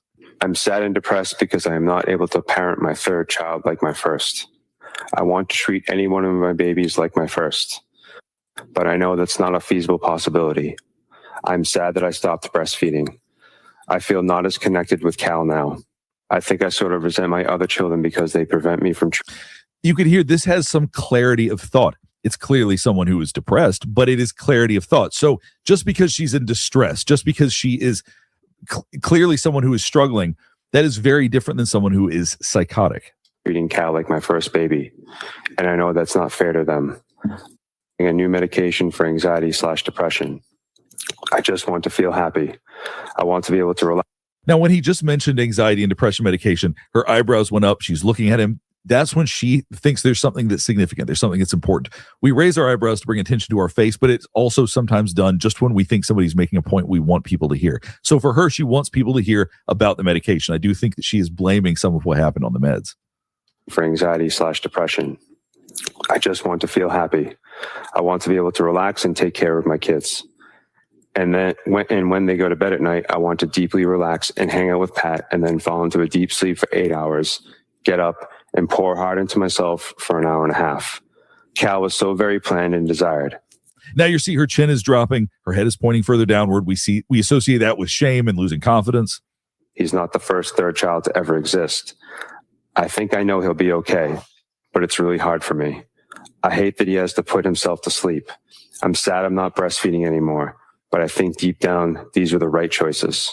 So being depressed like this can distort the world. It can cause people to have very distorted beliefs, but people will still know the difference between right and wrong. And that's where the challenge comes in. That's the problem, is there's no reason to believe that she didn't know the difference between right and wrong, and that what she was planning on doing was wrong, because it does sound planned. All the elements we're getting make it sound like this is something she intended to do, something she planned to do.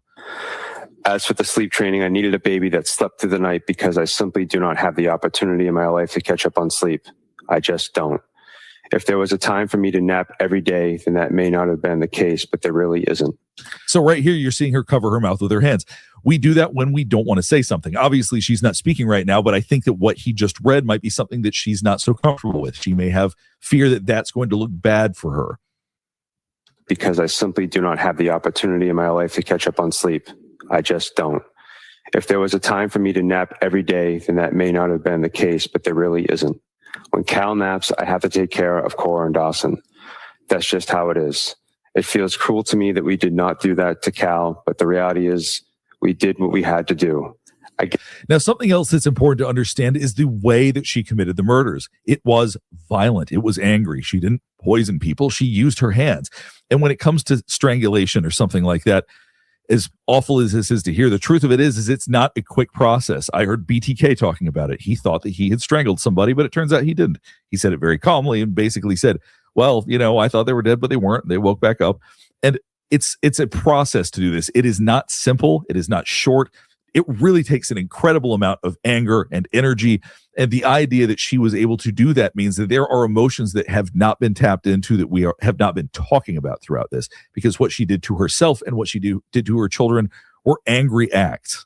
Let's go ahead and start to wrap things up. Hopefully this is helping you better understand some of the behavior, body language, and psychology of this incredibly complex and incredibly sad trial. Now, what we've seen at this point, and the trial isn't over yet, so it's still ongoing, but what we've seen up to this point, I don't think adequately explains her behavior. In order for her to truly be insane and to truly be able to plead not guilty by reason of insanity, she needs to be able to explain how she did what she did and truly believed it was the right thing to do. That's the missing piece. There should be a delusional system in place that fully explains that, and based on everything I've seen, they haven't. So suggesting that it was more specifically related to medication problems and command hallucinations, I just think there are pieces missing to what we need to know to make sense of what happened. Now, whether or not this is convincing to a jury is a whole nother situation. Obviously, because of my own experience, I'm going to have a specific lens I look at this through, and a jury may look at it very, very differently. Now, if there's something that you feel like that I missed, or if there's anything else you want me to analyze, please let me know in the comments below. I know this is a very long, complex trial, so there are undoubtedly things that you may want my opinion on. And if she ultimately takes the stand, which I assume that she won't, but if she chooses to, then I will definitely be analyzing that. Last thing before we get finished up is I do want to remind you to like and subscribe if you want to see more content just like this. All right, thanks for watching.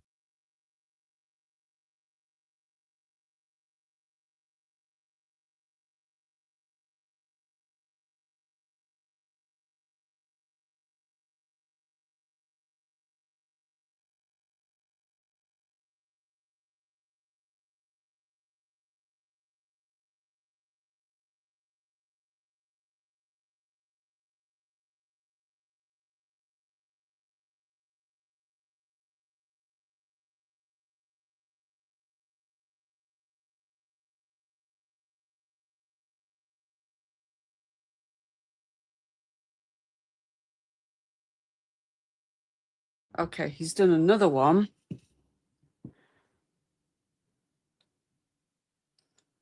I agree with him, though. I don't think we've seen enough yet, and this was a couple of days ago.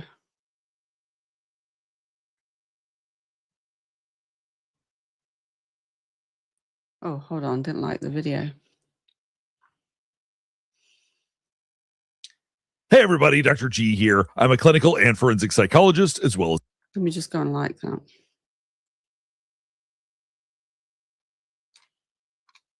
So he's done another one 18 hours ago. Hey everybody, Dr. G here. I'm a clinical and forensic psychologist, as well as a body language expert. And today we're going to be doing a deep dive into Lindsay Clancy's defense. Before we get started with this, a couple of quick things. One, I wanted to make sure you know this is not a psychological evaluation of any kind. These are just my opinions. In addition to that, I do want to remind you to like and subscribe if you want to see more content Just like this. All right, let's go. Lindsay Clancy is currently on trial for the murder of her 3 young children. And today we're going to be doing a deep dive into the defense's argument. Now, I recently did a video analyzing the behavior, psychology, and body language of some aspects of this case, but I thought I needed to do a follow-up video because I see so many people completely confused by her motive, by her behavior, and seem to think that the husband was involved. We're going to talk about all of these things today. I'm going to try to give you as much clarity as possible because there is so much that people do not seem to understand about this case, particularly the psychological aspects of it. All right, let's just jump right in. For whatever reason, there seems to be a lot of questions from people about whether or not Lindsay Clancy did this at all.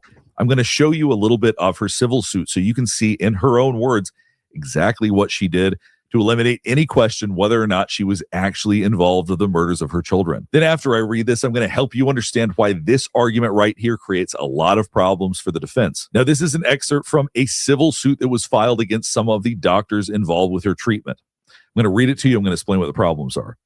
Lindsay experienced command auditory hallucinations. A demanding, powerful male voice explicitly ordered her. She felt an overwhelming, irresistible compulsion to comply, entering a dissociative dreamlike state where her physical actions felt utterly disconnected from her conscious volition. She perceived her body was just acting, and she was merely watching herself do it. She reported she had no choice but to follow these compelling directives. Lindsay described, "I lost all control. My body started acting without any control on my part. I was just following commands. All action. This..." Let me just put an overlay up just in case. I mean, I'll probably be all right, but just in case. Have we heard this before? Let me go back. Transform. I can make this smaller. Just in case.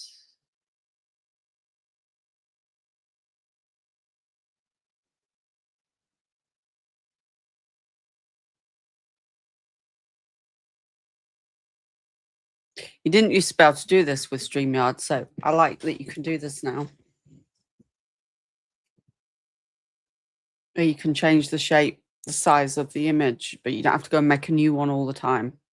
Let's go back. Like, have we heard this before? Has this been read out? Exactly what she did to eliminate any question whether or not she was actually involved with the murders of her children. Then after I read this, I'm going to help you understand why this argument right here creates a lot of problems for the defense. Now, this is an excerpt from a civil suit that was filed against some of the doctors involved with her treatment. I'm going to read it to you. I'm going to explain what the problems are. Lindsay experienced command auditory hallucinations. A demanding, powerful male voice explicitly ordered her. She felt an overwhelming, irresistible compulsion to comply, entering a dissociative dreamlike state where her physical actions felt utterly disconnected from her conscious volition. She perceived her body was just acting, and she was merely watching herself do it. She reported she had no choice but to follow these compelling directives. Lindsay described, "I lost all control. My body started acting without any control on my part. I was just following commands. All action. This voice demanded action." I don't have it sped up. It's normal speed, but he just seemed to be talking faster than normal. Lindsay proceeded to strangle each of her children, uttering, "Go to God, baby." She then jumped out a second-floor window and suffered catastrophic injuries as a result. So to me, it is crystal clear that she acknowledges that she is the one who did this. Now, I know there are, as I said before, there are a lot of questions about the husband. There are questions about the timeline and where emails were sent from. I've seen all of these questions. But until the question is answered of why did she claim to do this if she didn't, until she recants this or says none of this is true, then why would we truly question whether or not Patrick Clancy was involved? I get there may be some weird things that should be looked into, and law enforcement, if they so choose to look into it, so be it. But why is it that people are dismissing this? She gives explicit detail about what she did. These are her own words, saying that she was strangling them, saying literally, quote, "Go to God, baby." That is exactly what she claims she said. So as people continue to have issues with Patrick Clancy, keep in mind, she has in detail explained this. And just to be extremely clear, there is a 0% chance that Patrick Clancy could have somehow convinced her that she did this when she did not. I don't care how many medications she was on. That is not possible. That's not at all how the psychology of the brain works. I feel very definitive about that. There are other things about this where I might not be so definitive, but I am 100% clear on the fact that Patrick Clancy did not hypnotize her and make her think she did this, if that's what people are theorizing. Because I don't know how you can reconcile this claim with the idea that he's the one who did it, unless you think they did it together and she's just the fall guy. You want to try to make that argument, go for it. But there's no chance that she was not involved and she thinks that she's the one who did it. That makes no sense. This picture right here is a great example of some of the evidence people are talking about related to Patrick Clancy. They're saying that he's wearing different shoes here and here. And while I can certainly acknowledge the shoes do look different, and people are saying because he changed the shoes, that must mean something nefarious, the quality of these videos is so bad, I'm not convinced that you can actually distinguish whether or not these are the same or different shoes. His hair looks like it got changed as well, which obviously it didn't. His face also looks quite different because And we've discussed this. I've even asked other people that are not watching this trial if they've changed their shoes from going one place to another, if they take several pairs of like flip-flops, trainers, work boots. And they've all said yes. quality of these cameras To me, is so even if he changed footwear, that don't mean that as a marathon runner, his feet might get sore wearing boots. Maybe in the restaurant, he wore the boots, CVS. I don't know. We don't know. different. So is there something to I him wish they'd have asked him, did you change your changing footwear? shoes? Are these the same shoes? That will be worth exploring if she ever recants the fact that she actually committed these murders. Now, in my last video, I distinguished between hallucinations and delusions because it's extremely important that you understand those if you're going to Maybe. make sense of all of this, because I've seen over and over again, people do not seem to understand psychosis. Even professionals I've seen talking about it do not seem to understand psychosis. And just to be clear, many years of my training were at an inner city hospital dealing with people that had persistent mental illness. I have a lot of experience working with people with serious mental illness, psychosis, and so forth. So this is an area that I have worked in extensively. Now, I do want to be very clear. I have not evaluated Lindsay Clancy. This is not an evaluation of Lindsay Clancy. I'm not providing a diagnosis, but I'm going to tell you about other people that have committed similar acts, and I'm going to help you better understand why they did it, because it might give you some clarity on the type of motivations people would have to do acts just like this, so it can maybe make a little bit more sense. Mothers killing their children, while quite rare, has been studied for decades. Now, the number one reason for mothers killing their children is what we refer to as altruistic filicide. This accounts for 56% of mothers who murder their children, or at least according to one study, it was 56%. Altruism is acting on what you believe is the best for somebody else rather than yourself. Filicide is when someone murders their own child. So altruistic filicide is when somebody murders their own child, believing that they are protecting them, that they are saving them. For some reason, they believe that that is the right choice. Now, the problem with this case is that they have not tried to make this claim, but it is, in my opinion, the one that certainly makes the most sense. And that would be a clearly delusional way of seeing the world. A normal delusion might be, but the defense has not made this claim, that the children could not survive without her. That if she was to die... Grandma Cece, you get points by just chatting. New followers get more points. Chatting, claiming the 250 points. That's how we get them on the other account. You got to chat along, joining in, and you get bonus points for different things as well. And then you do the exclamation claim when we get a drop, and you claim your 250. But there isn't a drop at the minute, I don't think. Hopefully that helps. The children would be miserable. They could never survive. They would never feel love. They are better off with her killing them rather than them living a life where their mother has died. Oh, and Lisa just asked how many witnesses. They don't tell you ahead of time. So the prosecution called about 70 witnesses over roughly 13 days. The defense began its case today. We've had 3 witnesses: Margaret Ham, Alison Agaza, Paula Musgrove, and Dr. Michael Vulovich. Doesn't tell you. They don't tell you how many in advance. That can be a delusional way of seeing the world. So when you look at a case like this, and this is part of her journal that they had published, when you look at a case like this and she's making statements like, I am strong, I am brave, I will get through this, I'm a great mom, I love my kids, I love my family, I love my life, that somebody could make these claims and then make the choice to murder their children, it seems incompatible, because this is someone who is saying they love their children. She also talked about the fact that she didn't like sleep training, that she wasn't able to rescue her children, that she couldn't save her child from being upset when they were waking up alone, and so on and so forth. That may sound like it's incompatible with somebody who murders their child, but through a distorted enough lens, that's actually exactly why they would be doing it, because they believe they're rescuing their children. Let's go back to the claims that were made in the civil lawsuit. Now, I'm going to take a second to help you understand what psychosis is. I know we're talking about postpartum psychosis, but let's just talk about psychosis in general. It comes in a variety of different forms, but the cornerstone of psychosis is delusion. It is believing that the world is different than it really is. It's having beliefs that are not based in reality. Now, hallucinations can come with that. There's all sorts of other symptoms that can come with it, but true psychosis is building a world, a mental world around yourself that is not consistent with the real world. That is what really matters when it comes to psychosis, and people have not focused on that anywhere near enough in this trial, in my opinion. And just to clarify the difference between a hallucination and a hallucination is a sensory experience that is not based on the real world. Hearing, seeing, feeling something. There's a variety of different ways people can hallucinate, but it is not based on real world stimuli around you. And a delusion is a fixed false belief. It is a belief that is fully ingrained, fully resistant to you challenging it. So you go up to somebody with a delusion and you say, you know what? That's not based in reality at all, and I have proof. Doesn't matter. That will be impenetrable. No amount of proof that you have will affect a delusion. So that's what's important to understand about this. In the lawsuit, it says Lindsay proceeded to strangle each of her children, uttering, "Go to God, baby."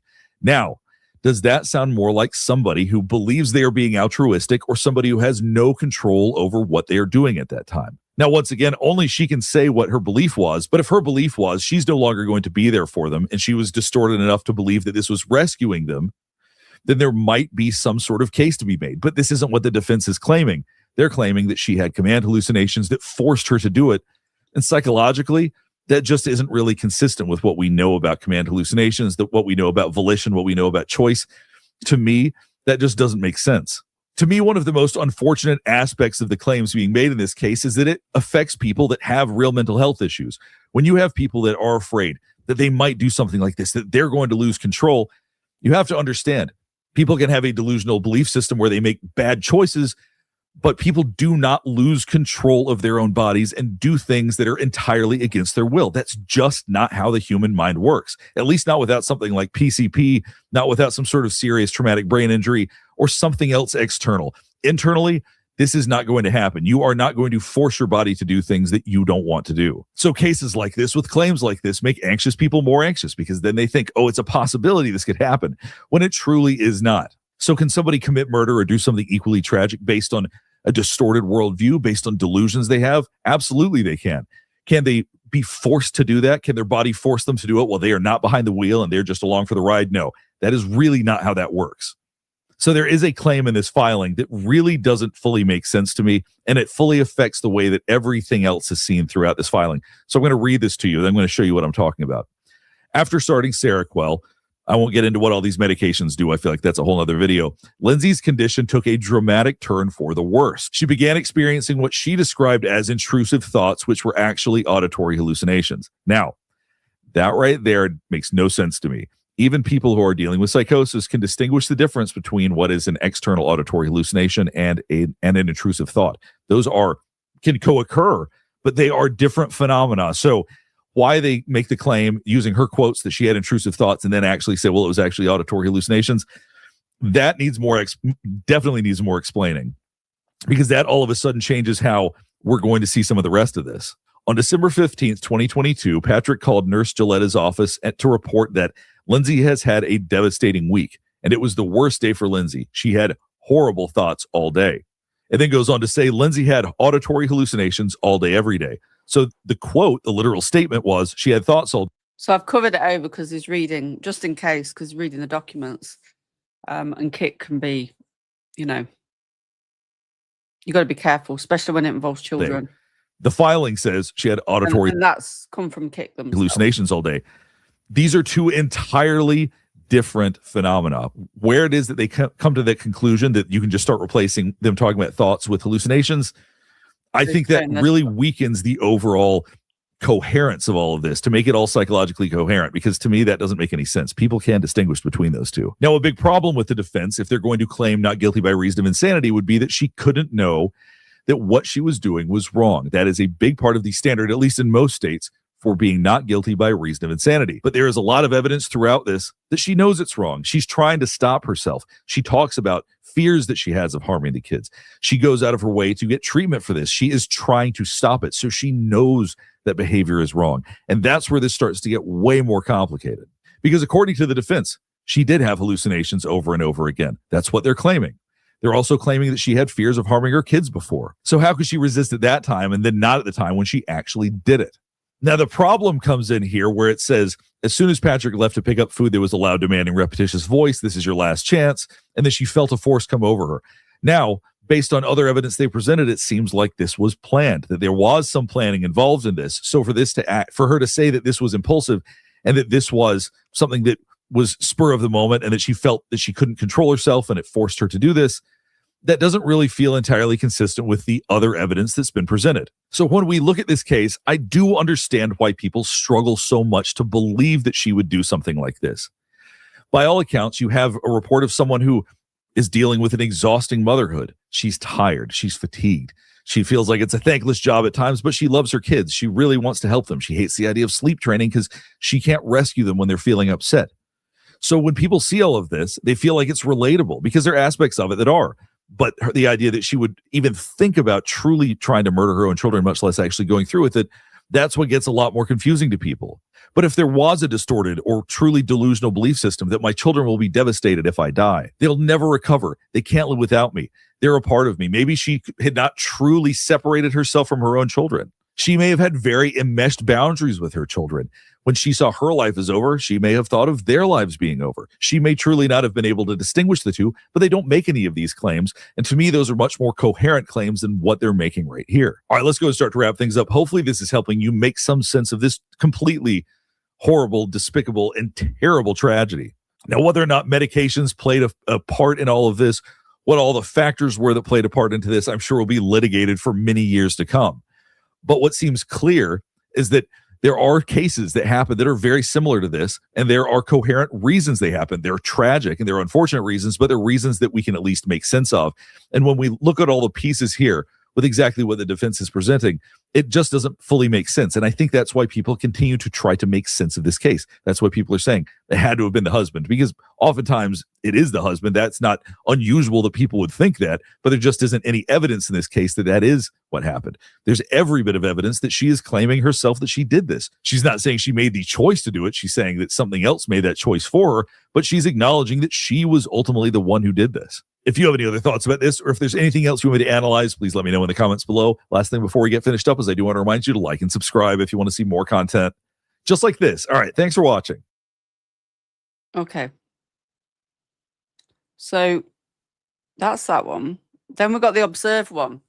This is Patrick Clancy, So Anxious, Body Language Analysis, and this is by Observe. I do want to watch also a video about the lady with psychosis that's actually survived psychosis. So which do you want next? The lady with the psychosis, or do you want another? Should we mix it up a bit?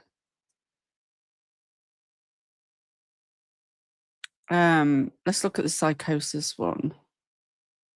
Mix it up a bit so it's not just all body language in one go. Obviously that is an opinion, it's not. So we want surviving the survivor because I like them.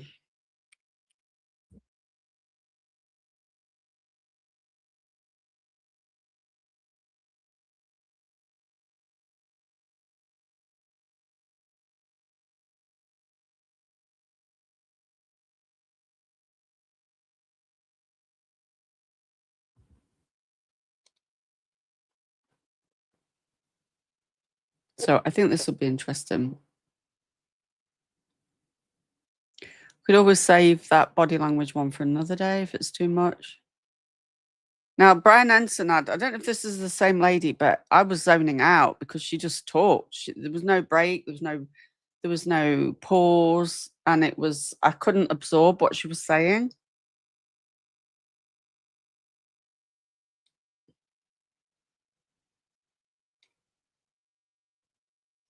Thank you, Jennifer. I have got a banner for Surviving the Survivor, so let's get that up.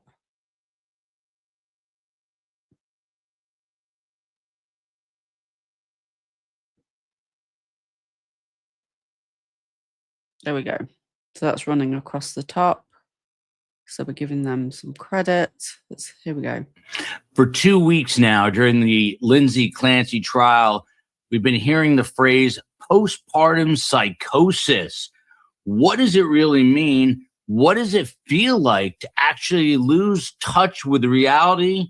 Tonight, you're going to actually hear from someone who experienced it. Welcome to the global phenomenon. Most interesting guests in all of true crime. And we bring you some of the biggest and best trials, which is what we've been doing for 14 days in the Lindsay Clancy trial. If you don't know her story, and many people do not, you have to go back to Duxbury, Massachusetts, January 24th, 2023. The mother of three, Lindsay Clancy. The children are Cora, Dawson, and Callan. Callan's only 8 months old. Well, I'll be honest, at first I thought, shall I put this I'm not sure about this gamble thing, but it's not gambling money or anything. It's not like we look like we're gambling. There's a roulette game and everything. I thought, no, I'm not putting that up because we're doing true crime. And there had been issues with mom Lindsay having a lot of trouble after her third pregnancy, feeling depressed, feeling anxious, going to a multitude of doctors and nurse practitioners and other mental health experts, being put on a litany of medications, a cocktail of medications, 13 of them by all accounts. And then in testimony today, we hear she was even Googling the word psychosis at one time. So what is postpartum psychosis? How is the jury going to know what this is? We have a guest I'm going to introduce in just one moment who has been through it and can teach us and explain better than just about anyone. But first, quick message. In sports, they always say that a great offense comes from a great defense. And you know what? The same. Okay, let's just skip this advert. And most importantly, for tonight's conversation, she is a survivor of postpartum psychosis. Please welcome to the show, Teresa Twomey. And Teresa, I should ask you before we got on the air, is it Twomey? Am I pronouncing it correctly? No, it's Toomey. So like the first three letters, like the number 2. Okay, so it is Toomey, and I'm glad I asked there. So I stand corrected. We were dealing with I can't even remember. Is this the same lady? Let me look it up. a couple little technical issues off the top, so I didn't have a chance to ask. So forgive me. It is Teresa Twomey, excuse me, and she is, you are the author of Understanding Postpartum Psychosis, A Temporary Madness. This has sort of been a taboo subject. You're also an attorney by training. You don't practice anymore. Why is it that in 2026, so few people understand both postpartum depression and postpartum psychosis? Well, I think it's a very uncomfortable subject, particularly postpartum psychosis. We don't like to think that something like that could happen to. This isn't the same lady. This is a different lady. The one Brian Ensign had was different. She had straight hair and she got definitely a different accent. So this lady, hopefully she's going to like, not just word vomit over us all. Someone we love. And if we accept that it could happen to any new mom, then we have to accept that it could be something that would happen to someone that we love. And if we understand that somebody with it, who's a loving mom, who doesn't have any history of abuse or any of that type of thing, could suddenly kill her children or somebody else, but her children usually. If we understand that as a sort of dice roll for untreated postpartum psychosis, then we have to understand that something that horrid could happen in our own family or to those we love.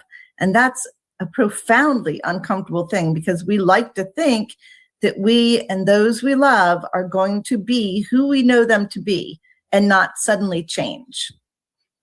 Well, I'd love and look forward to, in just a moment, getting into your story. I want to hear about it. But before we get there, there's been some conversation, just generally speaking, and for full disclosure, you know, we talked a moment or two before off air. What's my opinion? Well, I'll be honest, I was really, really, really on the fence at the start. But I'm swaying towards more that it wasn't. I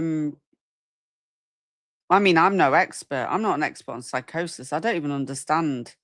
Because I guess if you've not had it or been through it, how do any of us?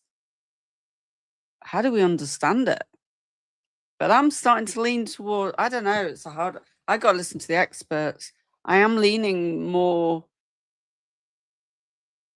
not psychosis than the other way. Like I'm veering a little bit off the middle, but I feel I still need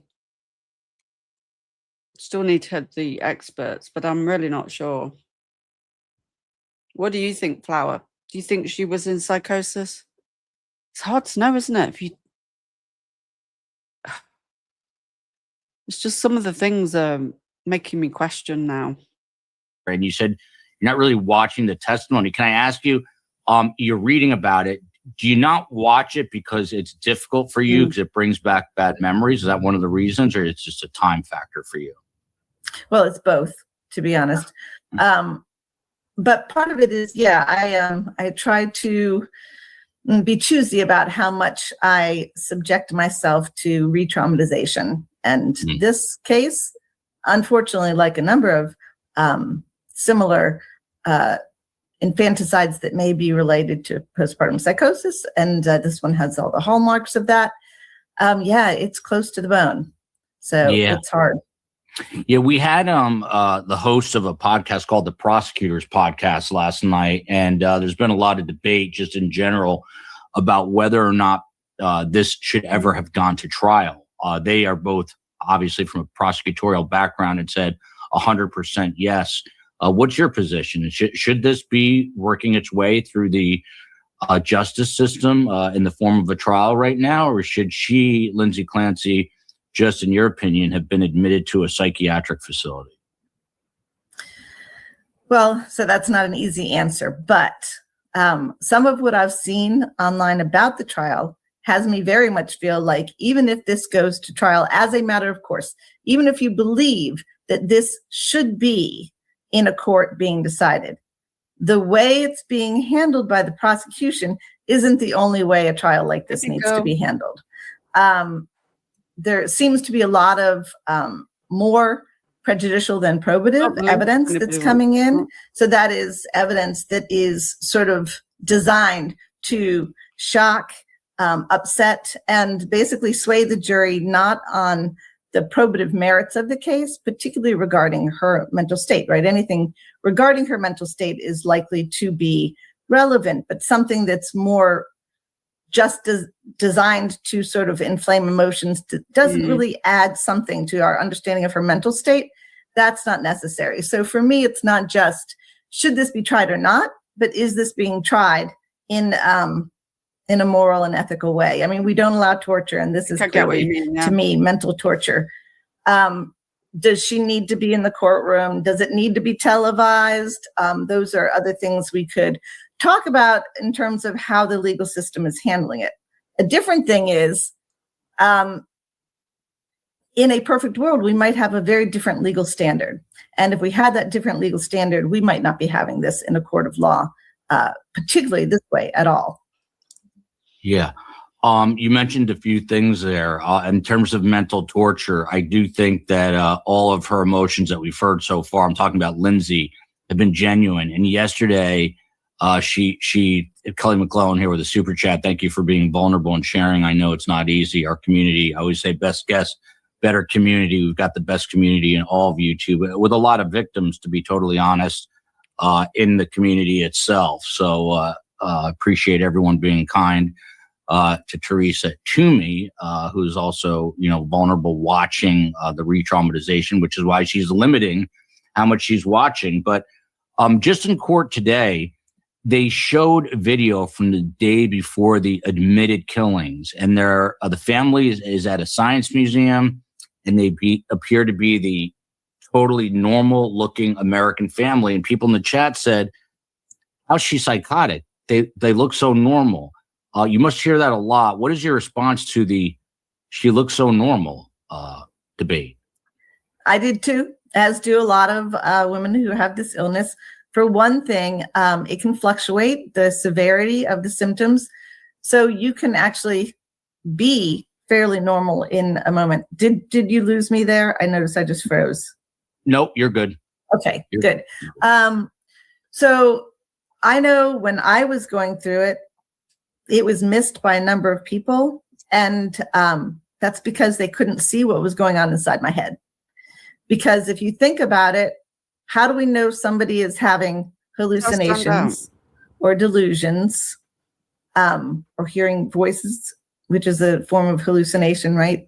Feeling things on their skin or whatever, any type of, or being paranoid, right? Guilty. If somebody doesn't disclose those, and if someone isn't skilled asking the questions to elicit that, you can't tell just by looking at somebody whether or not they're having a mental health crisis. We're going to get into your story. I hope you're willing to share it in just a second. But one, because I just saw it pop up in the chat, and I want to really open this up to all of STS here. But mental torture. Someone immediately jumped in and said, "Well, what about the physical torture of these children who were murdered at her hands?" Which is what the court is. The jurors are trying to figure out right now: was she or was she not criminally responsible? And the defense has said she did this. I'm just wondering what your response is to those who are sort of seeking the most severe punishment for her, who say, but she murdered in the most gruesome way her 3 children. And here you are, someone who went through it and said she's being tortured now mentally. So how do you kind of negotiate the two, that she's suffering, the kids suffered? Is it possible? Are they mutually exclusive? How do you see it? So yeah, 100% not mutually exclusive. I mean, yeah, no doubt. What a horrible, tragic thing. What those kids experienced, it breaks my heart. It is so hard to imagine.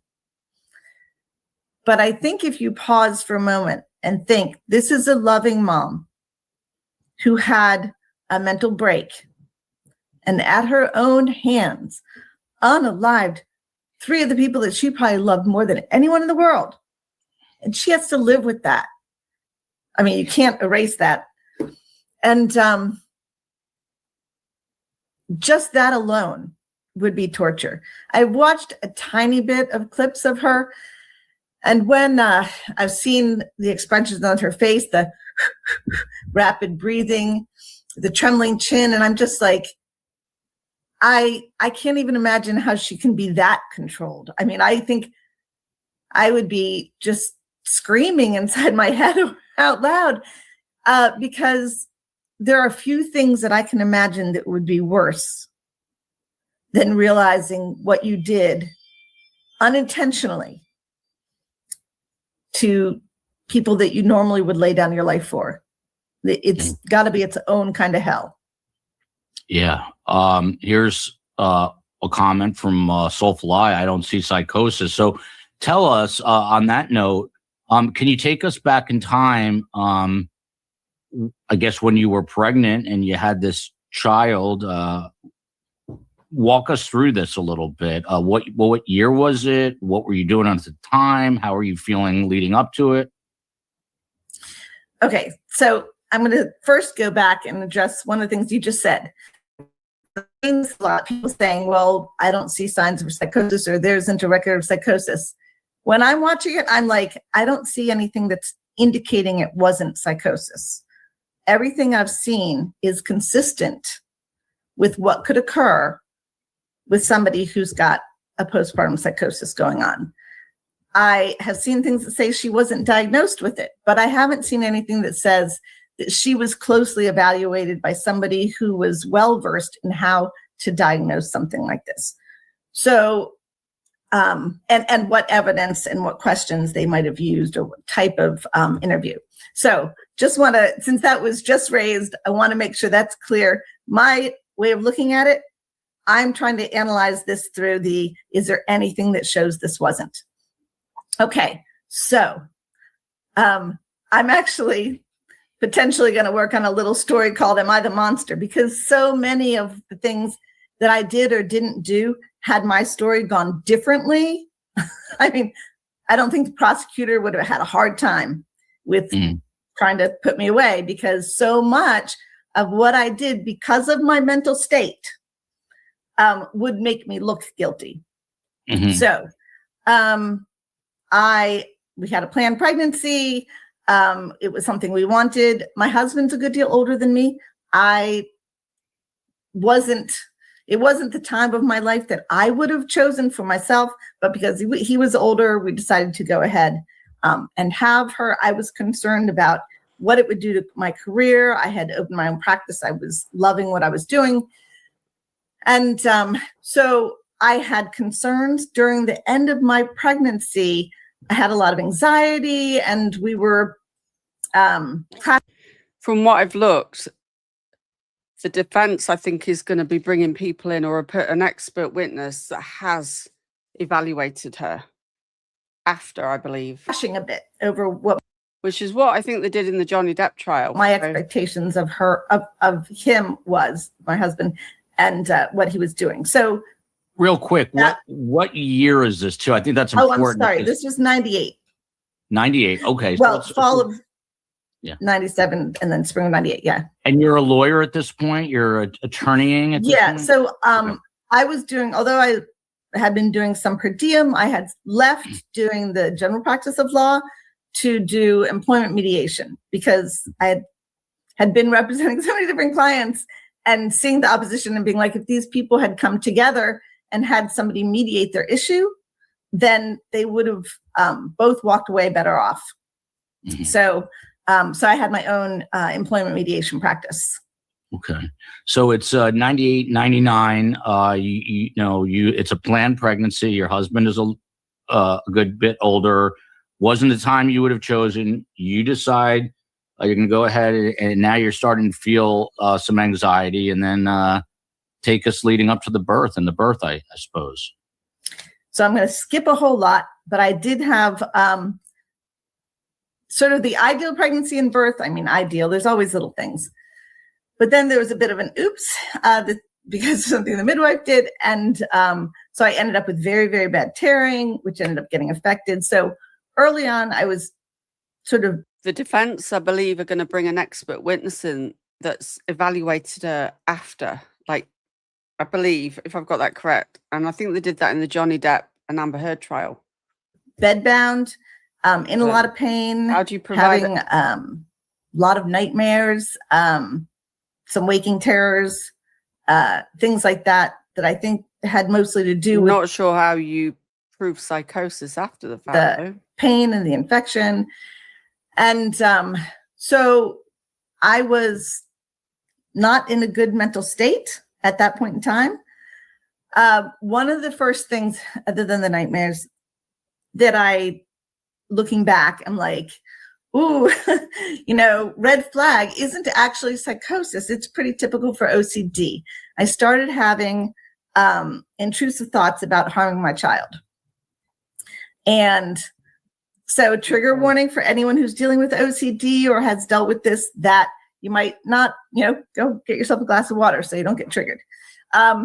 So my thoughts were throwing her down the stairs. Oh my gosh. And I had the typical reaction of, oh my gosh, I'm a horrible mother. How could I have such a terrible thought? And then the first sort of psychotic symptom that I didn't realize, I didn't know anything about this. I would never have thought something like this would happen to somebody like me. This was so far outside the realm. That I, as my understanding, not as a possibility, which I see now, but as my understanding. And so I had that same thought about throwing her down the stairs. But instead of that immediate reaction, I thought, well, if I threw her down the stairs, that might not, that would look like I killed her intentionally. But if I fell down the stairs, I would get banged up and she would die. Oh my God. And it would look accidental. And then everything would go back to the way it was prior to my giving birth. So when I say that, I don't mean I wanted my old life back in terms of her having passed. I mean, in my delusional mind, I was like, I never would have been pregnant. There would have been no death. That would have been something that would have just set me back in time, which of course does not make any sense. But again, delusional thinking. And just then I realized. I'm sorry, but just to be clear, so were these intrusive thoughts already starting while you were pregnant? No. This is after the birth. This is after the birth. Okay. Yep. And can I ask you, because I'm a guy that's pretty OCD-ish, and it's interesting because we've seen this. I think one of the things with Lindsay Clancy, without knowing her personally, it seems like she was very used to having control. And I have 3 children, and I know once you have the children, you lose a lot of control. You can't keep the house organized. You can't keep things neat. And I don't know if that's part of what, Lindsay was dealing with. It was sort of like this chaos is more like what it is. But when you were having these compulsive thoughts, these intrusive thoughts, how was it like throughout the entire day? Would it be like every few hours? How often were they coming in? So it was always the same. It was always when I would go past the stairs, and we had the nursery on one side of the hallway. You'd have to go past the stairs to go to the master bedroom. And that's when they would occur. So it would depend on how frequently I walked past there, which I then adjusted so that I would have to carry her past the stairs far less often. But that was the only thing I can identify as that type of thought. But when I had the one that was delusional, as soon as I stood there, I don't know how long, but then it couldn't have been that long. And then I realized, oh my gosh, that makes no sense. That's crazy thinking. And then I did the same thing. I reacted like, oh my gosh, I'm a horrible mother. How could I have that thought?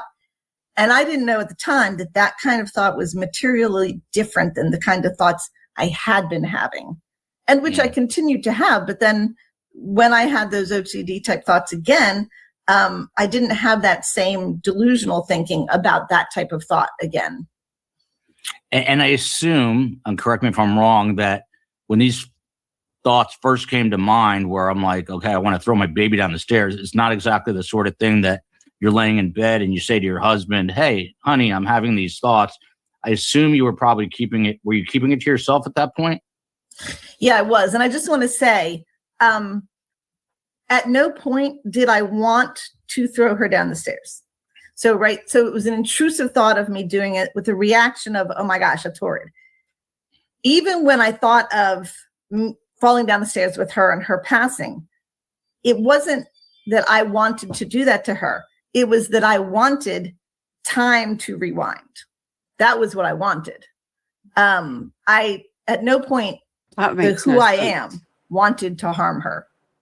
Right. Yeah. So a lot of this is obviously personal. And if I ask something that's too personal, just tell me to shut up. But prior to your pregnancy, had you had mental health issues where you can, were you okay? You obviously got through law school.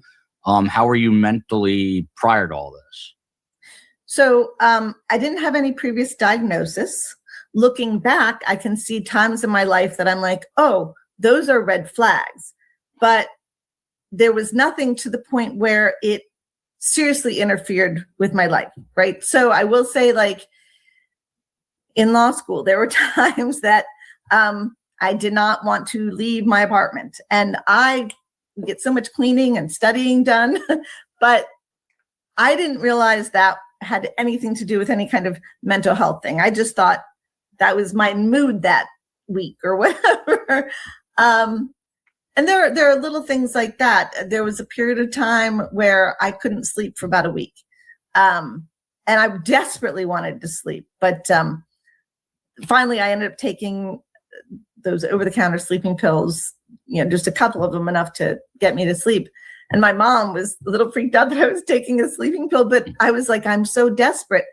But I didn't notice that as being anything that was a problem. Right? That was a thing that happened one week. So I never had a diagnosis, because I think we wait until somebody is in a major crisis for them to get a diagnosis, or for them to be well educated about it and seek help. Yeah. So some of the comments I'm just seeing again are people screaming in the chat saying, what she's describing is OCD, but these aren't auditory hallucinations. So is there a distinction? I assume there obviously is a distinction. If you want to elaborate now or when we get to it, just to the people who are raising their concern, okay, you're describing something, but that's not what Lindsay might have had. Yeah, and so this is one of the things that does get very, very, very tricky. So what I was describing, those OCD type thoughts, absolutely, except for that one that had that delusional element. And that very much is a psychosis type of thing. People who have OCD don't tend to dwell there in the moment and have completely delusional thoughts that they believe in that way. So although the delusion was brief, it was markedly different from what one would expect from OCD. But the other ones, absolutely, very much like OCD. So it is, I know that this is a very problematic area. It is one of the reasons why I feel like if you have a woman who's in the postpartum period and either she's expressing that she's very desperate for help or she has intrusive thoughts of any kind with any kind of reaction, then you really need to do a thorough exam to rule out psychosis, not to look for reasons to diagnose it as OCD and not psychosis, but to say what else might be going on and dig deeper. Because at the time, if I'd gone to a therapist and they had said, well, and I'd said, I have these thoughts, and they said, well, how do you react? I would have said, oh, like I'm a horrible mother. And I would not have explained that one time when I had this other type of thought, because it was bad enough to have the ones that made me feel like a horrible mother. That one made me feel a completely different sort of way, right? Even worse than just having the intrusive thought. So I was afraid of it. Yeah, but I also knew at the time, falsely knew, that I was not the kind of person who would ever harm my child. So that was not a concern of mine at the time. Yeah, this is from the COE, the chief of everything, aka my wife, my partner in crime here. Teresa, I watched your TED Talk. It was powerful. Please walk us through that experience, the moment it started, and how you knew when it was over. So how does this sort of progress from the OCD, the anxiety, I mean, at what point do you seek more serious mental health help, and where do you hit the psychosis portion of this?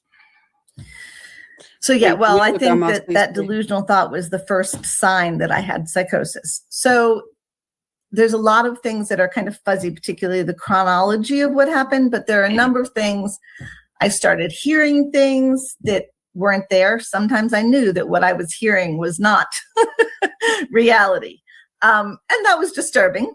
I didn't tell anybody. Can you explain that? Like, just give an example. When you say you were hearing things that you knew weren't reality, was it a voice saying, go throw her down the stairs? I mean, what was it?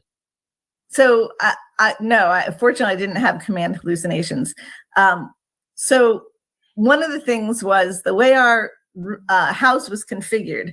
I kept hearing voices, like a party going on in this room right off of our master bedroom, right to the north of it. And I could hear them talking, and I was a little concerned. That seemed like maybe they were talking about me, and but they were laughing. I could hear clinks of glasses. I also knew there was no room there. I was 100% sure. I knew the layout of our house. There was no room there. But I also knew at the same time there was a party going on in that room there. I can't explain how that makes any kind of sense, but I knew both things at the same time. Wow.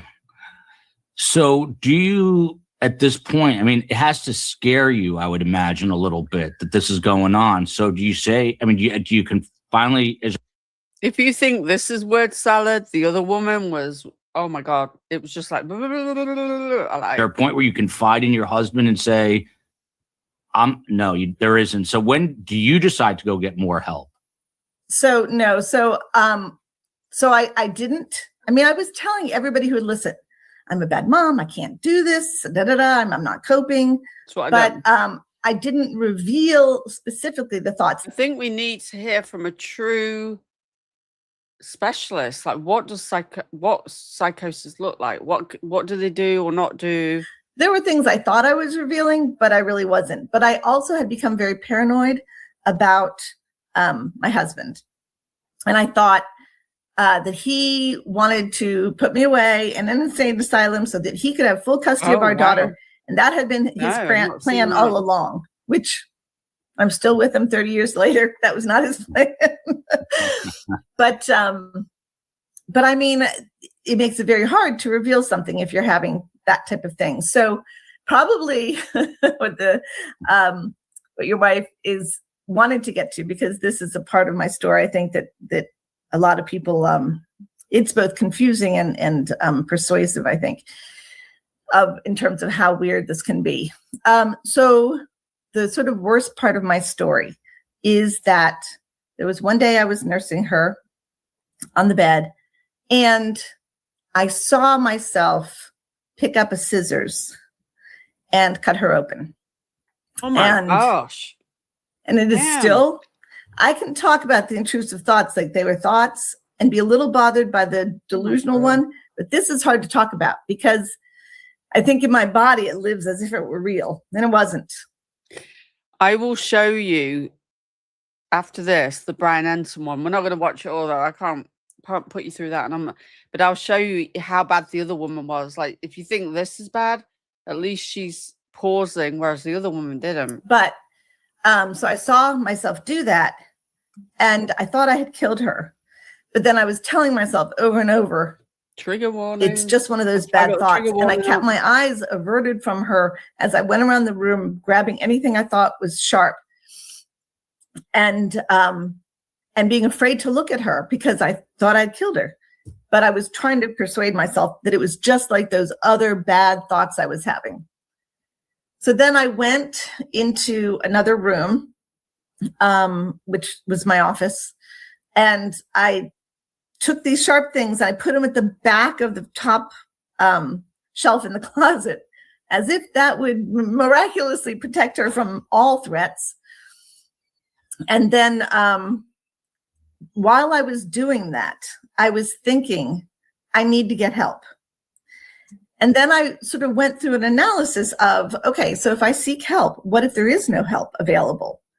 And then what if there was no help available and then I harmed her, or God forbid, killed her? And then if that happened, my help seeking would be used to prove that I had planned it. So then I would get the electric chair. So now I've got my husband who wants to put me away and fear that. Can you imagine what is going through his mind right now? He's like got the poker face on.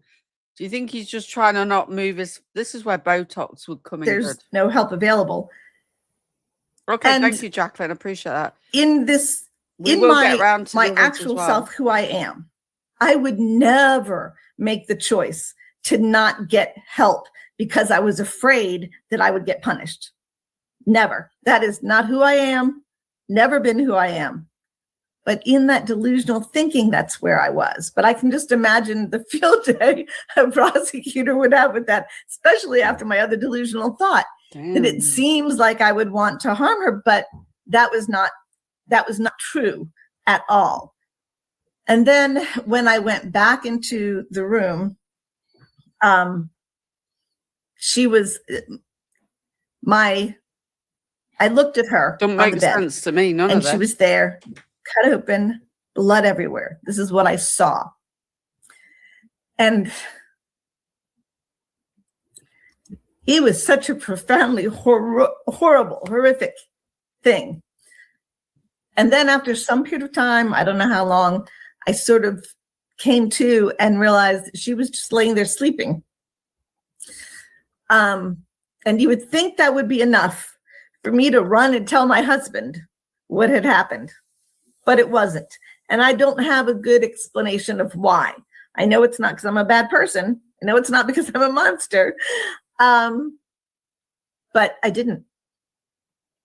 Wow. First off, again, thank you for sharing. I think this is shining a very bright light on not just your situation and Lindsay Clancy's current situation, but postpartum depression and postpartum psychosis in general. And you're hearing from a woman who went through this. This is Teresa Toomey, a one-time attorney who wrote a book on all of this. Sorry, but if I knew my mother had thoughts about that about me like this, I think I'd be scared of her. This, and she experienced it, and you're Yeah. hearing about how she had these intrusive thoughts of throwing her daughter down the stairs and even wanting to cut her open. And all these years later, Not wanting, never wanting.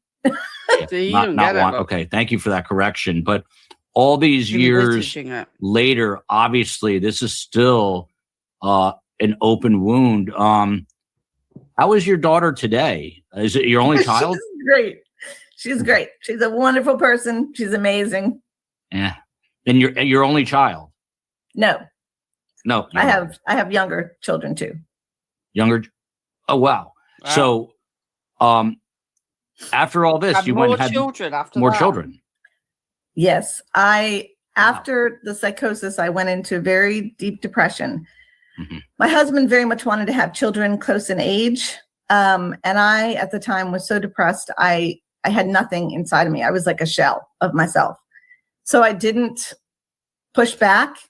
And so I got pregnant again. And that was twins.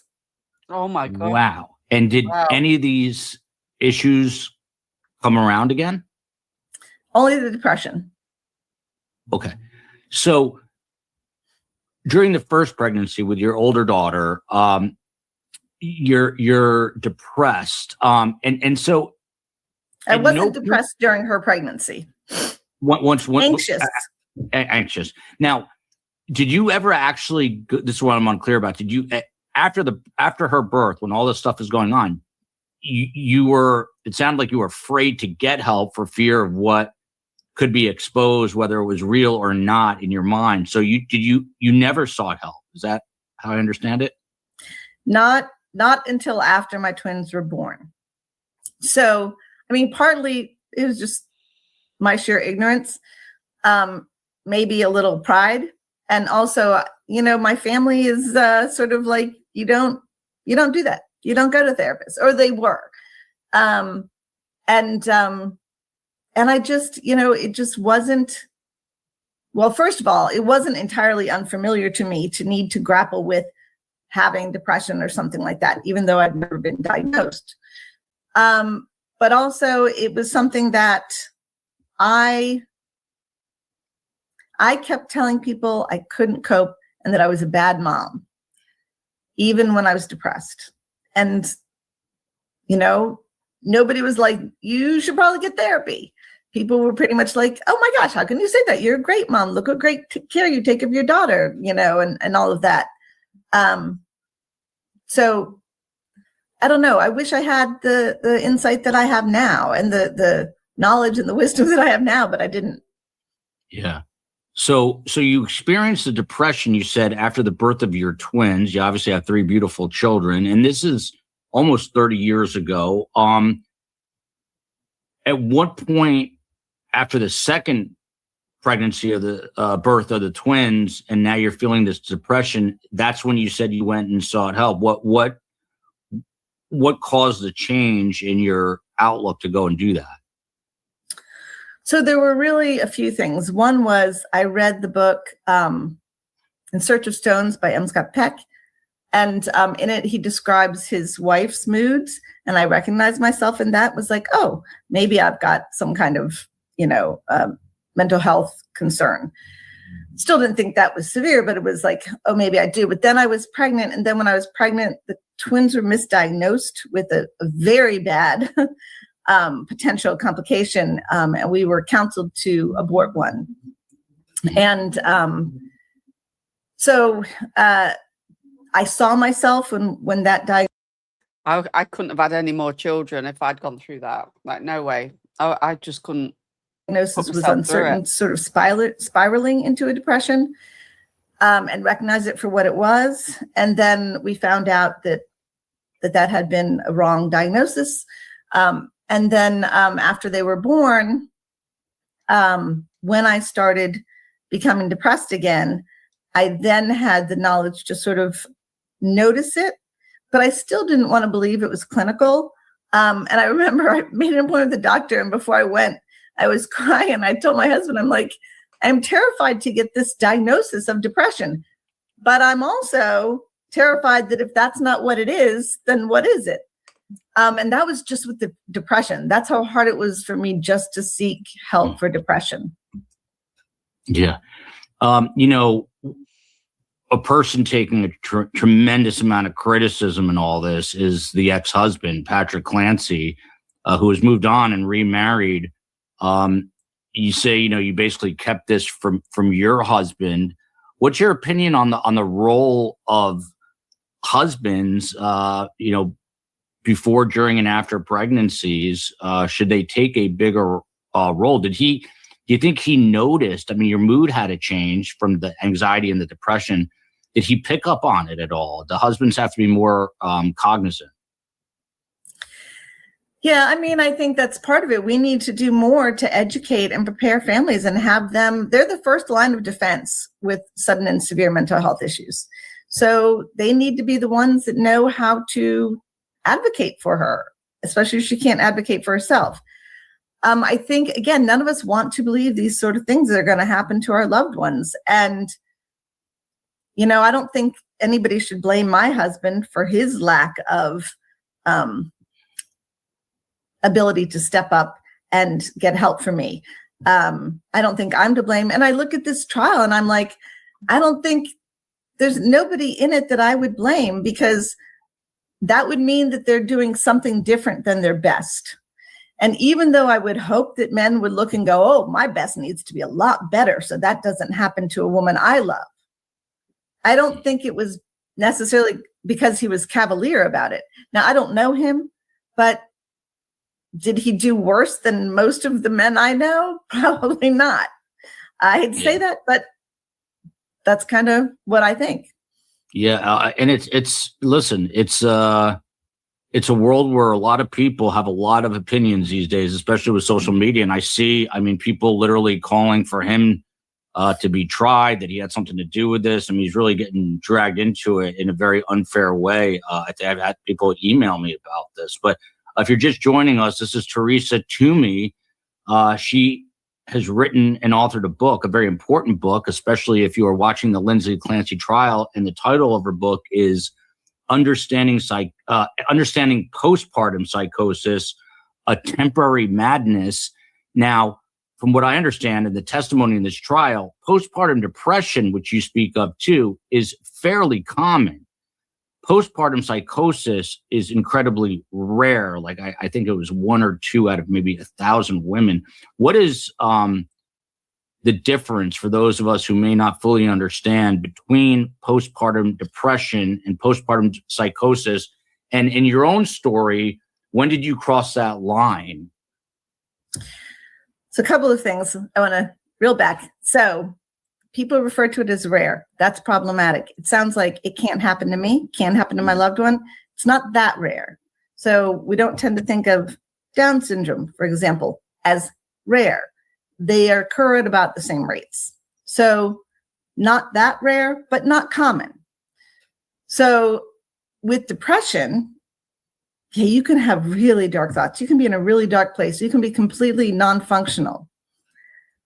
But you're not really living in a place with a different reality, right? So with psychosis, you sort of have a break with this reality and have sort of, I don't know what to call it, a new reality added. So kind of like with the hallucination I had with the room, you know, there was the reality that we all live in. And then I had this extra thing. Someone with depression isn't going to have something like that, right? That is where your reality is a different reality than what the others around you perceive. Now, depression can lie to you and tell you you're worthless and all kinds of stuff like that.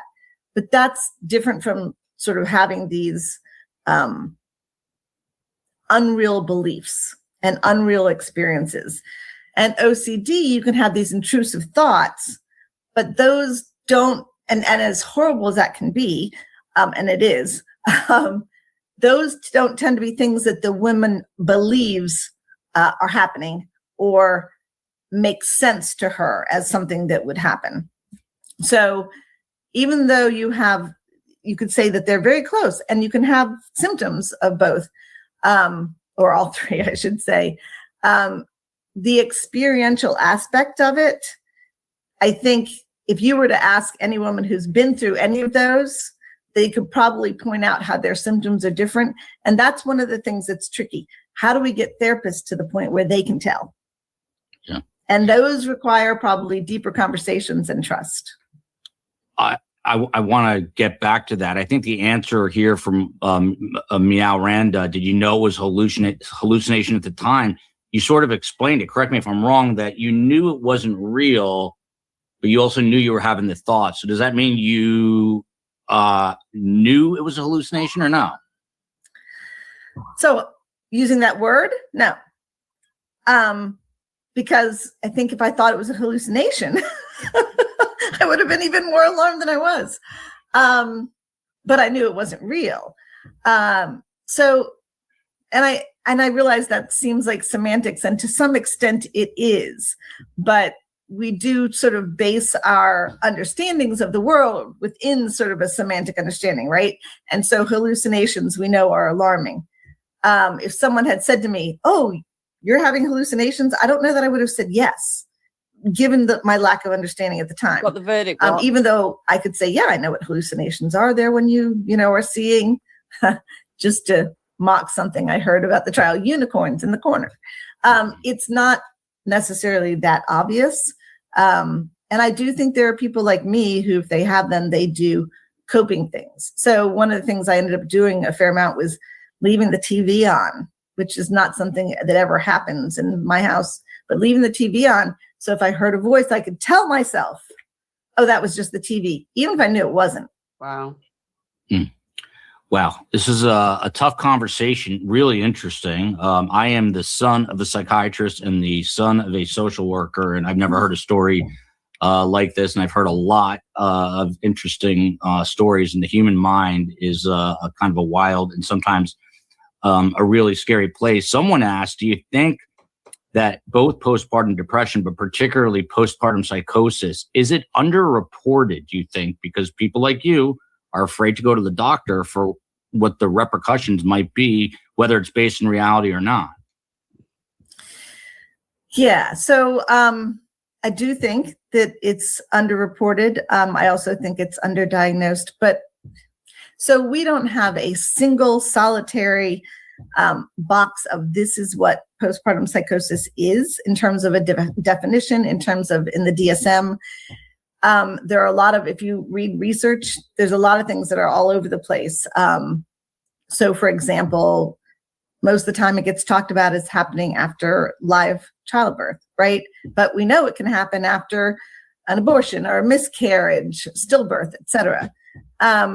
So in terms of if a woman has a psychosis of any cause other than what she had prior to her pregnancy and up till a year postpartum, I don't think we have any studies that tell us the rate of that. And even if we did, most of them would probably be like the other studies we've done, which are largely based on admissions. Yeah. Here's a comment from Better After Them. Ask about meds. This is heartbreaking. You're going to ask here, Better After Them. So, she was on a cocktail. She was crying for help. She was going to, there've been a slew of mental health care workers who have come through, nurses, doctors, licensed healthcare professionals. She was on something like 13 different medications. Testimony came out today that she was even Google. Right, I think we've probably. Do you think we've probably seen? I want to have a quick look at Brian Anson's got a guy on showing. Well, the finish now of what it looks like in the courtroom. Are you happy? I think we've got an idea of this. This lady's losing me a little bit. Are you happy for us to switch over and then we'll wrap it up? I just want to watch a bit of this about what it looks like in the courtroom. Are you happy to switch over? Yeah.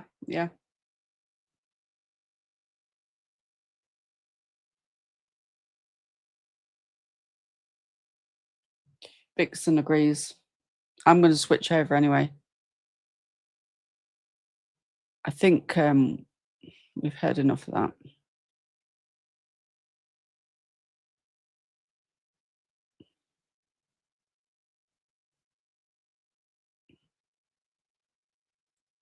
We haven't listened to Brian for a while. He's looking tan. Everybody who has subscribed, following my channel. I'm going to be watching. Brian's looking tan, doesn't he? The live stream. Lindsay Clancy, of course, is accused of murdering her 3 young children, strangling them with exercise bands. But her attorney says that she was suffering from postpartum psychosis and blames a mental health crisis. Last week, we heard about the final text messages she sent her husband, Patrick, before she killed the children. They were so mundane, basically, about what kind of food to order to get takeout. We also learned about her Google searches about hallucinations and psychosis and ways to die. And in a note, it's almost like it was like a diary entry that Lindsay had on her phone. She wrote, "I'm terrified of something happening to my kids or doing something wrong to mess up their development." She wrote, "Our generation is inundated with information about every aspect of parenting. It's insane. For the last 5 years, I've just filled my mind with all things parenting, and it's just unhealthy." So I want to give you guys a look into the courtroom because you can watch the trial stream and you can read the highlights, but there's really just like a different vibe when you're actually in court, especially because in court you can actually see the jurors and you can see their reactions to things and just sort of get a feel for what they may be thinking. Criminal defense attorney and host of the Defense Diaries podcast, Bob Mata, he has been in the courtroom. He's obviously very observant, especially because he's a criminal lawyer. So I want you guys to hear my full conversation with Bob. Hey, Bob, thank you so much for taking the time to talk with me. I really appreciate it. I was really interested in talking to you just because you've been in the courtroom. And so many of us have been following the case, but haven't actually been there. What is it like? I mean, I can only imagine like how emotional it is. Hey, Bri.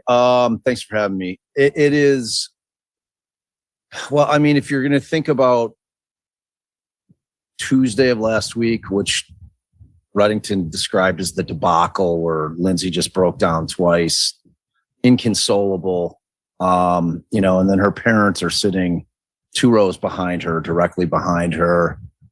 They're sobbing. It's incredibly, that was an incredibly painful day to watch. I mean, if you're a human being,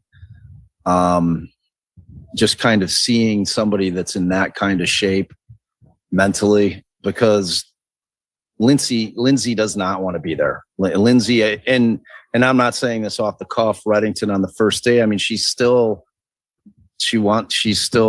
wants to not be here on Earth. I mean, I'm trying to stick with the YouTube parameters, but I mean, she's never going to be fine.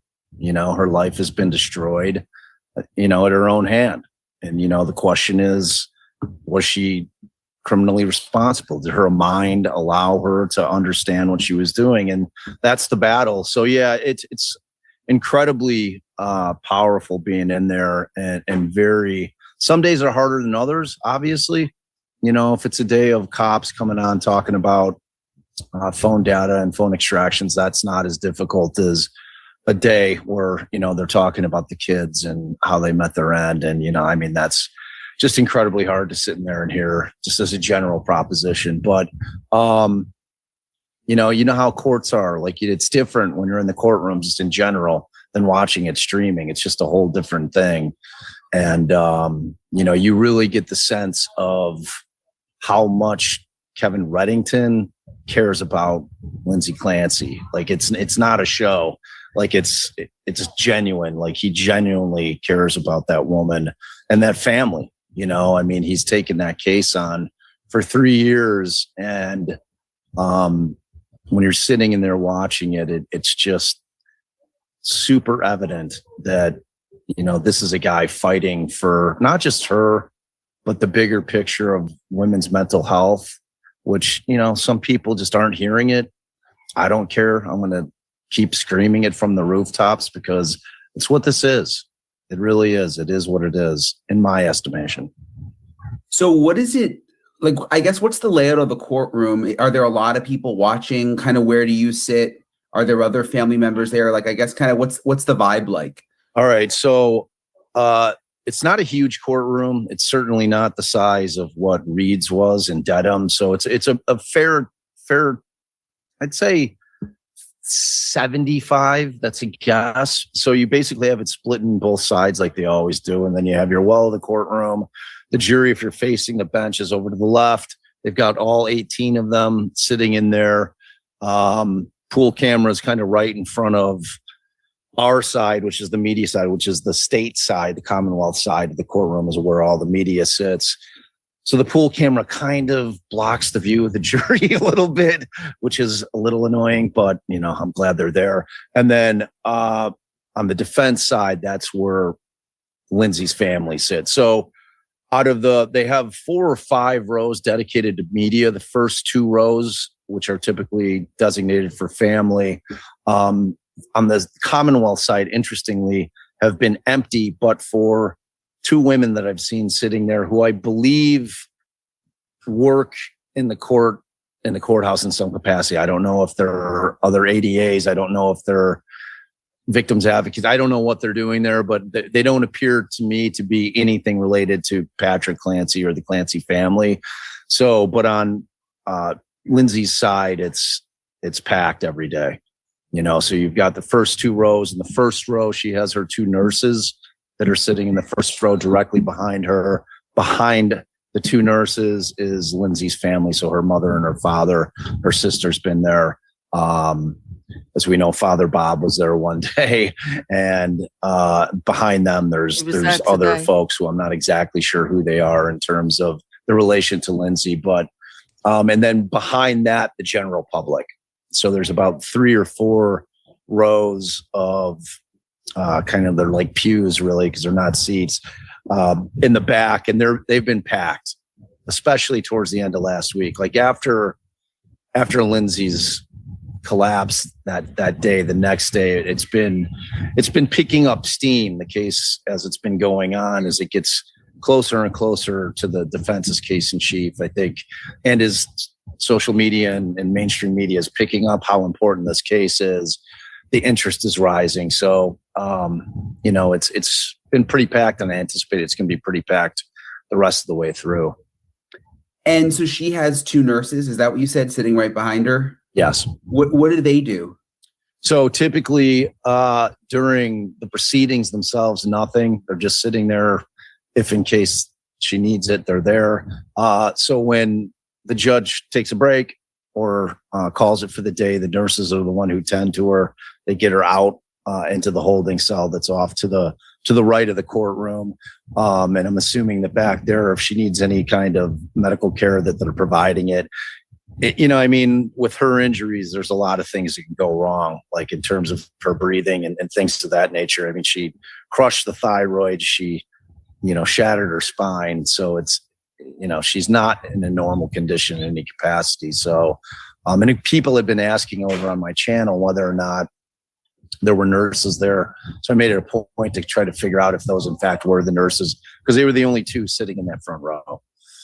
Yeah, because, and I don't know, like, I'm not an expert on this, but some people in a wheelchair, you know, they don't need nurses necessarily. They right. Just, you know, are in a wheelchair. I guess there must be something else going on maybe with her beyond just being paralyzed, you know? Yeah, I think it might be, you know, if there's a situation wherein, like, on the day where she broke down and she's sobbing hysterically, I don't know if that could potentially create like a breathing issue for her. It's like her breathing isn't the same as the rest of ours due to the severity of the injuries from what I've been told. So, you know, but I mean, that's the point.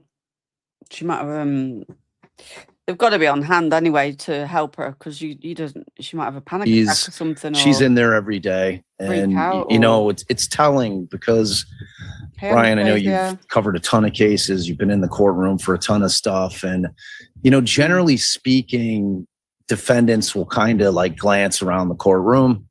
You know, it's not unusual to see them kind of looking over the counsel table, you know, before the proceedings start, to kind of look back and see who's in the gallery. Lindsay never does any of that.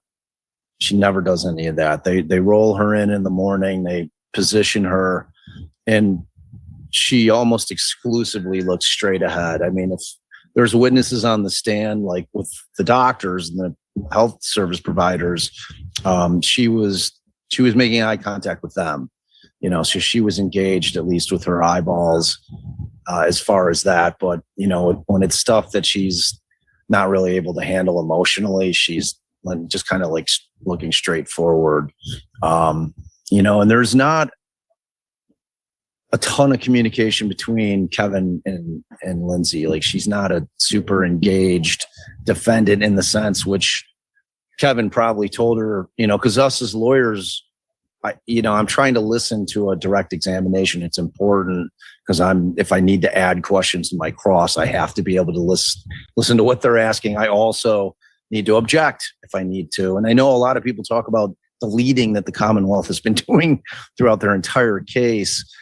And, strategically, I think that Reddington is picking his battles. If they're leading so much that if he was constantly objecting to the leading, I think it might be off-putting to the jury.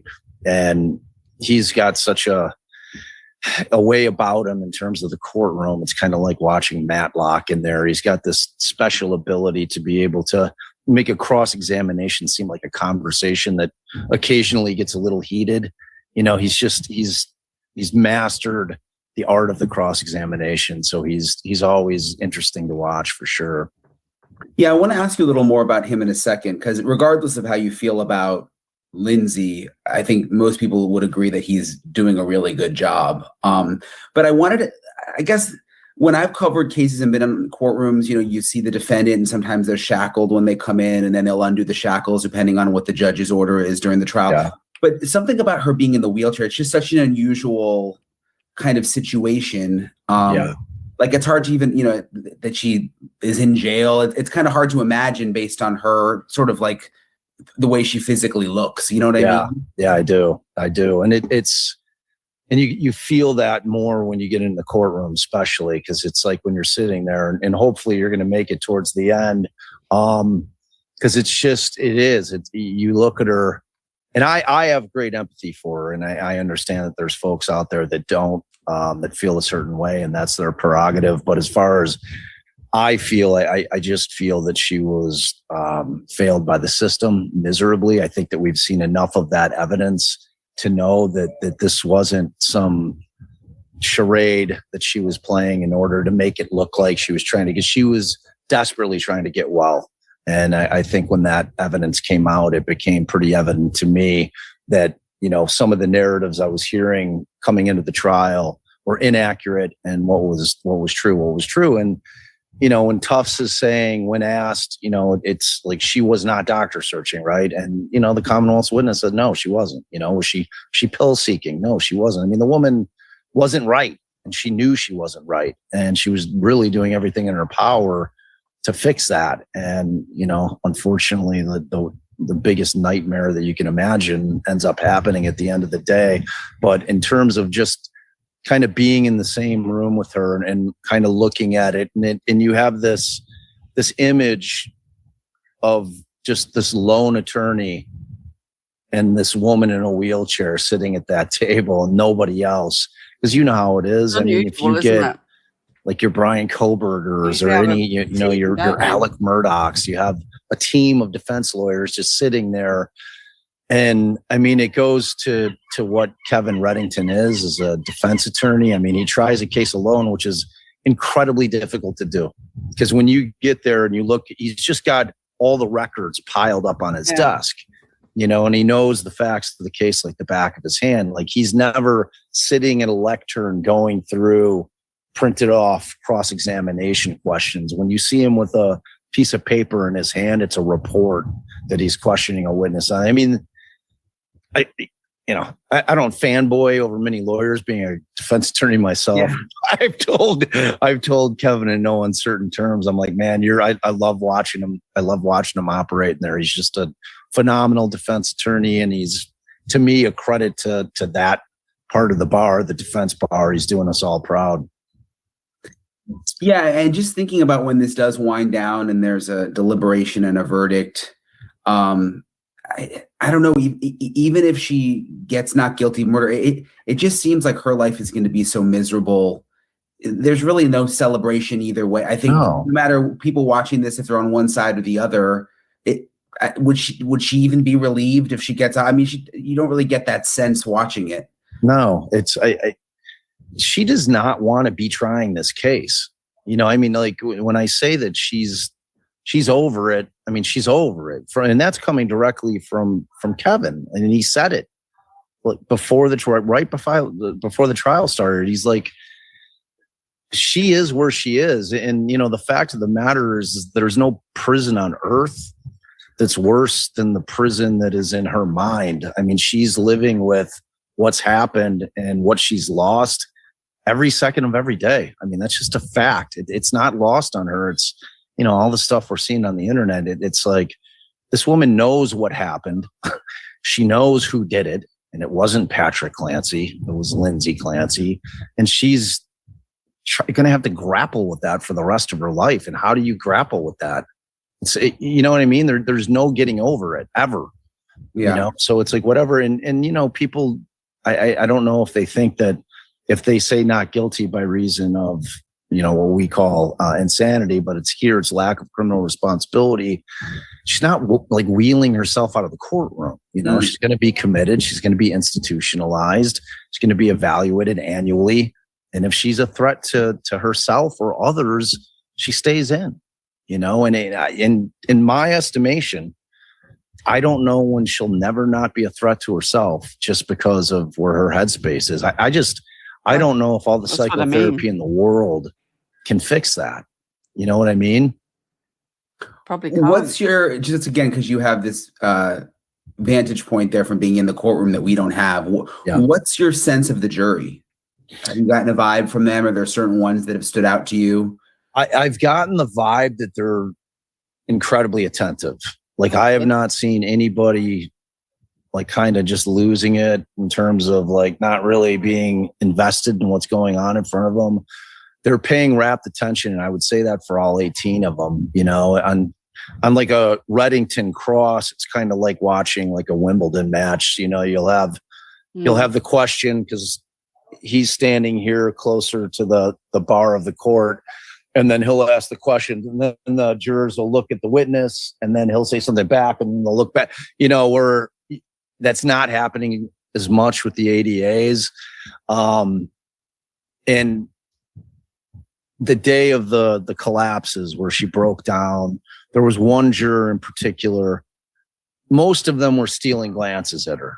You know what I'm saying? Like when she was hysterically crying and just so upset, and you know, they would look over for a second and then kind of look back. But there was one juror in the second row who was female who was locked on her.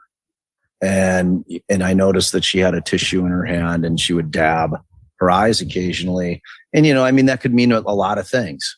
You know, that could be her feeling the death of the children. That could be her empathizing with Lindsay. I mean, it's hard to know, but it was like really the second time where I'd seen the jury like show some emotion. And, but I mean, to me, the most important thing is that they're paying attention. A lot of note takers. The breakdown is 12 women, 6 men. I think if I, you know, kind of guessing on age, there's two women in the front row that I think are somewhere between the late 20s, early 30s. I think they're the youngest on the jury. There's one black male juror. I would say a bulk of the jury is somewhere. There's one senior, probably in his senior male. He's probably in his early 70s, maybe mid 70s. And then I would say the bulk of the rest is somewhere in the, you know, mid 40s to mid 60s, you know? So, and I don't, you know, in this type of case for a defense attorney, when you're trying to figure out like, well, who would be the perfect juror in a case like this one's so hard, you know, is it men? I don't know. Is it young moms? I don't know. I don't think so. You know, in my estimation as well, the younger generation is far more in tune with mental health and mental health issues than, you know, like the Gen X and especially like the boomers, as they like to call them. They're just not as in. We're going to be wrapping up soon, but thank you for those that have been here for the first Trisha Talks True Crime stream. But the trial will be on tomorrow, so I'll be here every day on Kick Seems like we're going all right so far. touch with it. It's just a different mindset through the generations. And you know, like my 20-year-old We'll be wrapping up soon, though. I'm not going to watch the whole of it. daughter's very, very intuitive Later. about her own emotions and her own mental health. And most kids in that kind of age range are. So I'll be wrapping up and then I'll do a redirect. I was coming into it thinking, maybe I would like to have like more young people on the jury, just because you're like Reddington really has to be able to convince the jury to follow the law, you know, ultimately at the end of the day, which is a really, really tough ask. It just is. They don't call the insanity defense the defense of last resort for nothing. It's really, really hard to sell juries on it. You see it online. You know, there's people that want an eye for an eye. They don't care why she did it. They don't care if she was in psychosis. Yeah. Fact of the matter is that she did what she did and she has to pay for it. You know what I mean? So it's like when you have those folks on the jury that just kind of feel like that. It's like a lot of Americans are, that eye for an eye thing is a real thing. Well, I'll be honest. That's how I felt at the start. I'll be honest. And, That's you how know, I and felt. I'm no one to judge. And 3 babies can't come back. That's how they shouldn't feel. I mean, yeah, I apply the law, but I'm a lawyer. You know what I mean? I have a different mindset on it. So it's like, but I understand what the general public's position on that is. And it's a big ask. You know, it's just a bit, no matter what's going to happen to her, even though she's going to be hospitalized, uttering the words not guilty, even though it has words behind it, is going to be an impossible task for some people. And, you know, I don't think, let me ask you, do you think it's going to get to a verdict? I'm going to turn it around and ask you a question. Yeah. Well, I think you made a really good point. I think, and even just everybody's talking about this case now. I mean, even this weekend, my friends are asking me about it. My parents are asking me about it. Most people feel bad for Lindsay Clancy, I think, and feel like, you know, there's not another motive, not a secret motive, and that, you know, people are talking about their own postpartum issues.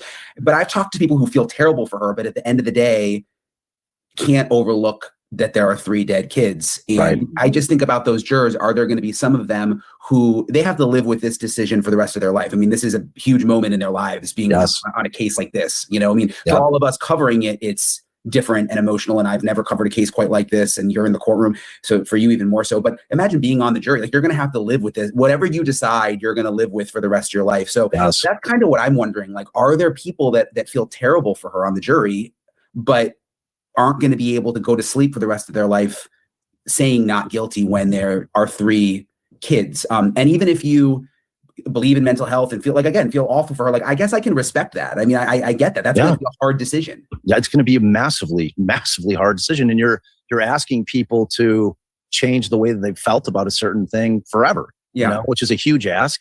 And frankly, it's near impossible to be able to accomplish that task as a defense attorney. It's like, what it really boils down to is reverse jury nullification. Because I think at the end of the day, that what's going to happen, and I think that we saw enough, oddly enough, through the Commonwealth's case in chief, which I believe is wrapping tomorrow. I think they're going to be resting their case tomorrow, and I'm assuming that Reddington's going to jump right into his case in chief.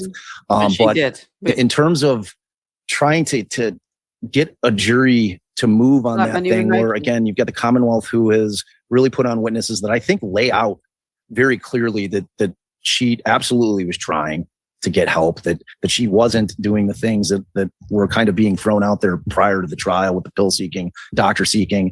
And you see that she was failed in some capacity. When you read her journal entries, I mean, they were powerful. It's like, I was sitting there in the courtroom, I'm like, so the Commonwealth thinks this is helping their case? I mean, it's showing like a loving mother that, you know, was struggling because she knew that she was having a hard time treating Callan the same way that she did Cora. You know what I mean? Because Cora was her firstborn, and that was a thing. And, you know, it's her open, honest things in there. Like, people are posting like, oh, this looks like a suicide. No, I'm like, it really doesn't. But, you know, I mean, people are going to construe things differently, and that's fine. But I mean, I'm reading it and I'm looking at a mother who's struggling mightily through what she's going through, and desperately wants to love all of her kids just as hard and the same way that she loved her first when she was born, which I think a lot of mothers struggle with. That's not a Lindsay Clancy thing. That's like, you talk to mothers all over the planet, they're going to be telling you the same thing. It's always one of the things that you go through. You know, my wife's had 4 kids, you know, I mean, we love them all the same, but like, if I were to sit there and like micromanage, did she treat our first differently than she treated our last? Probably not intentionally, but probably, you know what I mean? But to me, the most powerful message that really kind of sealed that portion of like, all right, I'm convinced that she was genuinely trying to get better, and that everything that I heard prior to that was inaccurate, was that when she sent the message saying, I just feel like I'm not being heard, to me, I was like sitting in the courtroom. I like kind of leaned back in the pew or whatever you want to call it, the bench. And I'm like, man, that's it right there. So then what happens? Now the shift is going to be Reddington's going to put on his experts. Reddington is going to answer the questions for the entire world because people do not know what psychosis is. People confuse being a psychopath with psychosis. They're two different things. They're just not the same thing. People don't understand that you can plan when you're in psychosis. It's not like you're frothing at the mouth, bugged out eyes, like movie type stuff. That's not what it is. It webs or it ebbs and flows, it wanes, it waxes. It's a mental illness that takes form for every single person a little bit differently. It's not like, oh, you've got the chicken pox, everybody gets the little bumps and they itch. It's a mind disease. And, some medications work on some people, some don't, some have an intolerance to it. Some don't, you know what I mean? So like those things, that part of the trial is going to come out. And then this case, because if people are going to be like, and I'm just can't wait for it to happen because it's going to happen when they rest. And if it happens tomorrow, people are going to be like, wait, that's their case? And the answer is no. Their real case is going to take place in rebuttal. So they're going to put their experts, their lack of criminal responsibility experts on after the defense's experts are on. So their real case in terms of fighting that second prong of lack of criminal responsibility is going to happen after the defense ends up resting. Oh, interesting. That's a good perspective. I hadn't thought about that. Yeah. I don't know what you think. To me, and you've been in the thick of it, but just for me watching just off and on the way I have, the most powerful thing I felt like for the prosecution so far were the text messages before, when Patrick left and they were talking about what food he was going to pick up. And it was just kind of this regular dialogue, like just back and forth, order me this, order me that. And then that was right when she killed the kids. What did you think of that? Because it was kind of eye-opening to see her having this just like everyday, regular, what seemed like sane communication. Yeah, it's off-putting, and it's that thing that every single person on the planet that doesn't really kind of understand the ins and outs of psychosis is going to have to be educated on it. Yeah, that's the thing I'm saying. It's like the experts that I've spoken to about it are like, it can be a second by second thing. And it's a hard thing to figure because, in your mind, you're envisioning this awful, awful thing that she's doing one by one. And you're like, how could she stop doing that and grab her phone if she were in the middle of the acts, like when that happened, and just like you said, send kind of a normal, mundane text message. And it's hard to grapple with that. And, we don't really know the timing of how everything went down. We have the state's theory. That's you give that the weight that it's worth. They weren't there. They're guessing a little bit. They know how long Patrick was gone. And that's their timeline, right? So it's like, and it was what, like 58, 59 minutes total time. So, they don't know exactly when things were happening, but either way, it's like, even if she was done with a horrible thing, and like she had moved upstairs to the bedroom and she's trying to harm herself. Is she answering the text then? It's like to say, like, it doesn't get any easier to kind of deal with that question of like, how was she able to do that? How was she able to switch? And I think that when people start hearing the experts, because I think there's a misconception, if you've got auditory, command hallucinations and you're hearing a voice, there's also an aspect that the voice is helping you evade being caught. You know what I'm saying? It's like her people, it's not going to get answered until the experts get up there like that. Those are the questions that everybody has. Yeah. And then the question becomes, if you become convinced, like, all right, I've heard the defense's expert, I've heard the state's expert. They were both credible. That's what we've been waiting for all along, isn't it? I believe what the defense expert was saying about psychosis. Okay, she had psychosis. And then you're still like that thing that you were talking about. You're like, I can't write not guilty because of what she did. You know what I mean? It's like, do you know Susan Constantine, the jury consultant? Have you ever interviewed her? I've never met her. I interviewed her the other day, and it was kind of a dramatic way of putting it, but this is what she said. She said that those jurors, and it's kind of weird to say this, but this is what she said. She said they're going to have to walk over those 3 dead bodies to say not guilty. And she's like, they may do it, but that was the way she put it. She's like, they're going to have to be willing to walk over those 3 kids. And I was like, man, she's not wrong. That's a heavy thing to say, but I was like, yeah, it's vivid. Yeah. It, like, really, it sets it in your mind, and it's true. It's absolutely true, and that is super heavy, but really, really accurate. at the end of the day. And I think even those that feel, because everybody that's following the case and is aware of the case feels awful about the children. Yeah. You know, it's like, I hate this thing that I contend with all the time, because I've taken a position on the case where like, I don't care about the children. That's ridiculous. Obviously, we're all mourning the loss of the children. But when you're trying to figure out if we are going to apply the law in the country, because the law exists for a reason. They wrote the law for a reason. And us as a country have a and it's because of our kind of ignorance, for lack of a better term, of mental health and mental illness, and just pretending like it doesn't exist, keeping it in the closet, you know, I mean, and it's like, it's got to come out. Like, it's a thing. It's everywhere. Like, you can't go, if you're in a major city, you cannot walk down the street without seeing mentally ill people all over the place. It's not getting better. Like, we're not getting healthier mentally as a country. That's a fact. So the sooner we come to grips with it, and the sooner that we start to try to understand it and decide, look, you know, it's important to pour some resources into this and try to figure out how to help these people. I mean, it's not going to get better. And I mean, Lindsay is the extreme of this thing. You know, I mean, like, there's plenty of women. You interviewed one the other night. It was an incredibly powerful interview. I did a 7.5 hour live yesterday where I was having real people tell their mental health issues, in their illness. Does anybody know this guy's channel? Is he dropping stories? And it was unbelievable. It was incredibly hard to sit and listen to these people's pain, you know, and you know, and I had 6 or 7 mental health professionals on the screen with them. You know, I wasn't going to just put this thing out where I don't have people in the wings and on screen if going through what they went through triggers them. You know what I mean? So it was like, what the stories, Brian, were like, I did it because it was the same thing Reddington wanted to do. I don't know if he advertises them at the end, but sometimes he doesn't put the links in the description. Which the judge said no. You know, which is what he wanted to bring normal people, lay people that weren't experts to come in and talk about their real life experiences with postpartum depression and postpartum psychosis, much like the woman that you interviewed. You know, and there's power to that because it's different. Like, you know, everybody knows when you're watching an expert, because it's always asked on cross, oh, well, you've been paid by the defense, right? You know, how much? You know, so that comes out, and everybody understands that the Commonwealth's witnesses are paid as well. They're state employees, or they paid them to come in. So they're hired guns on both sides. I think that the normal average person would give more weight to a person like them that's sitting in the witness stand and telling their story that's going to be heartbreaking. And they're not the one on trial. They have zero reason to be lying about it. And so they would give that the weight. But the problem coming in was always going to be somewhat relevancy. You know, they're not going to be the exact same things. And it really set up a trap for Reddington where, you know, oh, well, you had postpartum psychosis, right? And you had 2 kids, but you didn't kill your kids. You know what I mean? That's like, it's a dangerous place to go. Ultimately, at the end of the day, I think the judge ruled on it properly. But, you know, there was a lot of power in what we did yesterday in terms of just trying to make people aware that it's a real thing.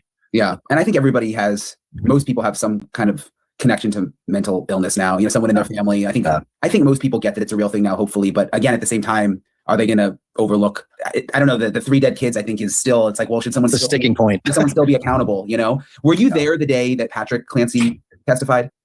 No, he was first day. I didn't get there. I decided that I was going to come in. I was aiming towards the defense's case in chief, and I ended up getting there the day that the cross of Dr. Tufts took place. So it was actually perfect timing, because I didn't really want to come for kind of the homicide portion, because I knew that Reddington and Lindsay had offered to stipulate to all that, you know, meaning that, like, it's not in controversy. She did it. She knows she did it. She admits that she did it. You know, so for that part of it, no, I didn't hear it, but from all accounts, it was well done, Jennifer. Thank unbelievable. You so much. Like, just incredibly painful to listen to. What do you make? And I'm sure you've seen it. I mean, there's this, you know, there's an army of people who seem to think that he is somehow involved or should be blamed somehow, despite there being no evidence of that. In fact, you know, it's the opposite, really. But were you surprised to kind of see that narrative come about on social media? Yeah, I was surprised, and I'm frankly pretty irritated by it, because it's harmful, incredibly harmful to the Clancy family, to Patrick. Like, you're throwing this stuff out on the internet for the world to see, and the world seeing it. I mean, on TikTok and Instagram, I can't go through my feed without it dropping in there, and I avoid it like the plague. And, you know, so you know that the families are hearing it, and it's just, it just shows a lack of humanity in my estimation. And, you know, kind of, you know, where were you for the last 3 years, super sleuths? Like, nothing's changed. Like, why weren't you digging into this for the past 3 years? I hadn't heard peep from anybody about any of this. And now, you know, and we all know that Kevin Reddington, you know, that a lot of women feel that he's championing women's mental health, and he is. And, You know, and I think even the people that think that, you know, because I started seeing that, you know, the folks that think that Patrick did it, you know, that somehow Reddington's like holding the ace up his sleeve, and that when his case in chief comes, he's going to buy. That's not happening. Like, and that would actually be bad for Lindsay. I mean, he couldn't do it. Yeah. Like, their defense is set in stone. This isn't like there's no trial by ambush allowed. That, like, so all the people that are waiting for Kevin Reddington to drop the Patrick Clancy bomb, like a Matlock series, it's not happening. Like, you can't do it. They're locked into this. That's their defense. And, you know, I mean, if you trust Reddington as an attorney in terms of saying, like, I'm watching this guy and he's doing a really good job, and he's 75 years old. He's been a super lawyer in Massachusetts for like 20 straight years. The guy's as legit as they come. And do you think that that guy didn't look into the possibility that maybe Patrick had done this somehow?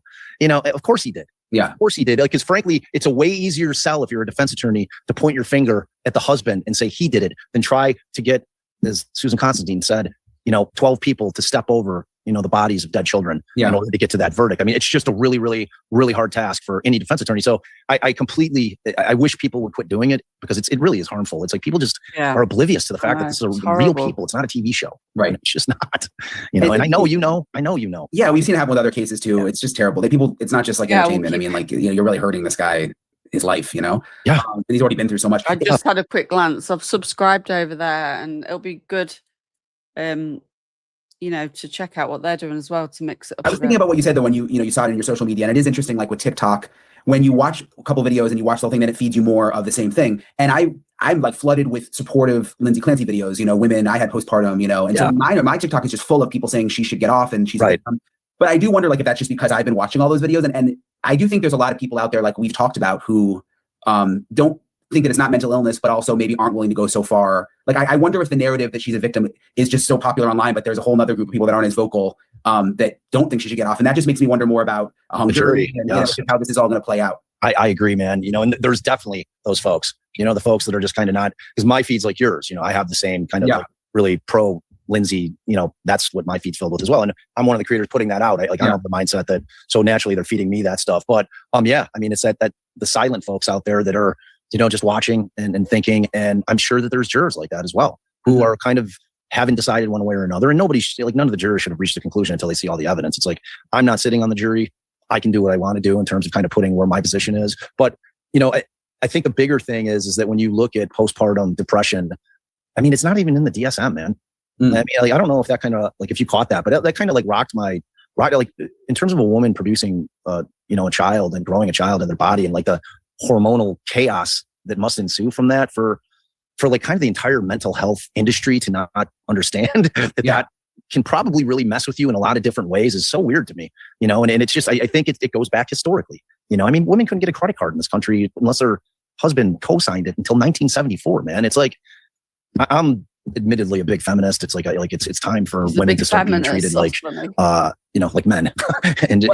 Yeah, and I'm sure we'll hear it when the defense gets their turn. But we're doing like an hour-long special on the case, and so I interviewed the psychiatrist who specializes in postpartum psychosis. And there's only I think there's only like 10 of them in the country that really. And she was, I think it's 1 in 2,000 women experience it. But she was saying most psychiatrists don't even know how to spot it. You know, it's a real specialty and it's rare. Yeah.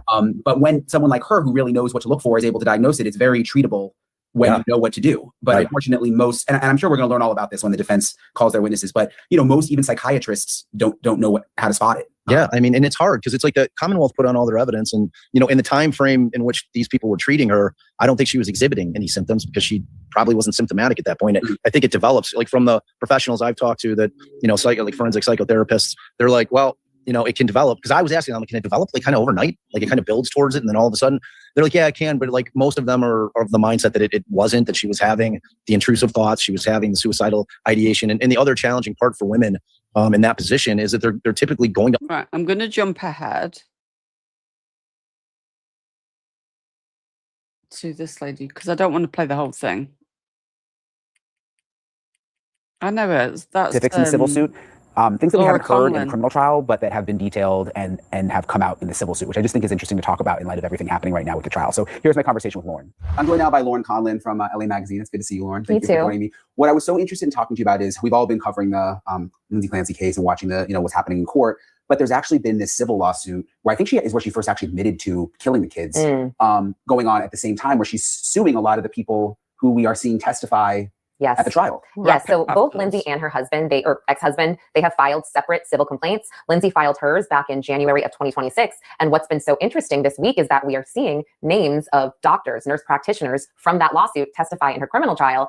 And in my opinion, that just makes them kind of unusual witnesses here because they're defending their actions in how they treated Lindsay, and they're concurrently being sued for those actions. And so it's interesting to watch, to say the least. I will say that it's almost been, if you're following the trial, it's almost been a little bit of a break, I guess, because we don't have to hear just about, the actual killings of the children, the stranglings, the evidence, the photos. It's just been so heavy. So seeing these doctors and hearing from them and what they prescribed and what they did do and what they didn't do, it's been eye-opening, to say the least. But Brian, I'm going to tell you that I'm still confused. I'm still very confused about this case, and I have a lot of mixed feelings. So, in the lawsuit, you went through the whole lawsuit. I remember Yes. you did this diagram that I saw on Yes. X. Was it about all the medicines that she was what were the main things that stood out to you? Yeah. So when I did this timeline, almost, it really helped me just get an idea of when she was experiencing certain things and when she asked for help and the help that was provided to her. So in her civil lawsuit, and again, some of this kind of came out in testimony as well, I think the biggest thing here is that Lindsay believes, and her husband as well, they believe that there was not one single provider that really knew the scope of what she was dealing with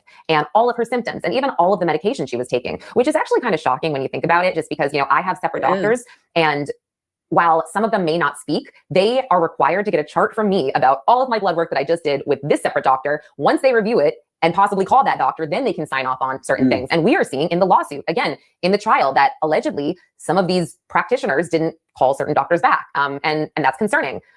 We also are seeing just the fact that Lindsay believed at the time that she so now she's been diagnosed with bipolar disorder, reportedly. And at the time, she was experiencing these onset symptoms of bipolar disorder, and none of these doctors recognized that. And because of that, they had her try medications like Zoloft, which if you are bipolar, Zoloft can cause you to hallucinate. And these are just little things that are cited in the lawsuit. This is not in full, and this is obviously only only Lindsay's side of the story. These are allegations, and obviously these medical professionals will have an opportunity to, fight them in court.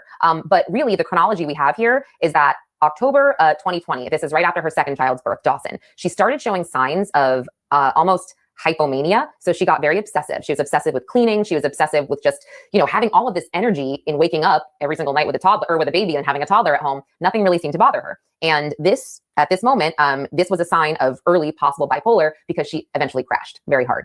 And then after Callan, which is her youngest baby, he was 8 months old. And this is when everything really, really escalated. 5 weeks after he was born, she was running a 5-mile race. And within a week, they say that Lindsay was waking up at 4 a.m., doing 5-mile runs, then a Peloton workout for 30 minutes, and then aerobics for 30 minutes, and then, then getting up and taking care of the kids. And again, this is a characterization of hypomania per Lindsay and per the doctor that she used to help her with the civil suit. So then we have, when she first saw Dr. Jennifer Tufts, who is the doctor. See you later, Life Unscripted. We'll be wrapping up shortly. In a few more minutes. We saw on the stand. A lot of her. And please jump in if I'm like, No, I just, when you said that name, I was just watching. Yeah, she had a rough go, I would say, on the stand. In terms of, when I say rough go, I just mean, she was on the stand for several days, and she was sitting up there forced to defend every decision she made, every meeting she had with Lindsay. And, she's young. She was born in 1989. I mean, it is interesting that Lindsay, while Lindsay wasn't necessarily her first patient, she was definitely very green when she treated Lindsay. And I think, there's pros and cons of having a young doctor who maybe does everything by the book, but also doesn't have experience in, finding, these symptoms and through past patients and, thinking about that stuff. Like, oh, this reminds me of XYZ. I wonder if I should look into this because it's so similar.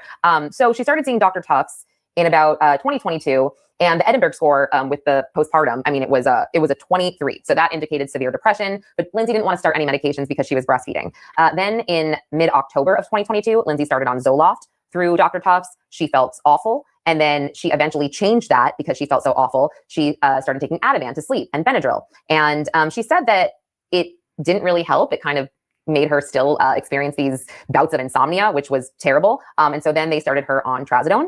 And then, and this was the South Shore ER that did this. She actually drove herself to the ER one day after staying awake for like 3 or 4 days at a time. It's insane. And then at South Shore, she had a follow-up and they prescribed her Prozac. So she was very frustrated with the lack of sleep here. And then by November of 2022, Rebecca Gelada, who we just saw on the stand, she rightfully thought Lindsay may have bipolar disorder. She thought, maybe you're experiencing this. And she put her on Ambien, Remeron, Klonopin, and then Seroquel. And so the Seroquel, I think, is a big point of contention as well. Her husband, Patrick, went to an appointment and said that Lindsay is she's acting like a zombie. And Lindsay said that's when she started experiencing the auditory hallucinations. She also contacted a crisis hotline, a suicide hotline, which none of the providers knew about. And this hotline basically told her she was not having an emergency because she didn't have a plan to kill herself or her children, which is also wild. And then she went to basically the Mass General Women and Infants Hospital in December, or I'm sorry, that was Rhode Island. And then she was advised to taper off of the Seroquel, which, she waited to do. And then she went to McLean Hospital, which was a whole other,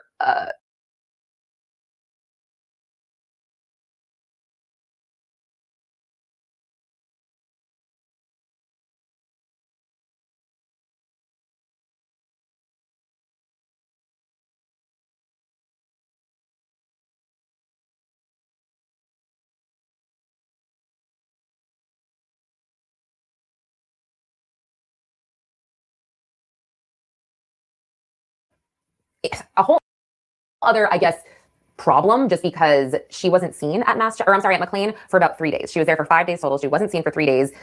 The hospital had cited the fact that it was a holiday. It was New Year's Eve and they had very limited staffing, but it's funny, they haven't been able to prove that in the trial just yet because the McLean hospital worker had no idea about the staffing. But Lindsay kind of checked her out of McLean as well. She set herself out. She said that she wanted to go home for Cora's birthday. And so they let her go on her own, and they gave her a Psychology Today website as a resource, which is another thing that we actually learned during the trial, which was crazy.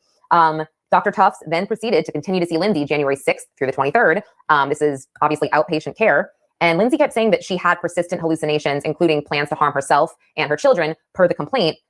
However, seeing Dr. Tufts on the stand, Dr. Tufts said she didn't know any of that. So there are times that I think patients will not share everything. But there you go. So she's saying she did have thoughts of harming her children. It's troubling, I guess, because again, learning that none of these providers really seem to talk to one another, and none of them seem to, I guess, go beyond the scope of possibilities that Lindsay, was experiencing, something having to do with postpartum, but okay, that can't have anything to do with this because, they didn't talk to the doctor that was treating her for that. So it's very confusing in a way, but I think that if someone were to read the story with the chronological timeline, they'd have a little bit of a better idea, I guess. I keep thinking back too that so many of these appointments when she wasn't at the inpatient facilities were telehealth.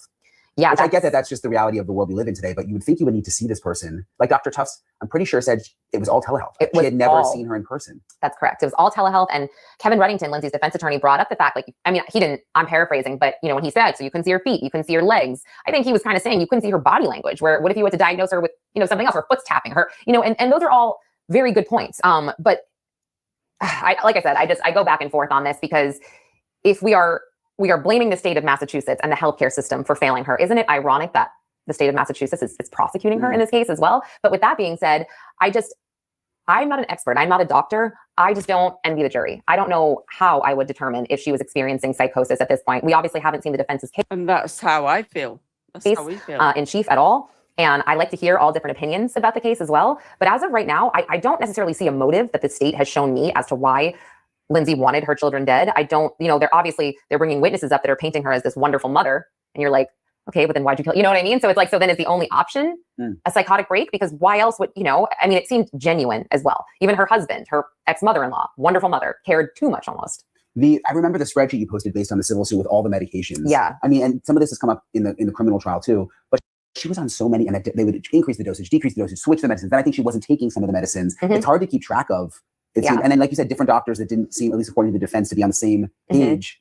It's a lot. Yeah. One of the questions I think the defense asked Rebecca Gelada on the stand on Tuesday, August 11th, he said something like, do you know why Lindsay wasn't admitted to the postpartum program at, the Women and Children's Hospital? And she said no. And he said, it's because she was over medicated. And again, that's a defense statement. But Gelada didn't know, and Gelada was treating her. That's concerning. Are they separate lawsuits, Patrick and Lindsay are filing? Yes, Patrick has already won a number of them. I have not dug into his, I dug into hers, but that's next. But he's already amassed a lot of money from this. And there's already been settlements. Yes. Yeah. And something I also found interesting during the testimony of these doctors, Lindsay, throughout the course of the trial, she has been, deadpan. Like she has just been, or sobbing hysterically. Yes, sobbing. We heard her say, yes, Your Honor, when it came to the stipulation. She agreed. She knew what was going on. We haven't seen any emotion. I've seen nothing that, would give her any type of personality until the doctors were testifying. And then we saw Lindsay, some of these pool cameras, she was sitting back, her eyes were wide, and I'm sorry, I can't really do it very well, but her eyebrows were up very high. And she was raising her eyebrows, and she was not happy. She was judging these doctors. And I couldn't tell if that would be great for her. Because all of a sudden it's almost like, wait, you do kind of have these quote normal elements of, and I understand she's not crazy, you know, drooling, being pushed around in a wheelchair like one flew over the cuckoo's nest, but she has relatively just been deadpan. That it's like, just maybe just be, you know, even throughout the course of your trial, because I don't necessarily think that was the best look that she could have, you know what I mean? Although she has every right. She is suing them. She, you know, she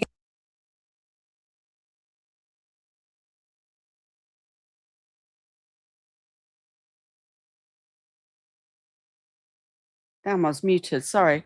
So when did he get these settlements then? So he's already had money from the settlements. We need to know more about this.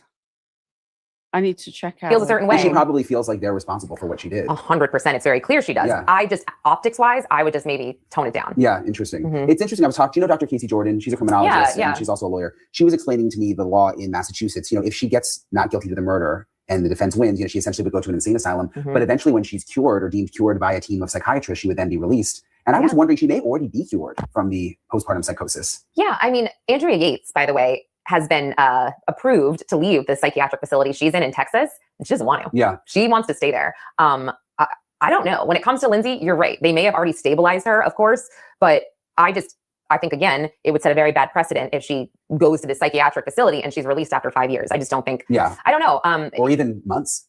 Oh my gosh, honestly, can you imagine? She gets there and she's already been treated. And I mean, it's hard to tell from in court, you mentioned some of her body language, but we don't really know what her current, you know, diagnosis is. We really don't. And it is also interesting because, you know, we know that she's not mentally incompetent where she cannot help with her defense, because then we wouldn't be here, right? Yeah. So she's able to help Kevin Reddington build a defense, build her case. So we know that she's sound of mind in when it comes to that. But obviously these are two separate things. We are arguing here that at the time of the crime, which is really only when she killed the children, so a span of however long that took, that's when she has to be crazy. So I hate this case. I will say, like, the jury, I think is I just don't envy them. They are going to have such a hard time. There's going to be crazy fighting. I mean, if you think about the internet fighting over this, well, you don't know. My aunt had, it's going to be like, I interviewed a jury consultant a couple days ago who said that she thinks it's going to be contentious in the jury room. Oh my gosh. In a very intense way that is not typical. So yeah, I didn't even want to cover this case in the beginning. Honestly, it was just too sad. And then I just suddenly kind of got sucked in and interested in it. And I thought of it more of like, it's less about a criminal case to me and more, it's like a moral dilemma, like sort of figuring, it almost reminds me of like when I took philosophy in college. You know, you'd have these moral issues that you'd have to sort out, like, well, whose fault is it actually? And it's a tough one. Well, you said it, because I, at first, when, you know, I saw this case was happening in this trial, I, like you, I wasn't going to cover it, but only because I was like, she killed her kids, end of story. I was like, that's it. And that was my mindset. And then I listened to opening statements. And then I sort of read a little bit more about the civil suit. And I was like, oh, okay, wait. I was like, there is more to this case. I need to be a little bit more open-minded. If I still feel the same way at the end, then at least I can say that I tried. And that's when I come back to telling you every day, I'm like, oh, I don't know, but this doesn't make sense. But that doesn't make sense. And it's just, you know, it's just so tragic. I have to wonder also, can the jury get past these beautiful little kids, their autopsy photos, and the fact that they were strangled with exercise bands, which is not easy. It takes a lot of time. And they were describing the bodies of those babies and what happened to their bodies when their protector was doing this to them. That's what I'm saying. So it's kind of like, how do we navigate that? How do we get past that? I don't know. Well, we'll stay on top of it. Thank you, Lauren. Thanks, Brian. Really appreciate Lauren for taking the time. I said it before, I mean, this is a really difficult trial in many ways. Okay. So I think that's a good point to end. So thank you all for being here. Thank you for joining me on the first stream on Trisha Talks True Crime on Kick, or if you're on YouTube. I'm going to now send you all over to Miss Cluminati, on the Kick side, and we'll be back tomorrow. I'll get a stream set up. We'll go for 5 p.m. again, the same time. And feel free to send me any links of any videos that you think would be useful to. Thanks to the mods, as always. Jennifer, good luck for tomorrow. Let us know how you go, love. You won't be here tomorrow, will you? Until next time, Grandma CC. See you on the next one. Keep me posted, Jennifer. I do believe it's tomorrow you won't be here. Is that right? Before I do this raid.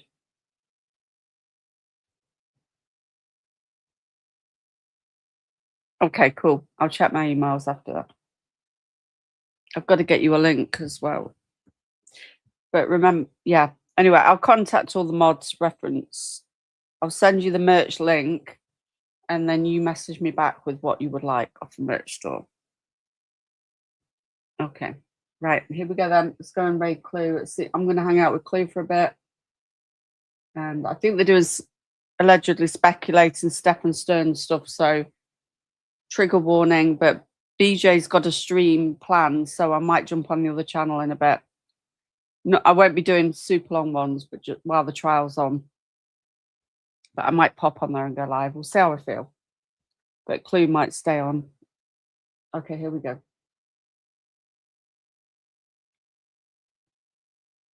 See you later, Vixen.